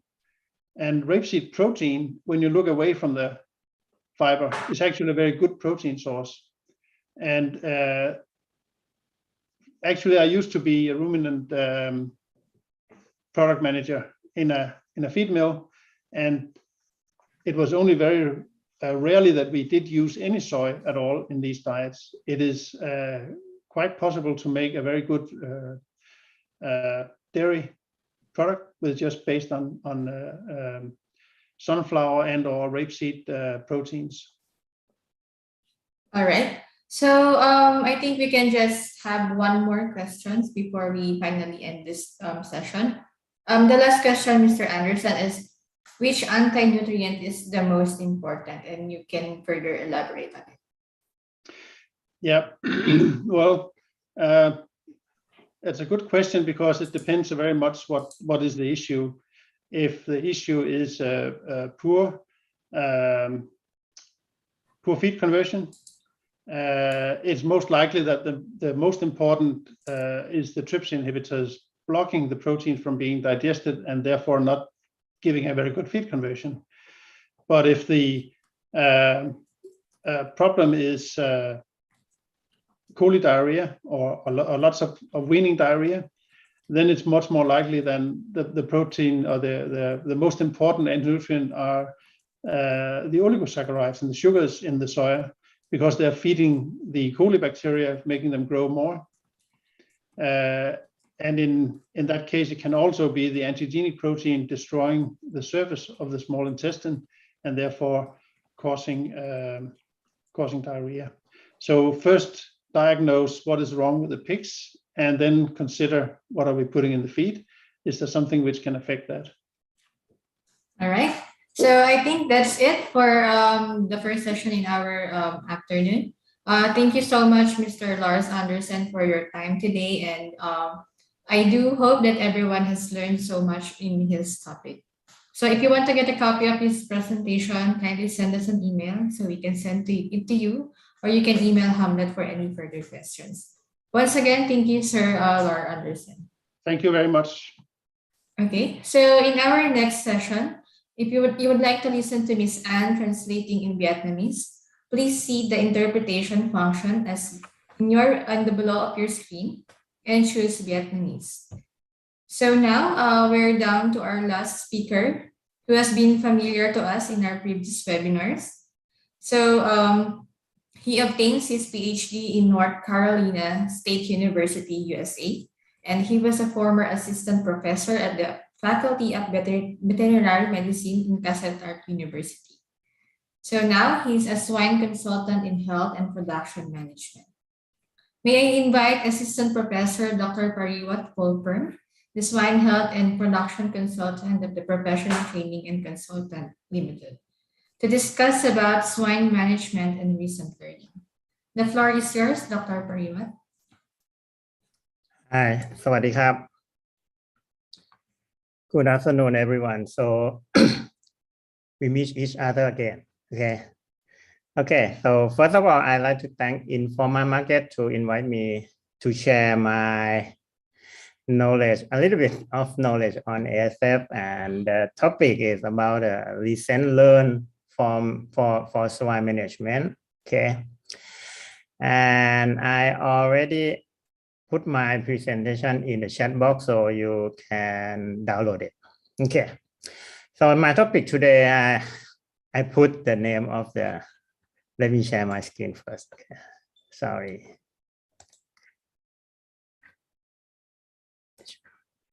Okay. So I put the name of the popular movie in the past, Back to the Future. I think the person who same age around me knows this movie. Okay, sorry for the youngster that you might know this movie. Okay, so Back to the Future with ASF. So today I'm going to talk about my experience on ASF. A lot of information from my friend of mine in Vietnam, in China. So I think we have learned a lot from this morning session. I think Mr. Min, he talked almost everything same as my talk. Okay, so I add more thing on that. So let me share you my experience on that. Okay, so for the one who listened to my talk earlier, I think you already see this logo or this picture, a chain for chance. So I know everyone change your pig management in your farm already, especially in biosecurity. That's why I like this picture. So if you don't change, you will not have a chance to stay in the business. Okay.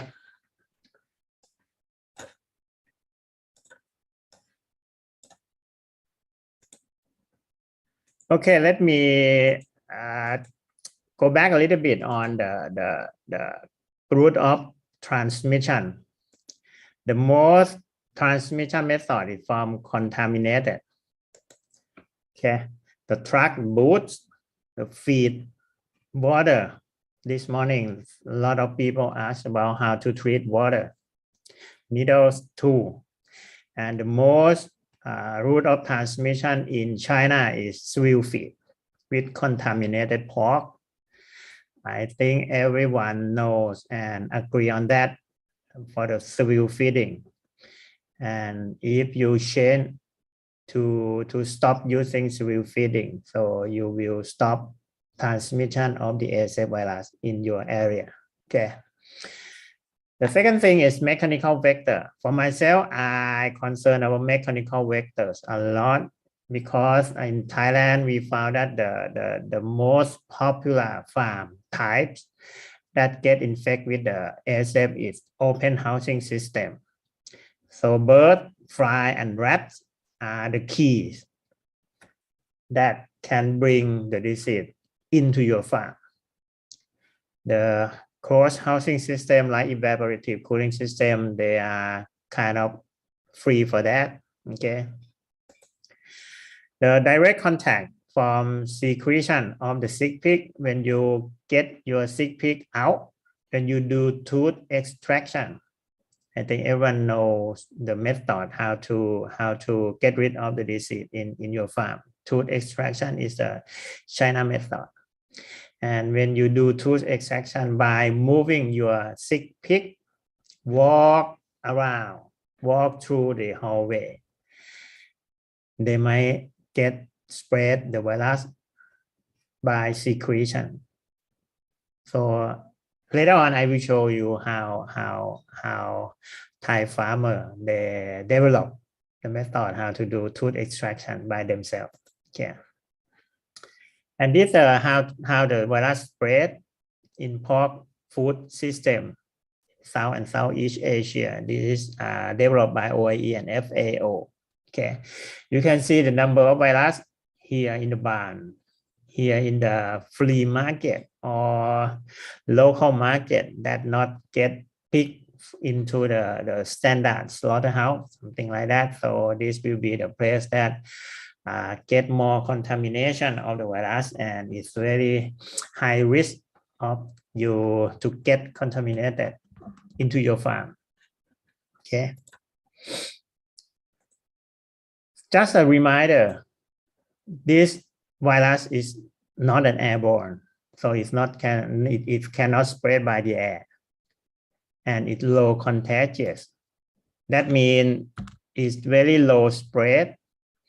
You see this model in FMD, foot and mouth disease, is airborne, so that's why it's very highly spread, really high contagious. You can have 100% in prevalence, so your pig get infected very easily by FMD. Compared to the ASF, it's low contagious, it's not airborne, so it needs direct contact. Pig need to eat the virus in, so it spread very slow. In some farm, if your workers walk around, it really easily to get spread throughout your farm. But if your farm use workers in one barn only, one worker for one barn, the spread will not spread, the virus will not get spread around. Okay. This virus very persist, very lifelong. It's very, very, very persistent to a lot of environment, to a lot of condition.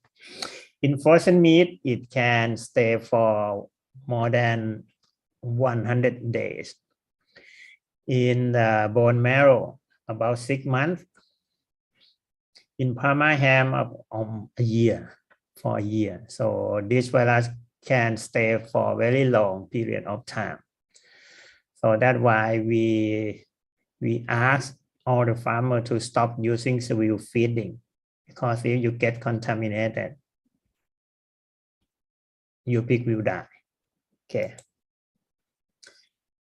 So how to deal with the ASF on farm management? I can list up to 5 categories right now. Okay.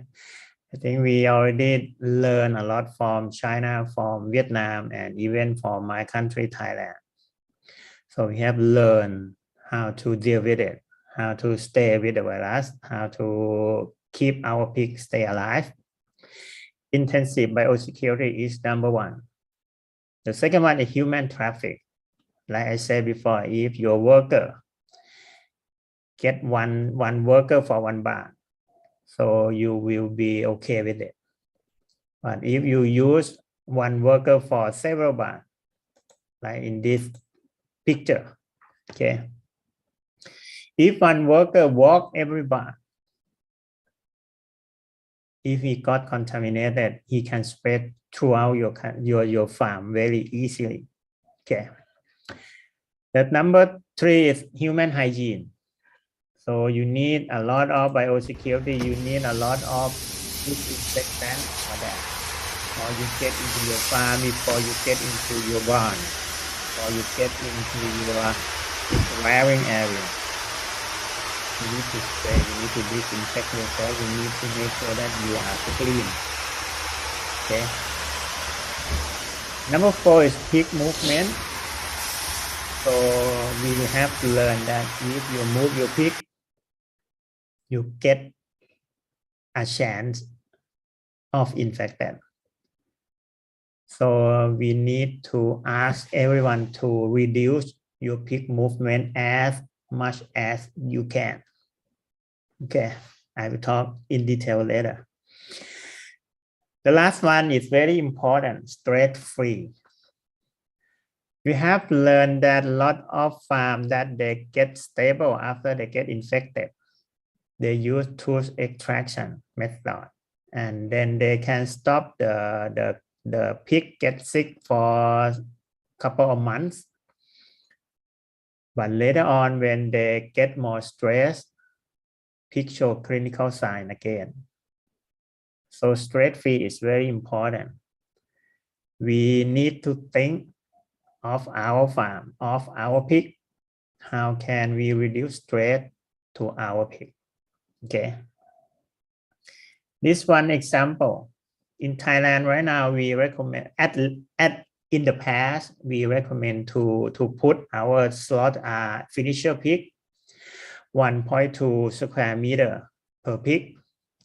But right now, we increase the area of the pig for the finisher to 1.5 square meter per pig. So we try to reduce the stress of our pig. So we intended to raise our finisher pig loosely, okay, make them more comfortable. We cannot get too crowded in our finishing barn anymore. Okay. This is talk about biosecurity. Biosecurity, if you talk in easy word, everything you do to prevent from the disease. Most of them we talk about physical. I like this model. Dr. Ikan Brockhoff from Canada. He gave a webinar last year and he used onion ring model. This is an onion. When you cut the onion, you will see onion ring like this. He said that if you think of biosecurity in your farm, like an onion ring, you will have the first layer, the second layer, the third layer, the fourth layer, before you get into your pig barn.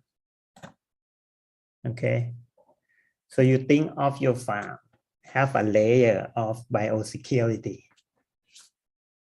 The more is the better. But you need quality also. The quality of biosecurity, not just the number, the level of biosecurity. Okay, so think of yourself, think of your farm, think of onion ring. Okay, so how many layers you have before people can get into your pig? So you will be able to deal with the ASF virus. Okay.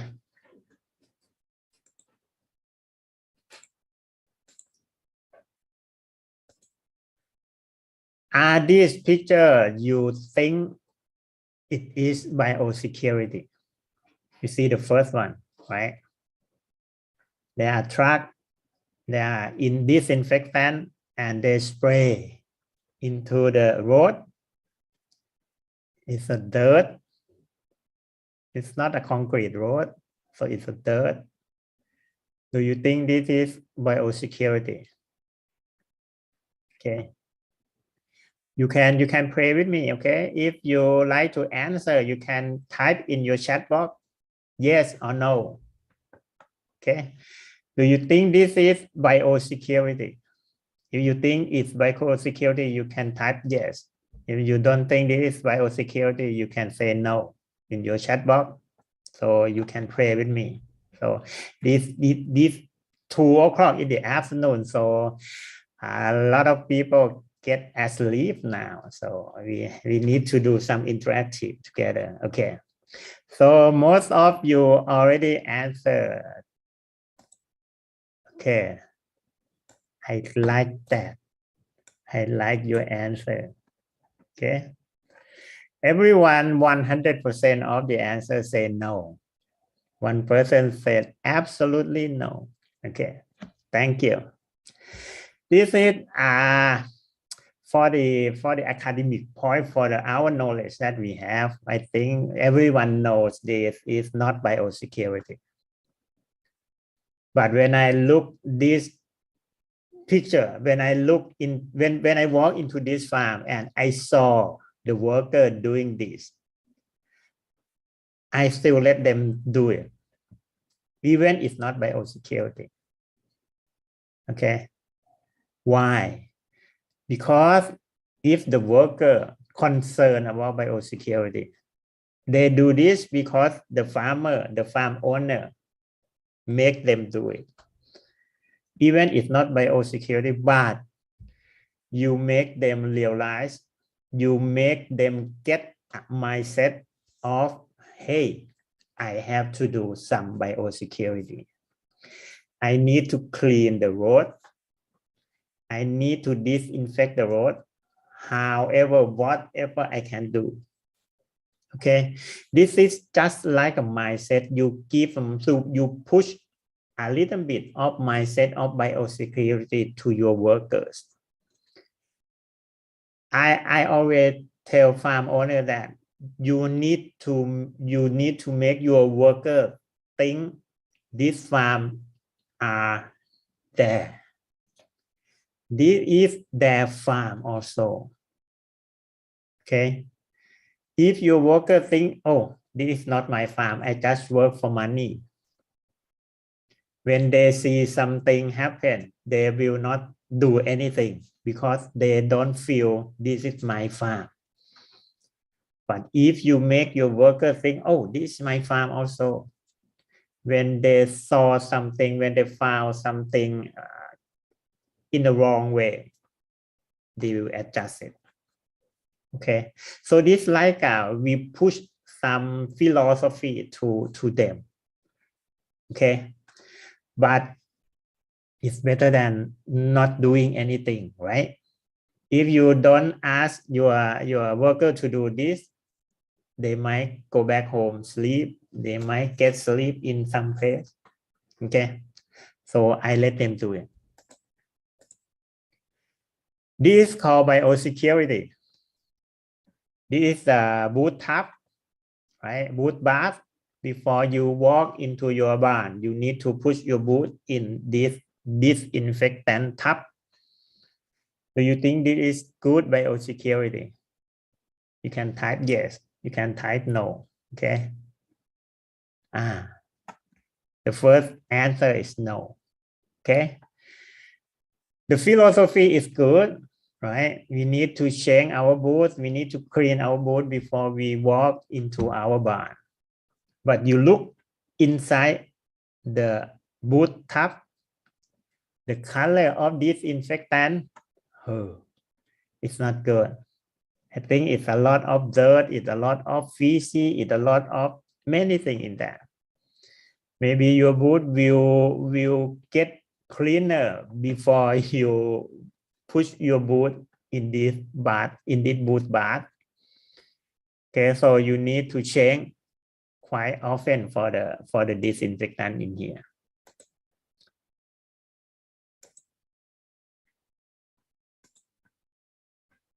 This also what we have done in a lot of farms in Thailand is use of framing.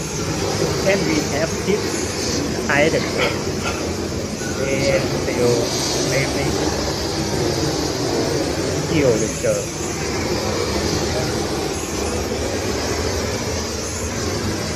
And also a lot of farms they use disinfectant spray inside the finishing barn like this. This is the same thing with when you use disinfectant in the dirt road. It might be nothing kill the virus, but you push mindset of biosecurity to your worker. Okay. This another sample that I do not recommend you to do. They use the sodium hydroxide here, the bucket, and then they use sponge, and then they use sponge to tape around the slab floor. This is not a good thing to do because your sponge will get contaminated, and then your sponge will spread the virus around. So don't do it. Okay. This biosecurity, we have seen a lot of biosecurity method that our farm doing. So you need to make sure that they're doing it right. Okay. So for the biosecurity, shower in, clothes changing, boot changing, hand washing, and disinfecting is the most common thing that we have been doing. So this a farm that they improve their facility on disinfecting human before get into their farm. I will show you. It's quite long, but I will move forward of this is the called the building, like a shower building. The first room is for disinfectant. You see disinfectant people around here with a spray at the roof of the room. After that, it will be automatic spraying. It's very strong. It took about 20 seconds. It's very strong, so you wet every part of your body. So you take every coat out and then you get naked. Sorry for this photo. I think it's okay. It's not red. But on that. Okay, then after that after 20 seconds or 25 seconds of disinfectant spray, you move into another room. It's a room for washing. So you take a shower here. Okay. And then you move to the third room to change to the clothes inside the farm. Okay. This is how they do it right now. So if you walk to your farm every day, you need to disinfect every day. Okay. So many farms in Thailand, when we have problem of ASF, they bought like a knockdown shower room to put at front of the farm. And then before we get into pig rearing area or pig barn, we need to do again for the washing and change our clothes again. And every barn we have a booth for specific barn. In Thailand right now, we have a color code for booth. The black one we use to walk outside your barn. The white one we use to walk inside the barn. So if you see your worker walk a white boot outside the barn, they will get punished. Okay. So I think this almost the same with Mr. Min talk this morning. So I think everyone knows this thing already, and I think that we need to do. For the human traffic, we need to reduce worker movement, like I show you this one. Okay. If you can put your worker one barn, one worker, they will not have a problem. But if your worker work more than one barn, and then one barn get infected, your worker will spread around the virus. Okay, so make sure you need to make a big consideration on that. This design for the work area, no common area in restricted areas. For example, in the pig rearing area, no pool worker. Okay. Human hygiene. Most of farms in Thailand right now, they have on-farm accommodation. They don't let their worker to work back and forth, come work in the morning, and then in the evening they go back to their home. So they build the facility inside the farm. So all worker will stay on farm. If you come from the outside farm, you need a downtime period, at least 3 days or 72 hours. And you need to disinfect yourself before you get into your farm. Like this, before you get into your farm, we need to clean my hand. Brush, wash, drip in the disinfectant, okay? Because your hand can bring a lot of things with you. when you go to the fresh market, you buy a pork, you get contaminated very easily. Okay, and the DNA of virus can stay in your fingernail for at least 5 days. I test it already, so at least 7 days you need to be aware on that. So wash your hand, brush your hand. It's the better. This one worker in a farm.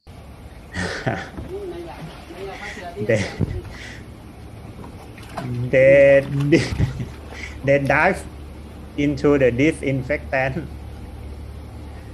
So after he finished his work, he will dive into the disinfectant like this every day to make sure that he clear himself before he walk back to his home or before he move to another barn.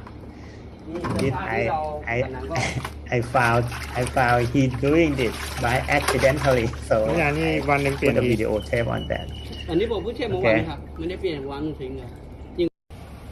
So, but you need to make sure that disinfectant is safe for you. Okay. Actually, most of disinfectant is not recommended to use with human. So, okay. So reduce the number 4 is pig movement. So right now, I think if you move pig around quite often, you will get more chance of get infected or get clinical sign on your pig. So in Thailand right now, I recommend to use batch farrowing, batch production. So you will not move your pig every week. You will not inseminate your pig every day. So you move pig once 3 weeks, one time 2 weeks, one time. It depends on what kind of batch that you want to do. Okay, if you do not familiar with batch farrowing, I recommend you to learn from your practitioner. Okay, for the farrowing house, we recommend to use all in or out. What does that mean? It's same thing with the nursery pig in the past. For the farrowing house, if you move pig to be prepared for farrow, you move just one time. One day you move pig in, and then you close the door. I don't care how long the first sow get farrow. The last one, how far away from the first one. But when you move your sow into the farrowing house, you do in 1 day, and then you close the door. In the past, you will move pig every day, maybe every 2 days, something like that. But right now, I ask them to move in 1 day. And when you wean your pig, you move pig out in 1 day also. You reduce movement of your pig, you reduce movement of your sow, and you will be okay with that. Okay. For the finishing pig also, I recommend to do wean to finish system. So when you wean pig, your pig go into your finishing barn and they will stay there for the whole life. Don't move it. Don't move it anymore. Okay. That would be my recommendation if you want to stay with it. Okay. Stress free, no sizing pig. In the past, when you wean pig, you will sizing. The small one will stay in the small one. The big one will stay together in the big one. For now, I would recommend you to wean your pig in a pen. For example, if this one sow get 10 piglets, you wean those 10 piglets together to the finishing barn. to the finishing pen. If your finishing pen is quite big, you can put 2 litters together. I do not recommend to mix your wean pig and then you sizing. Small one get the first pen, the larger one get the second pen. No. I recommend you to move pig to wean pig litter by litter. They will not get straight. They will know each other. They are brother and sister, so they don't fight each other. If you mix your pig like in the past, they will fight each other. They will get straight, and you will get problem with the ASF. Okay, so you sizing, you move them in the same litter. They will grow together in the same litter. That would be my recommendation on weaning pig. Okay, and low density, 1.5 square meter per pig. That will be my favorite number right now. Okay. Reduce pig and human contact. We already know that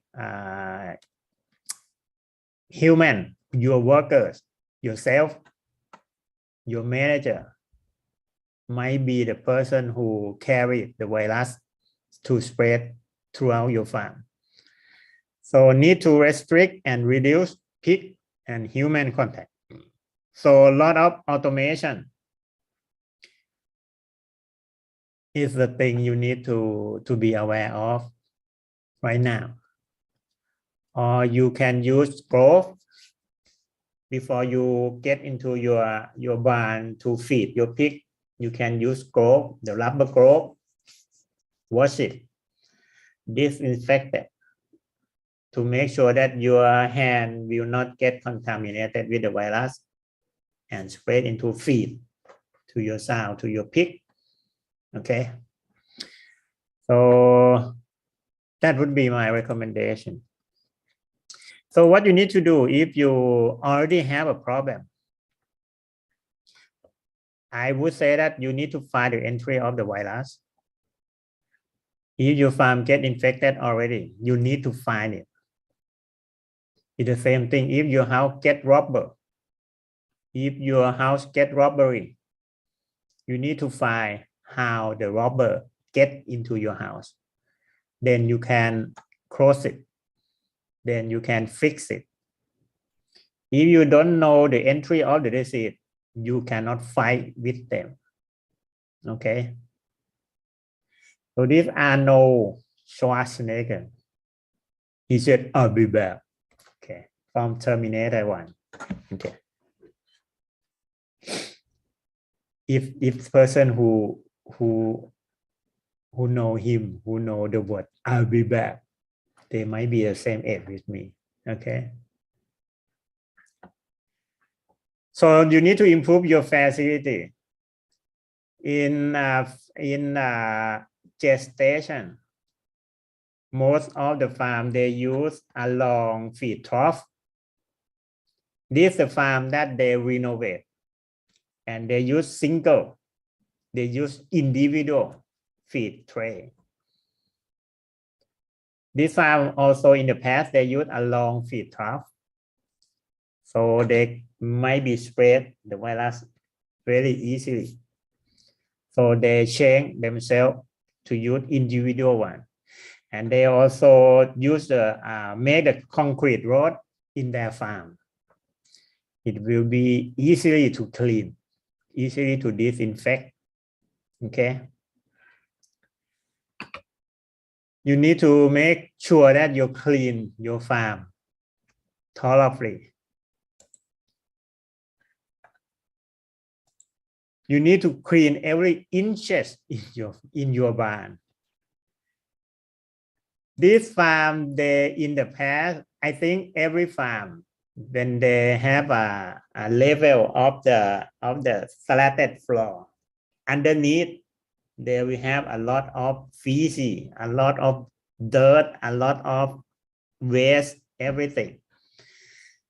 This farm also have the problem of ASF, and they found the problem recurrent, reinfect quite often. So I think that might be some places that the virus still hiding, even they use a lot of disinfection on the slab and everywhere. But underneath it,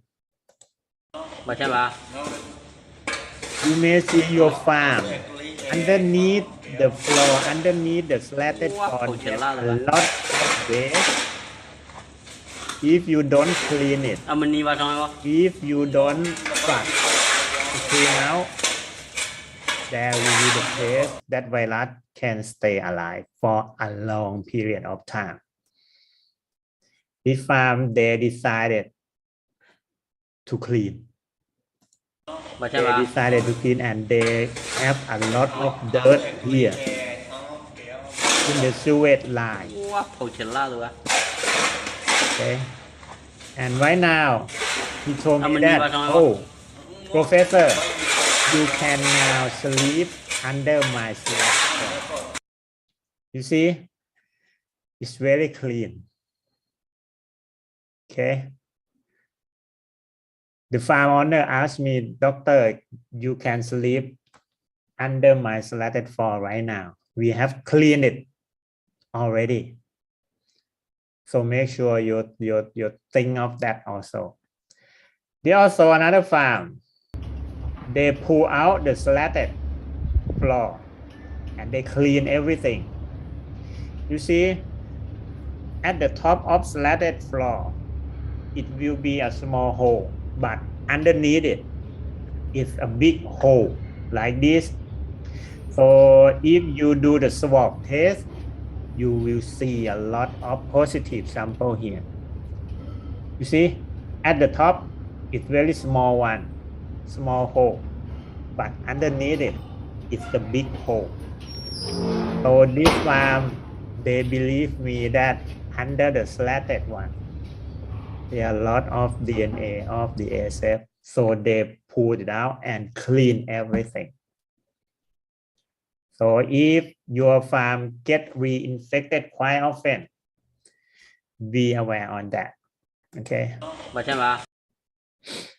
So this disinfectant that we have used, okay, we have tested by DLD, the Department of Livestock Development in Thailand.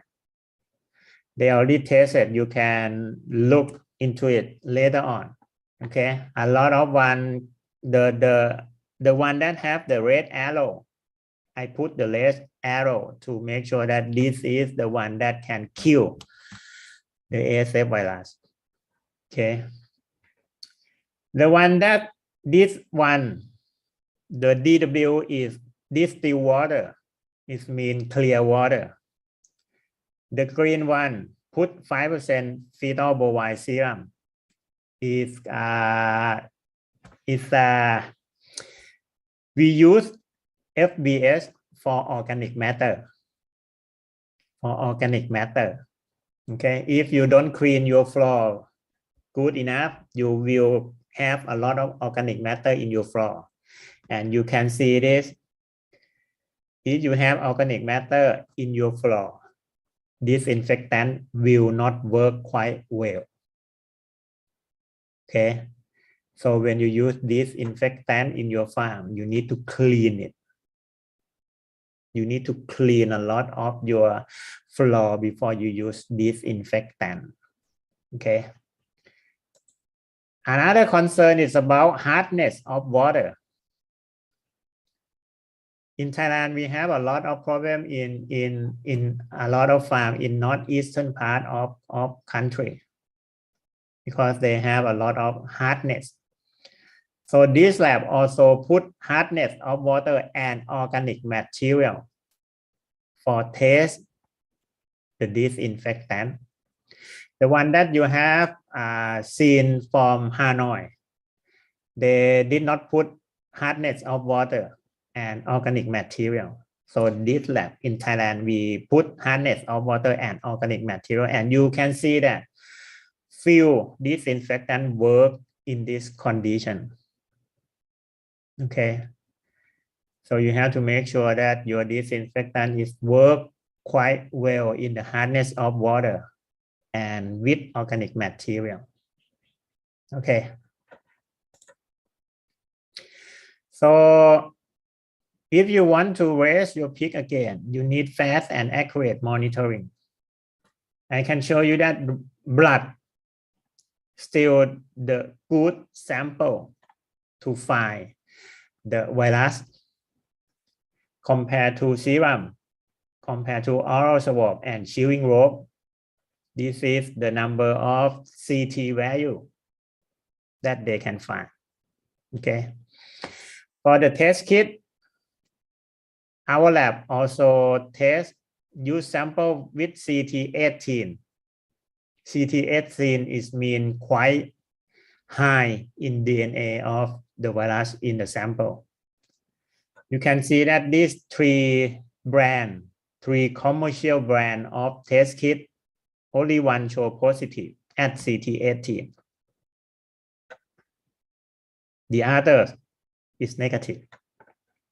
When you use CT30, CT30 means very low number of DNA of the virus. All of these three brands show negative. So what I like to say is this kind of test kit doesn't work. Okay. For the blood collection, I will show you the video of how we collect blood to send to our lab in Thailand. This how the farm manager, I think they discover, maybe they got some suggestion or recommendation from somewhere else. We collect blood from tail. It is a sound, a lactation sound. We use a needle to pinch. Like when you do the blood glucose test in your finger. Okay. And then you use cotton swab to soak the blood. And then you put into the plastic bag, send to the lab. This is very easy. You don't need a snare. You don't need to use the needle, the syringe to collect blood. This way is very easy to do. อันนี้คือการเจาะเลือดที่ปลายหางนะคะ Use cleaning by alcohol and then you use a new 18 needle. Okay. Like when you do a finger blood glucose from your finger in the morning. Okay. Same thing.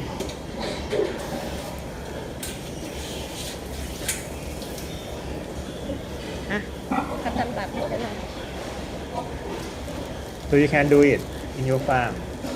Very easy. Not a lot of contaminated. Okay. And it's easy to stop the bleeding at the tail also. Okay. This is how farm owner they develop this kind of tooth extraction. The thing behind this, one day farm owner asked me, Professor, no one told us what is the good method to remove pig from our finishing barn. They found that when they move pig out from the pen and let them walk through the hallway, other pen will get infected later on. So this farm owner, they develop their method. Let I show you. Okay. คนเปิดผ้าใบพร้อม This evaporative cooling system finishing bar. คนจับหูพร้อม So ที่น้องๆสงสัย the ว่ามีอยู่ worker ตัวหนึ่งจริ when ง they ๆคาดว่า suspect จะเป็นโรค when they suspect the sick pig they will tell the farm สีเขียว owner คาดว่าเป็นโรค this pet เวลาเราเอาออกเราจะเอาออกแค่ตัวที่เป็นโรคอย่างเดียวตัวอื่นที่คาดว่าไม่เป็นก็เอาไว้หมดเลยนะครับ they suggest that คน this ในเล้า can ไล่หมู get ตัวที่ infected. So เรา the ต้องการ worker only one worker ออกมานี้ only one person can get this bar. So they use a long นี่จับได้แล้ว long bamboo to push this pig close to the window, and then we have a person, very strong person, to carry out that pig out. Okay, they out like they hold a baby and move to the truck. You can see this. จริงคาดว่าจะเป็นโรคคือตัวที่สีสเปรย์สีเขียวคาดว่าเป็นโรคเวลาเราเอาออกเราจะเอาออกแค่ตัวที่เป็นโรคอย่างเดียวเวลาเราเอาออกเราจะเอาออกสีสเปรย์สีเขียว You can see this pen. There are only 3 pigs left. That means they took out every day. But you look at the cross, the next pen. They use the blick with a hole. They use the same feeder. Okay. You can count the number of pigs in this pen. It's still full. Even across this pen, they are still full.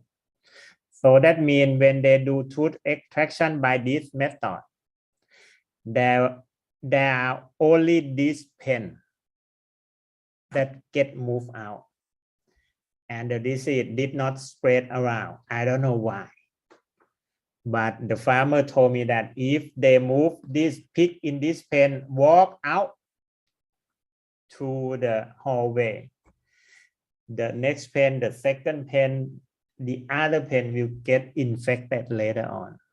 So they developed this method. Okay, so you can do it in your farm. This is a tooth extraction method that will not get more contamination in your barn, and they're very successful on stop the spread of the disease in their finishing barn. Okay.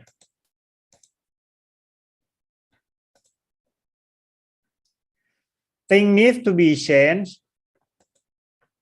Right now, we try to find a recommendation for the small scale farm. I know that the last site farm, they can stay with it. They can improve biosecurity. They can put more money to invest for their building.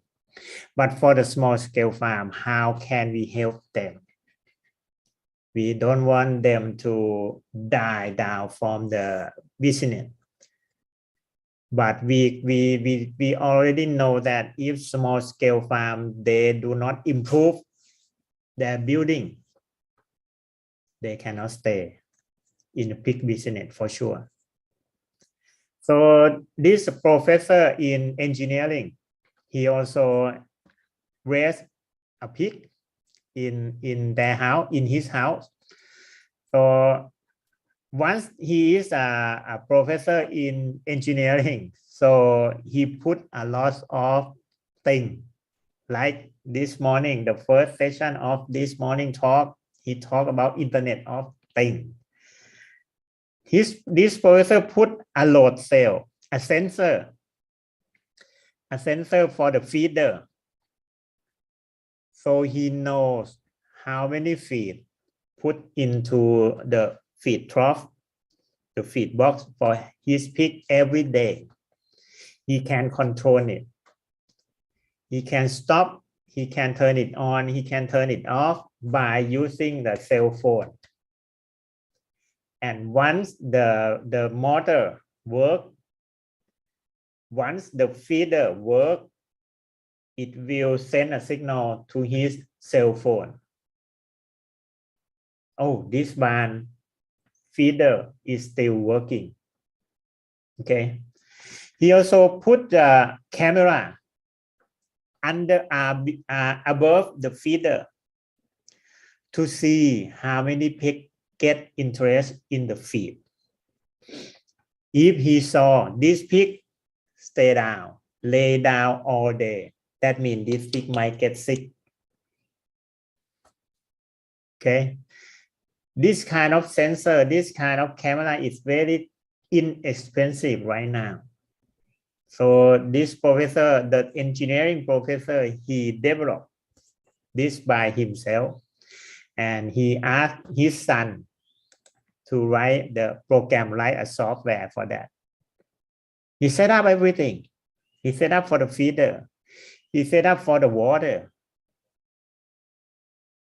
When we use a bathtub behind the pen, he set up a sensor to turn on the water for 5 minutes, then they stop the water. Otherwise, when you use your worker will turn on the first pen, and they clean the second one until the last one. Oh, when they turn on the first pen, it's already over. So he put the sensor on that. It's very easy today. Okay. So new farm will set up a lot of things that reduce the worker to walk into the barn, to walk into the pen. So you see this one, they put a lot of pipe on the ceiling, water pipe, a lot of things on the ceiling. So your worker will stay on the hallway and turn on water, turn off water, something like that. In the past, we put water pipe under the ground. That's not easy to fix. That's not easy to do anything. Okay.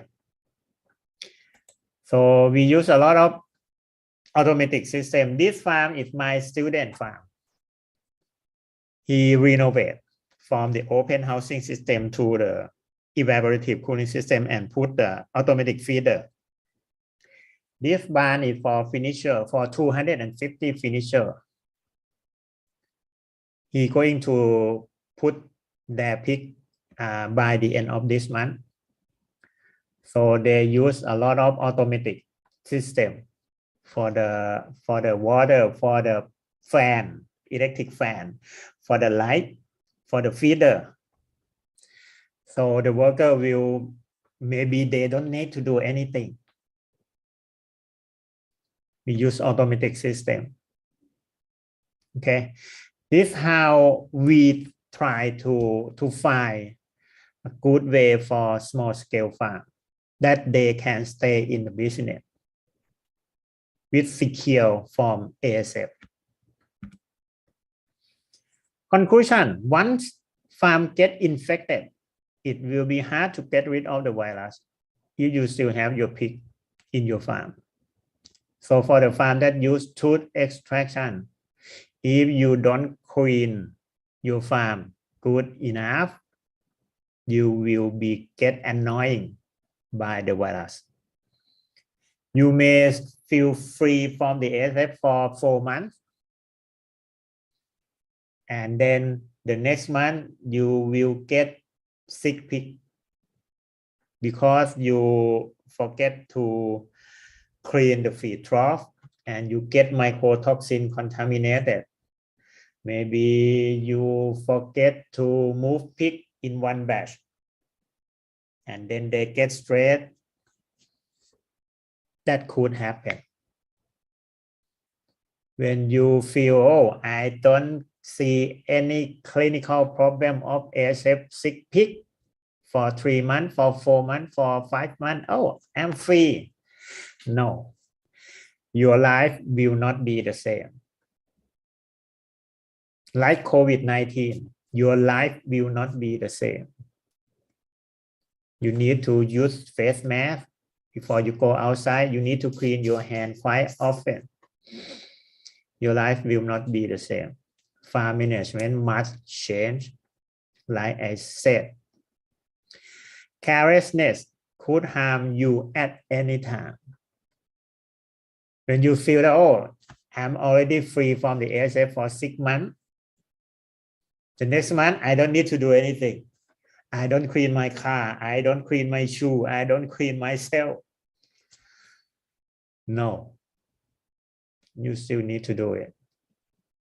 Okay, until we get a good vaccine for that. Okay, you need to change for Chăn. Okay, the last part of my talk is about hope of our life. The vaccine. I think you guys from Vietnam, you know this thing better than me. The last update is in September last year. So we are still waiting for the good news for the commercial vaccine from Vietnam, from Livestock company. Okay, I don't know how it's go right now. So it is a hope of our life, like COVID-19. When we have vaccine, oh, it's okay. I got vaccination already, so I'm fine. Okay, but you need to protect yourself anyway. Okay, so we should wait for good news from your folks in Vietnam. If you have anything news, a good news, please let me know. Please let us know. Okay, thank you very much. It's quite time now, so I think a lot of questions in the Q&A session, and thank you very much. And I think we can learn from each other more on the ASF, especially for the small scale farm. I think the big one, I don't think we have to pay more attention on them. They invest more already. For the small scale farm, I think we need to find a way how can we bring them go together with us. Okay, thank you very much. ขอบคุณครับ Thank you so much, Dr. Pariwat, for that very insightful sharing. And as always, we learned many things from you today, from your discussion about the swine management. So, ladies and gentlemen, if you have any questions to Dr. Pariwat, feel free to type them into the Q&A box found on your screen. So actually, we have a couple of questions now that I can ask you, Dr. Pariwat. And this question is from Ms. Vivian Tan. The question is, when an ASF positive farm plans to repopulate, how should we handle the slurry funds? The fund volume is too big to disinfect. So what can you suggest for her, sir? For the slurry pond, I think you need to check first if your slurry pond get contaminated. You can take sample from your pond and send to the lab.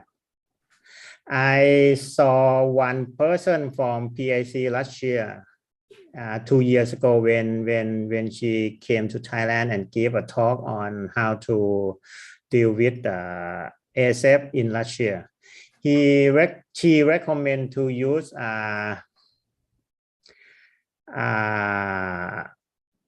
she call a lime, but when she talk about lime, it mean like a calcium hypochlorite. It's a calcium hypochlorite. She recommend to push them in the pond. But I think if the first thing I would recommend to test if your pond get contaminated first before you do other thing. If your pond get very big and get a lot of contamination, I don't think it will be safe if you come back to raise your pig in that area again, because like I said, the vectors, rat, flies can carry virus from that pond to spread the virus around. So check it first, and then I think we can find some way to disinfect that pond. All right, and this question is also from the same person, and she has a dilemma about the farm design. So due to farm design, the water from washing trucks will flow into the farm. How can the farm treat or handle the contaminated water? You need to do like the way how to collect the wastewater from your cleaning truck and move them to the what should I say, to the like a small bank area or small pond area that you can use disinfectant in that pond. I think it may be like when you build your house, you need a way to collect the wastewater from your toilet, something like that, and you have a bucket or I don't know how to say in English, but you put into the earth, and then you clean it, you mix it with disinfectant. I think that will be the way to do it. All right, so I hope that answers your question, Ms. Gideon. So moving on to the next questions. Actually, this is our quite a lot questions.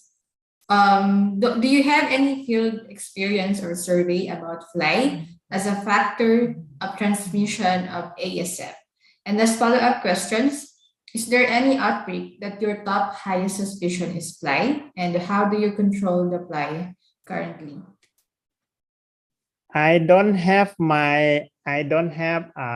direct experience on flies, but my student in Vietnam, he told me that during the outbreak in Vietnam, very early outbreak in Vietnam, if you collect flies, 5 flies, you will see it. It will turn positive for PCR testing.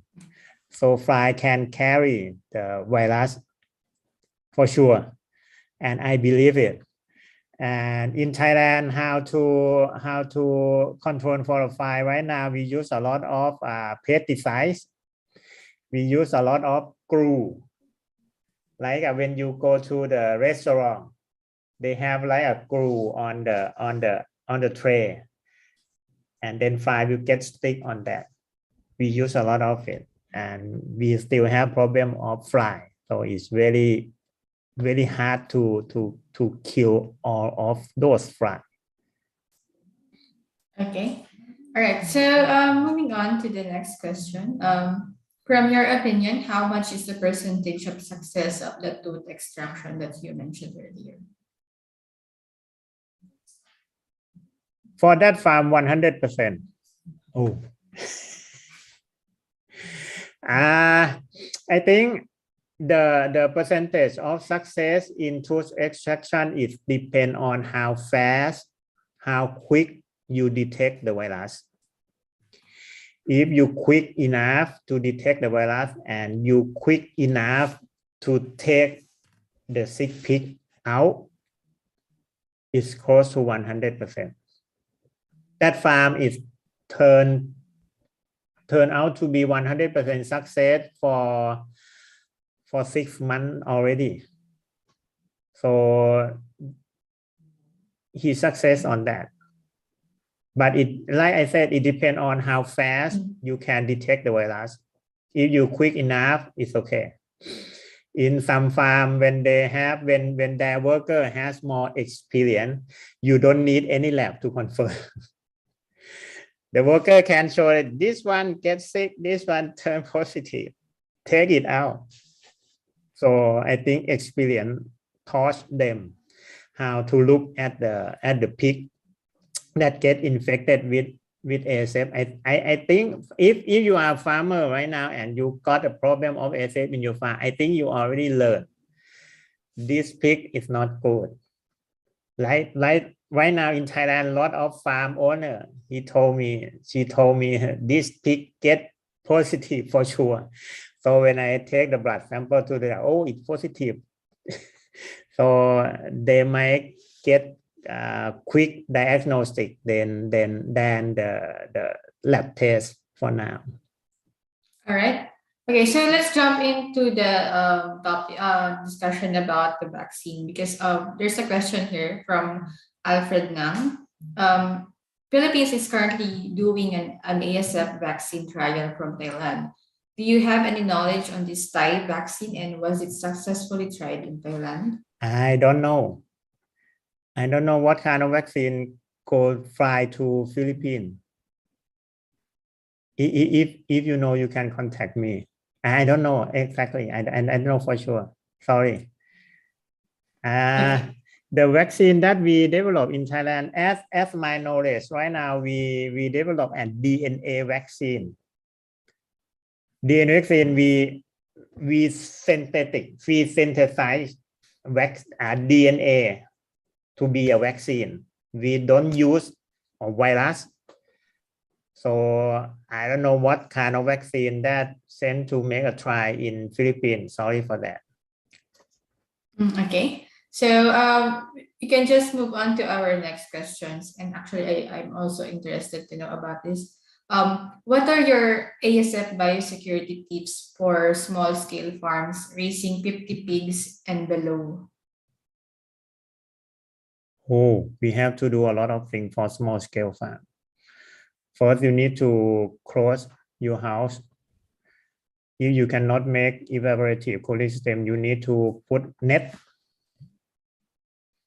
I think a lot of you see my picture before, the net, the blue net that to protect bird and fly.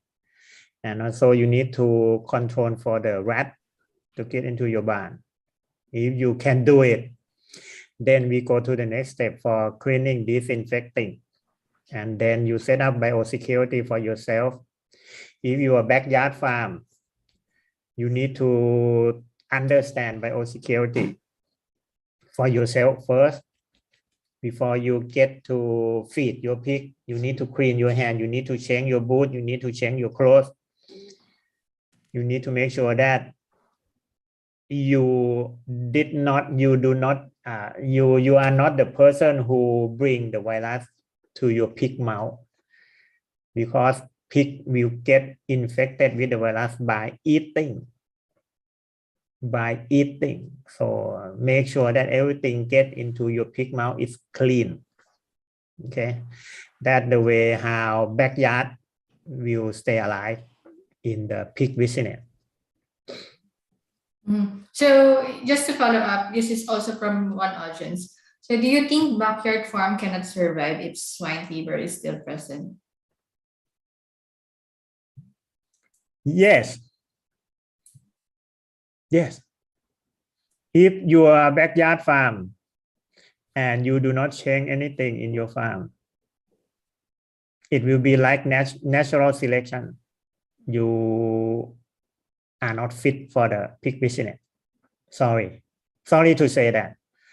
But if you change your mindset, if you want to change your farm, if you apply biosecurity, you have to ask yourself first, you want to be in the pig business? If you said yes, so you need to do a lot of things if you want to be in a pig business. Okay. If you feel that, oh, I raise my pig for like a leisure time, I have a spare time, so I raise them whatever, I put whatever for them to eat. In Thailand, we have a word like God help to raise our plant, something like that. If I have a big plant and big tree and I never water and I let them grow by the nature, something like that. But if you think this is my business, this is my backyard, my small scale, it is my business. So you need to change a lot of things and then you will stay in the pig business. If you don't change, you will not be able to stay in the pig business. Sorry to say that, but this is a fact. Yeah, understood. Okay, so since we're running out of time, we're just going to have our last question for you. What are the newest trends in livestock management? If you can just suggest a few or say any, at least 2 trends that you know in livestock management. That can you ask again? what are the newest trends in livestock management that you can share with our audience today? New trend. Yeah. Oh, I like the person who give a talk, the first person, the Internet of Things. Mr. Mark, right? Yeah. So we need to use a lot of technology. I have a lot of idea right now because I talk to the engineer. The engineering people, they think everything is very easy. And I think for them, it's easy, but for me, no.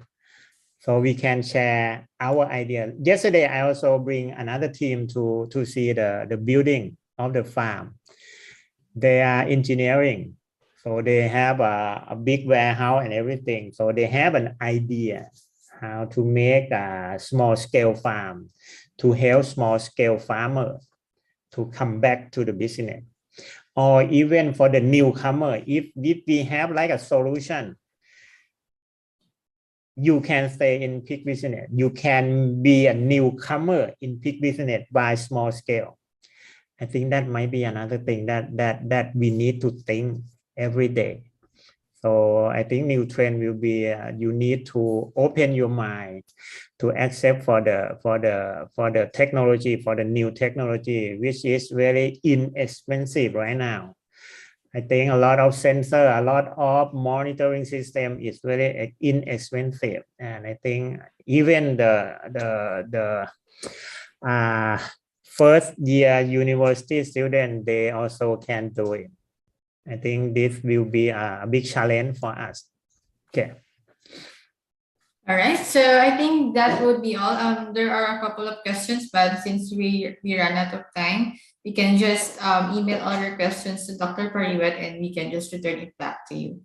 So once again, thank you so much, Dr. Pariwet, for answering all the questions and giving us your time today and for sharing your knowledge and best practices to everyone. So we hope to see you again in our next webinars. Thank you so much for today. Okay, thank you. สวัสดีครับ Okay, so that's a wrap for our webinar today. Another session has passed by, and we do hope that after this session, you will take home all the learnings that you have gotten from today's discussion. And we do hope that this will be beneficial to you and that you will be able to apply this in your lives. But before we finally end the webinar, I would like to request everyone to please answer and complete our short survey to further help us improve in our succeeding webinars and give you a better content source about the industry. So we would also like to take this chance to thank our sponsors, Hamlet Protein, Alltech, Scob Asia, and our media partners, the Poultry Trends, Vet24, and Livestock Magazine. So once again, thank you everyone for joining us for the entire day. And we'll see you again in our next webinar series. Thank you and take care.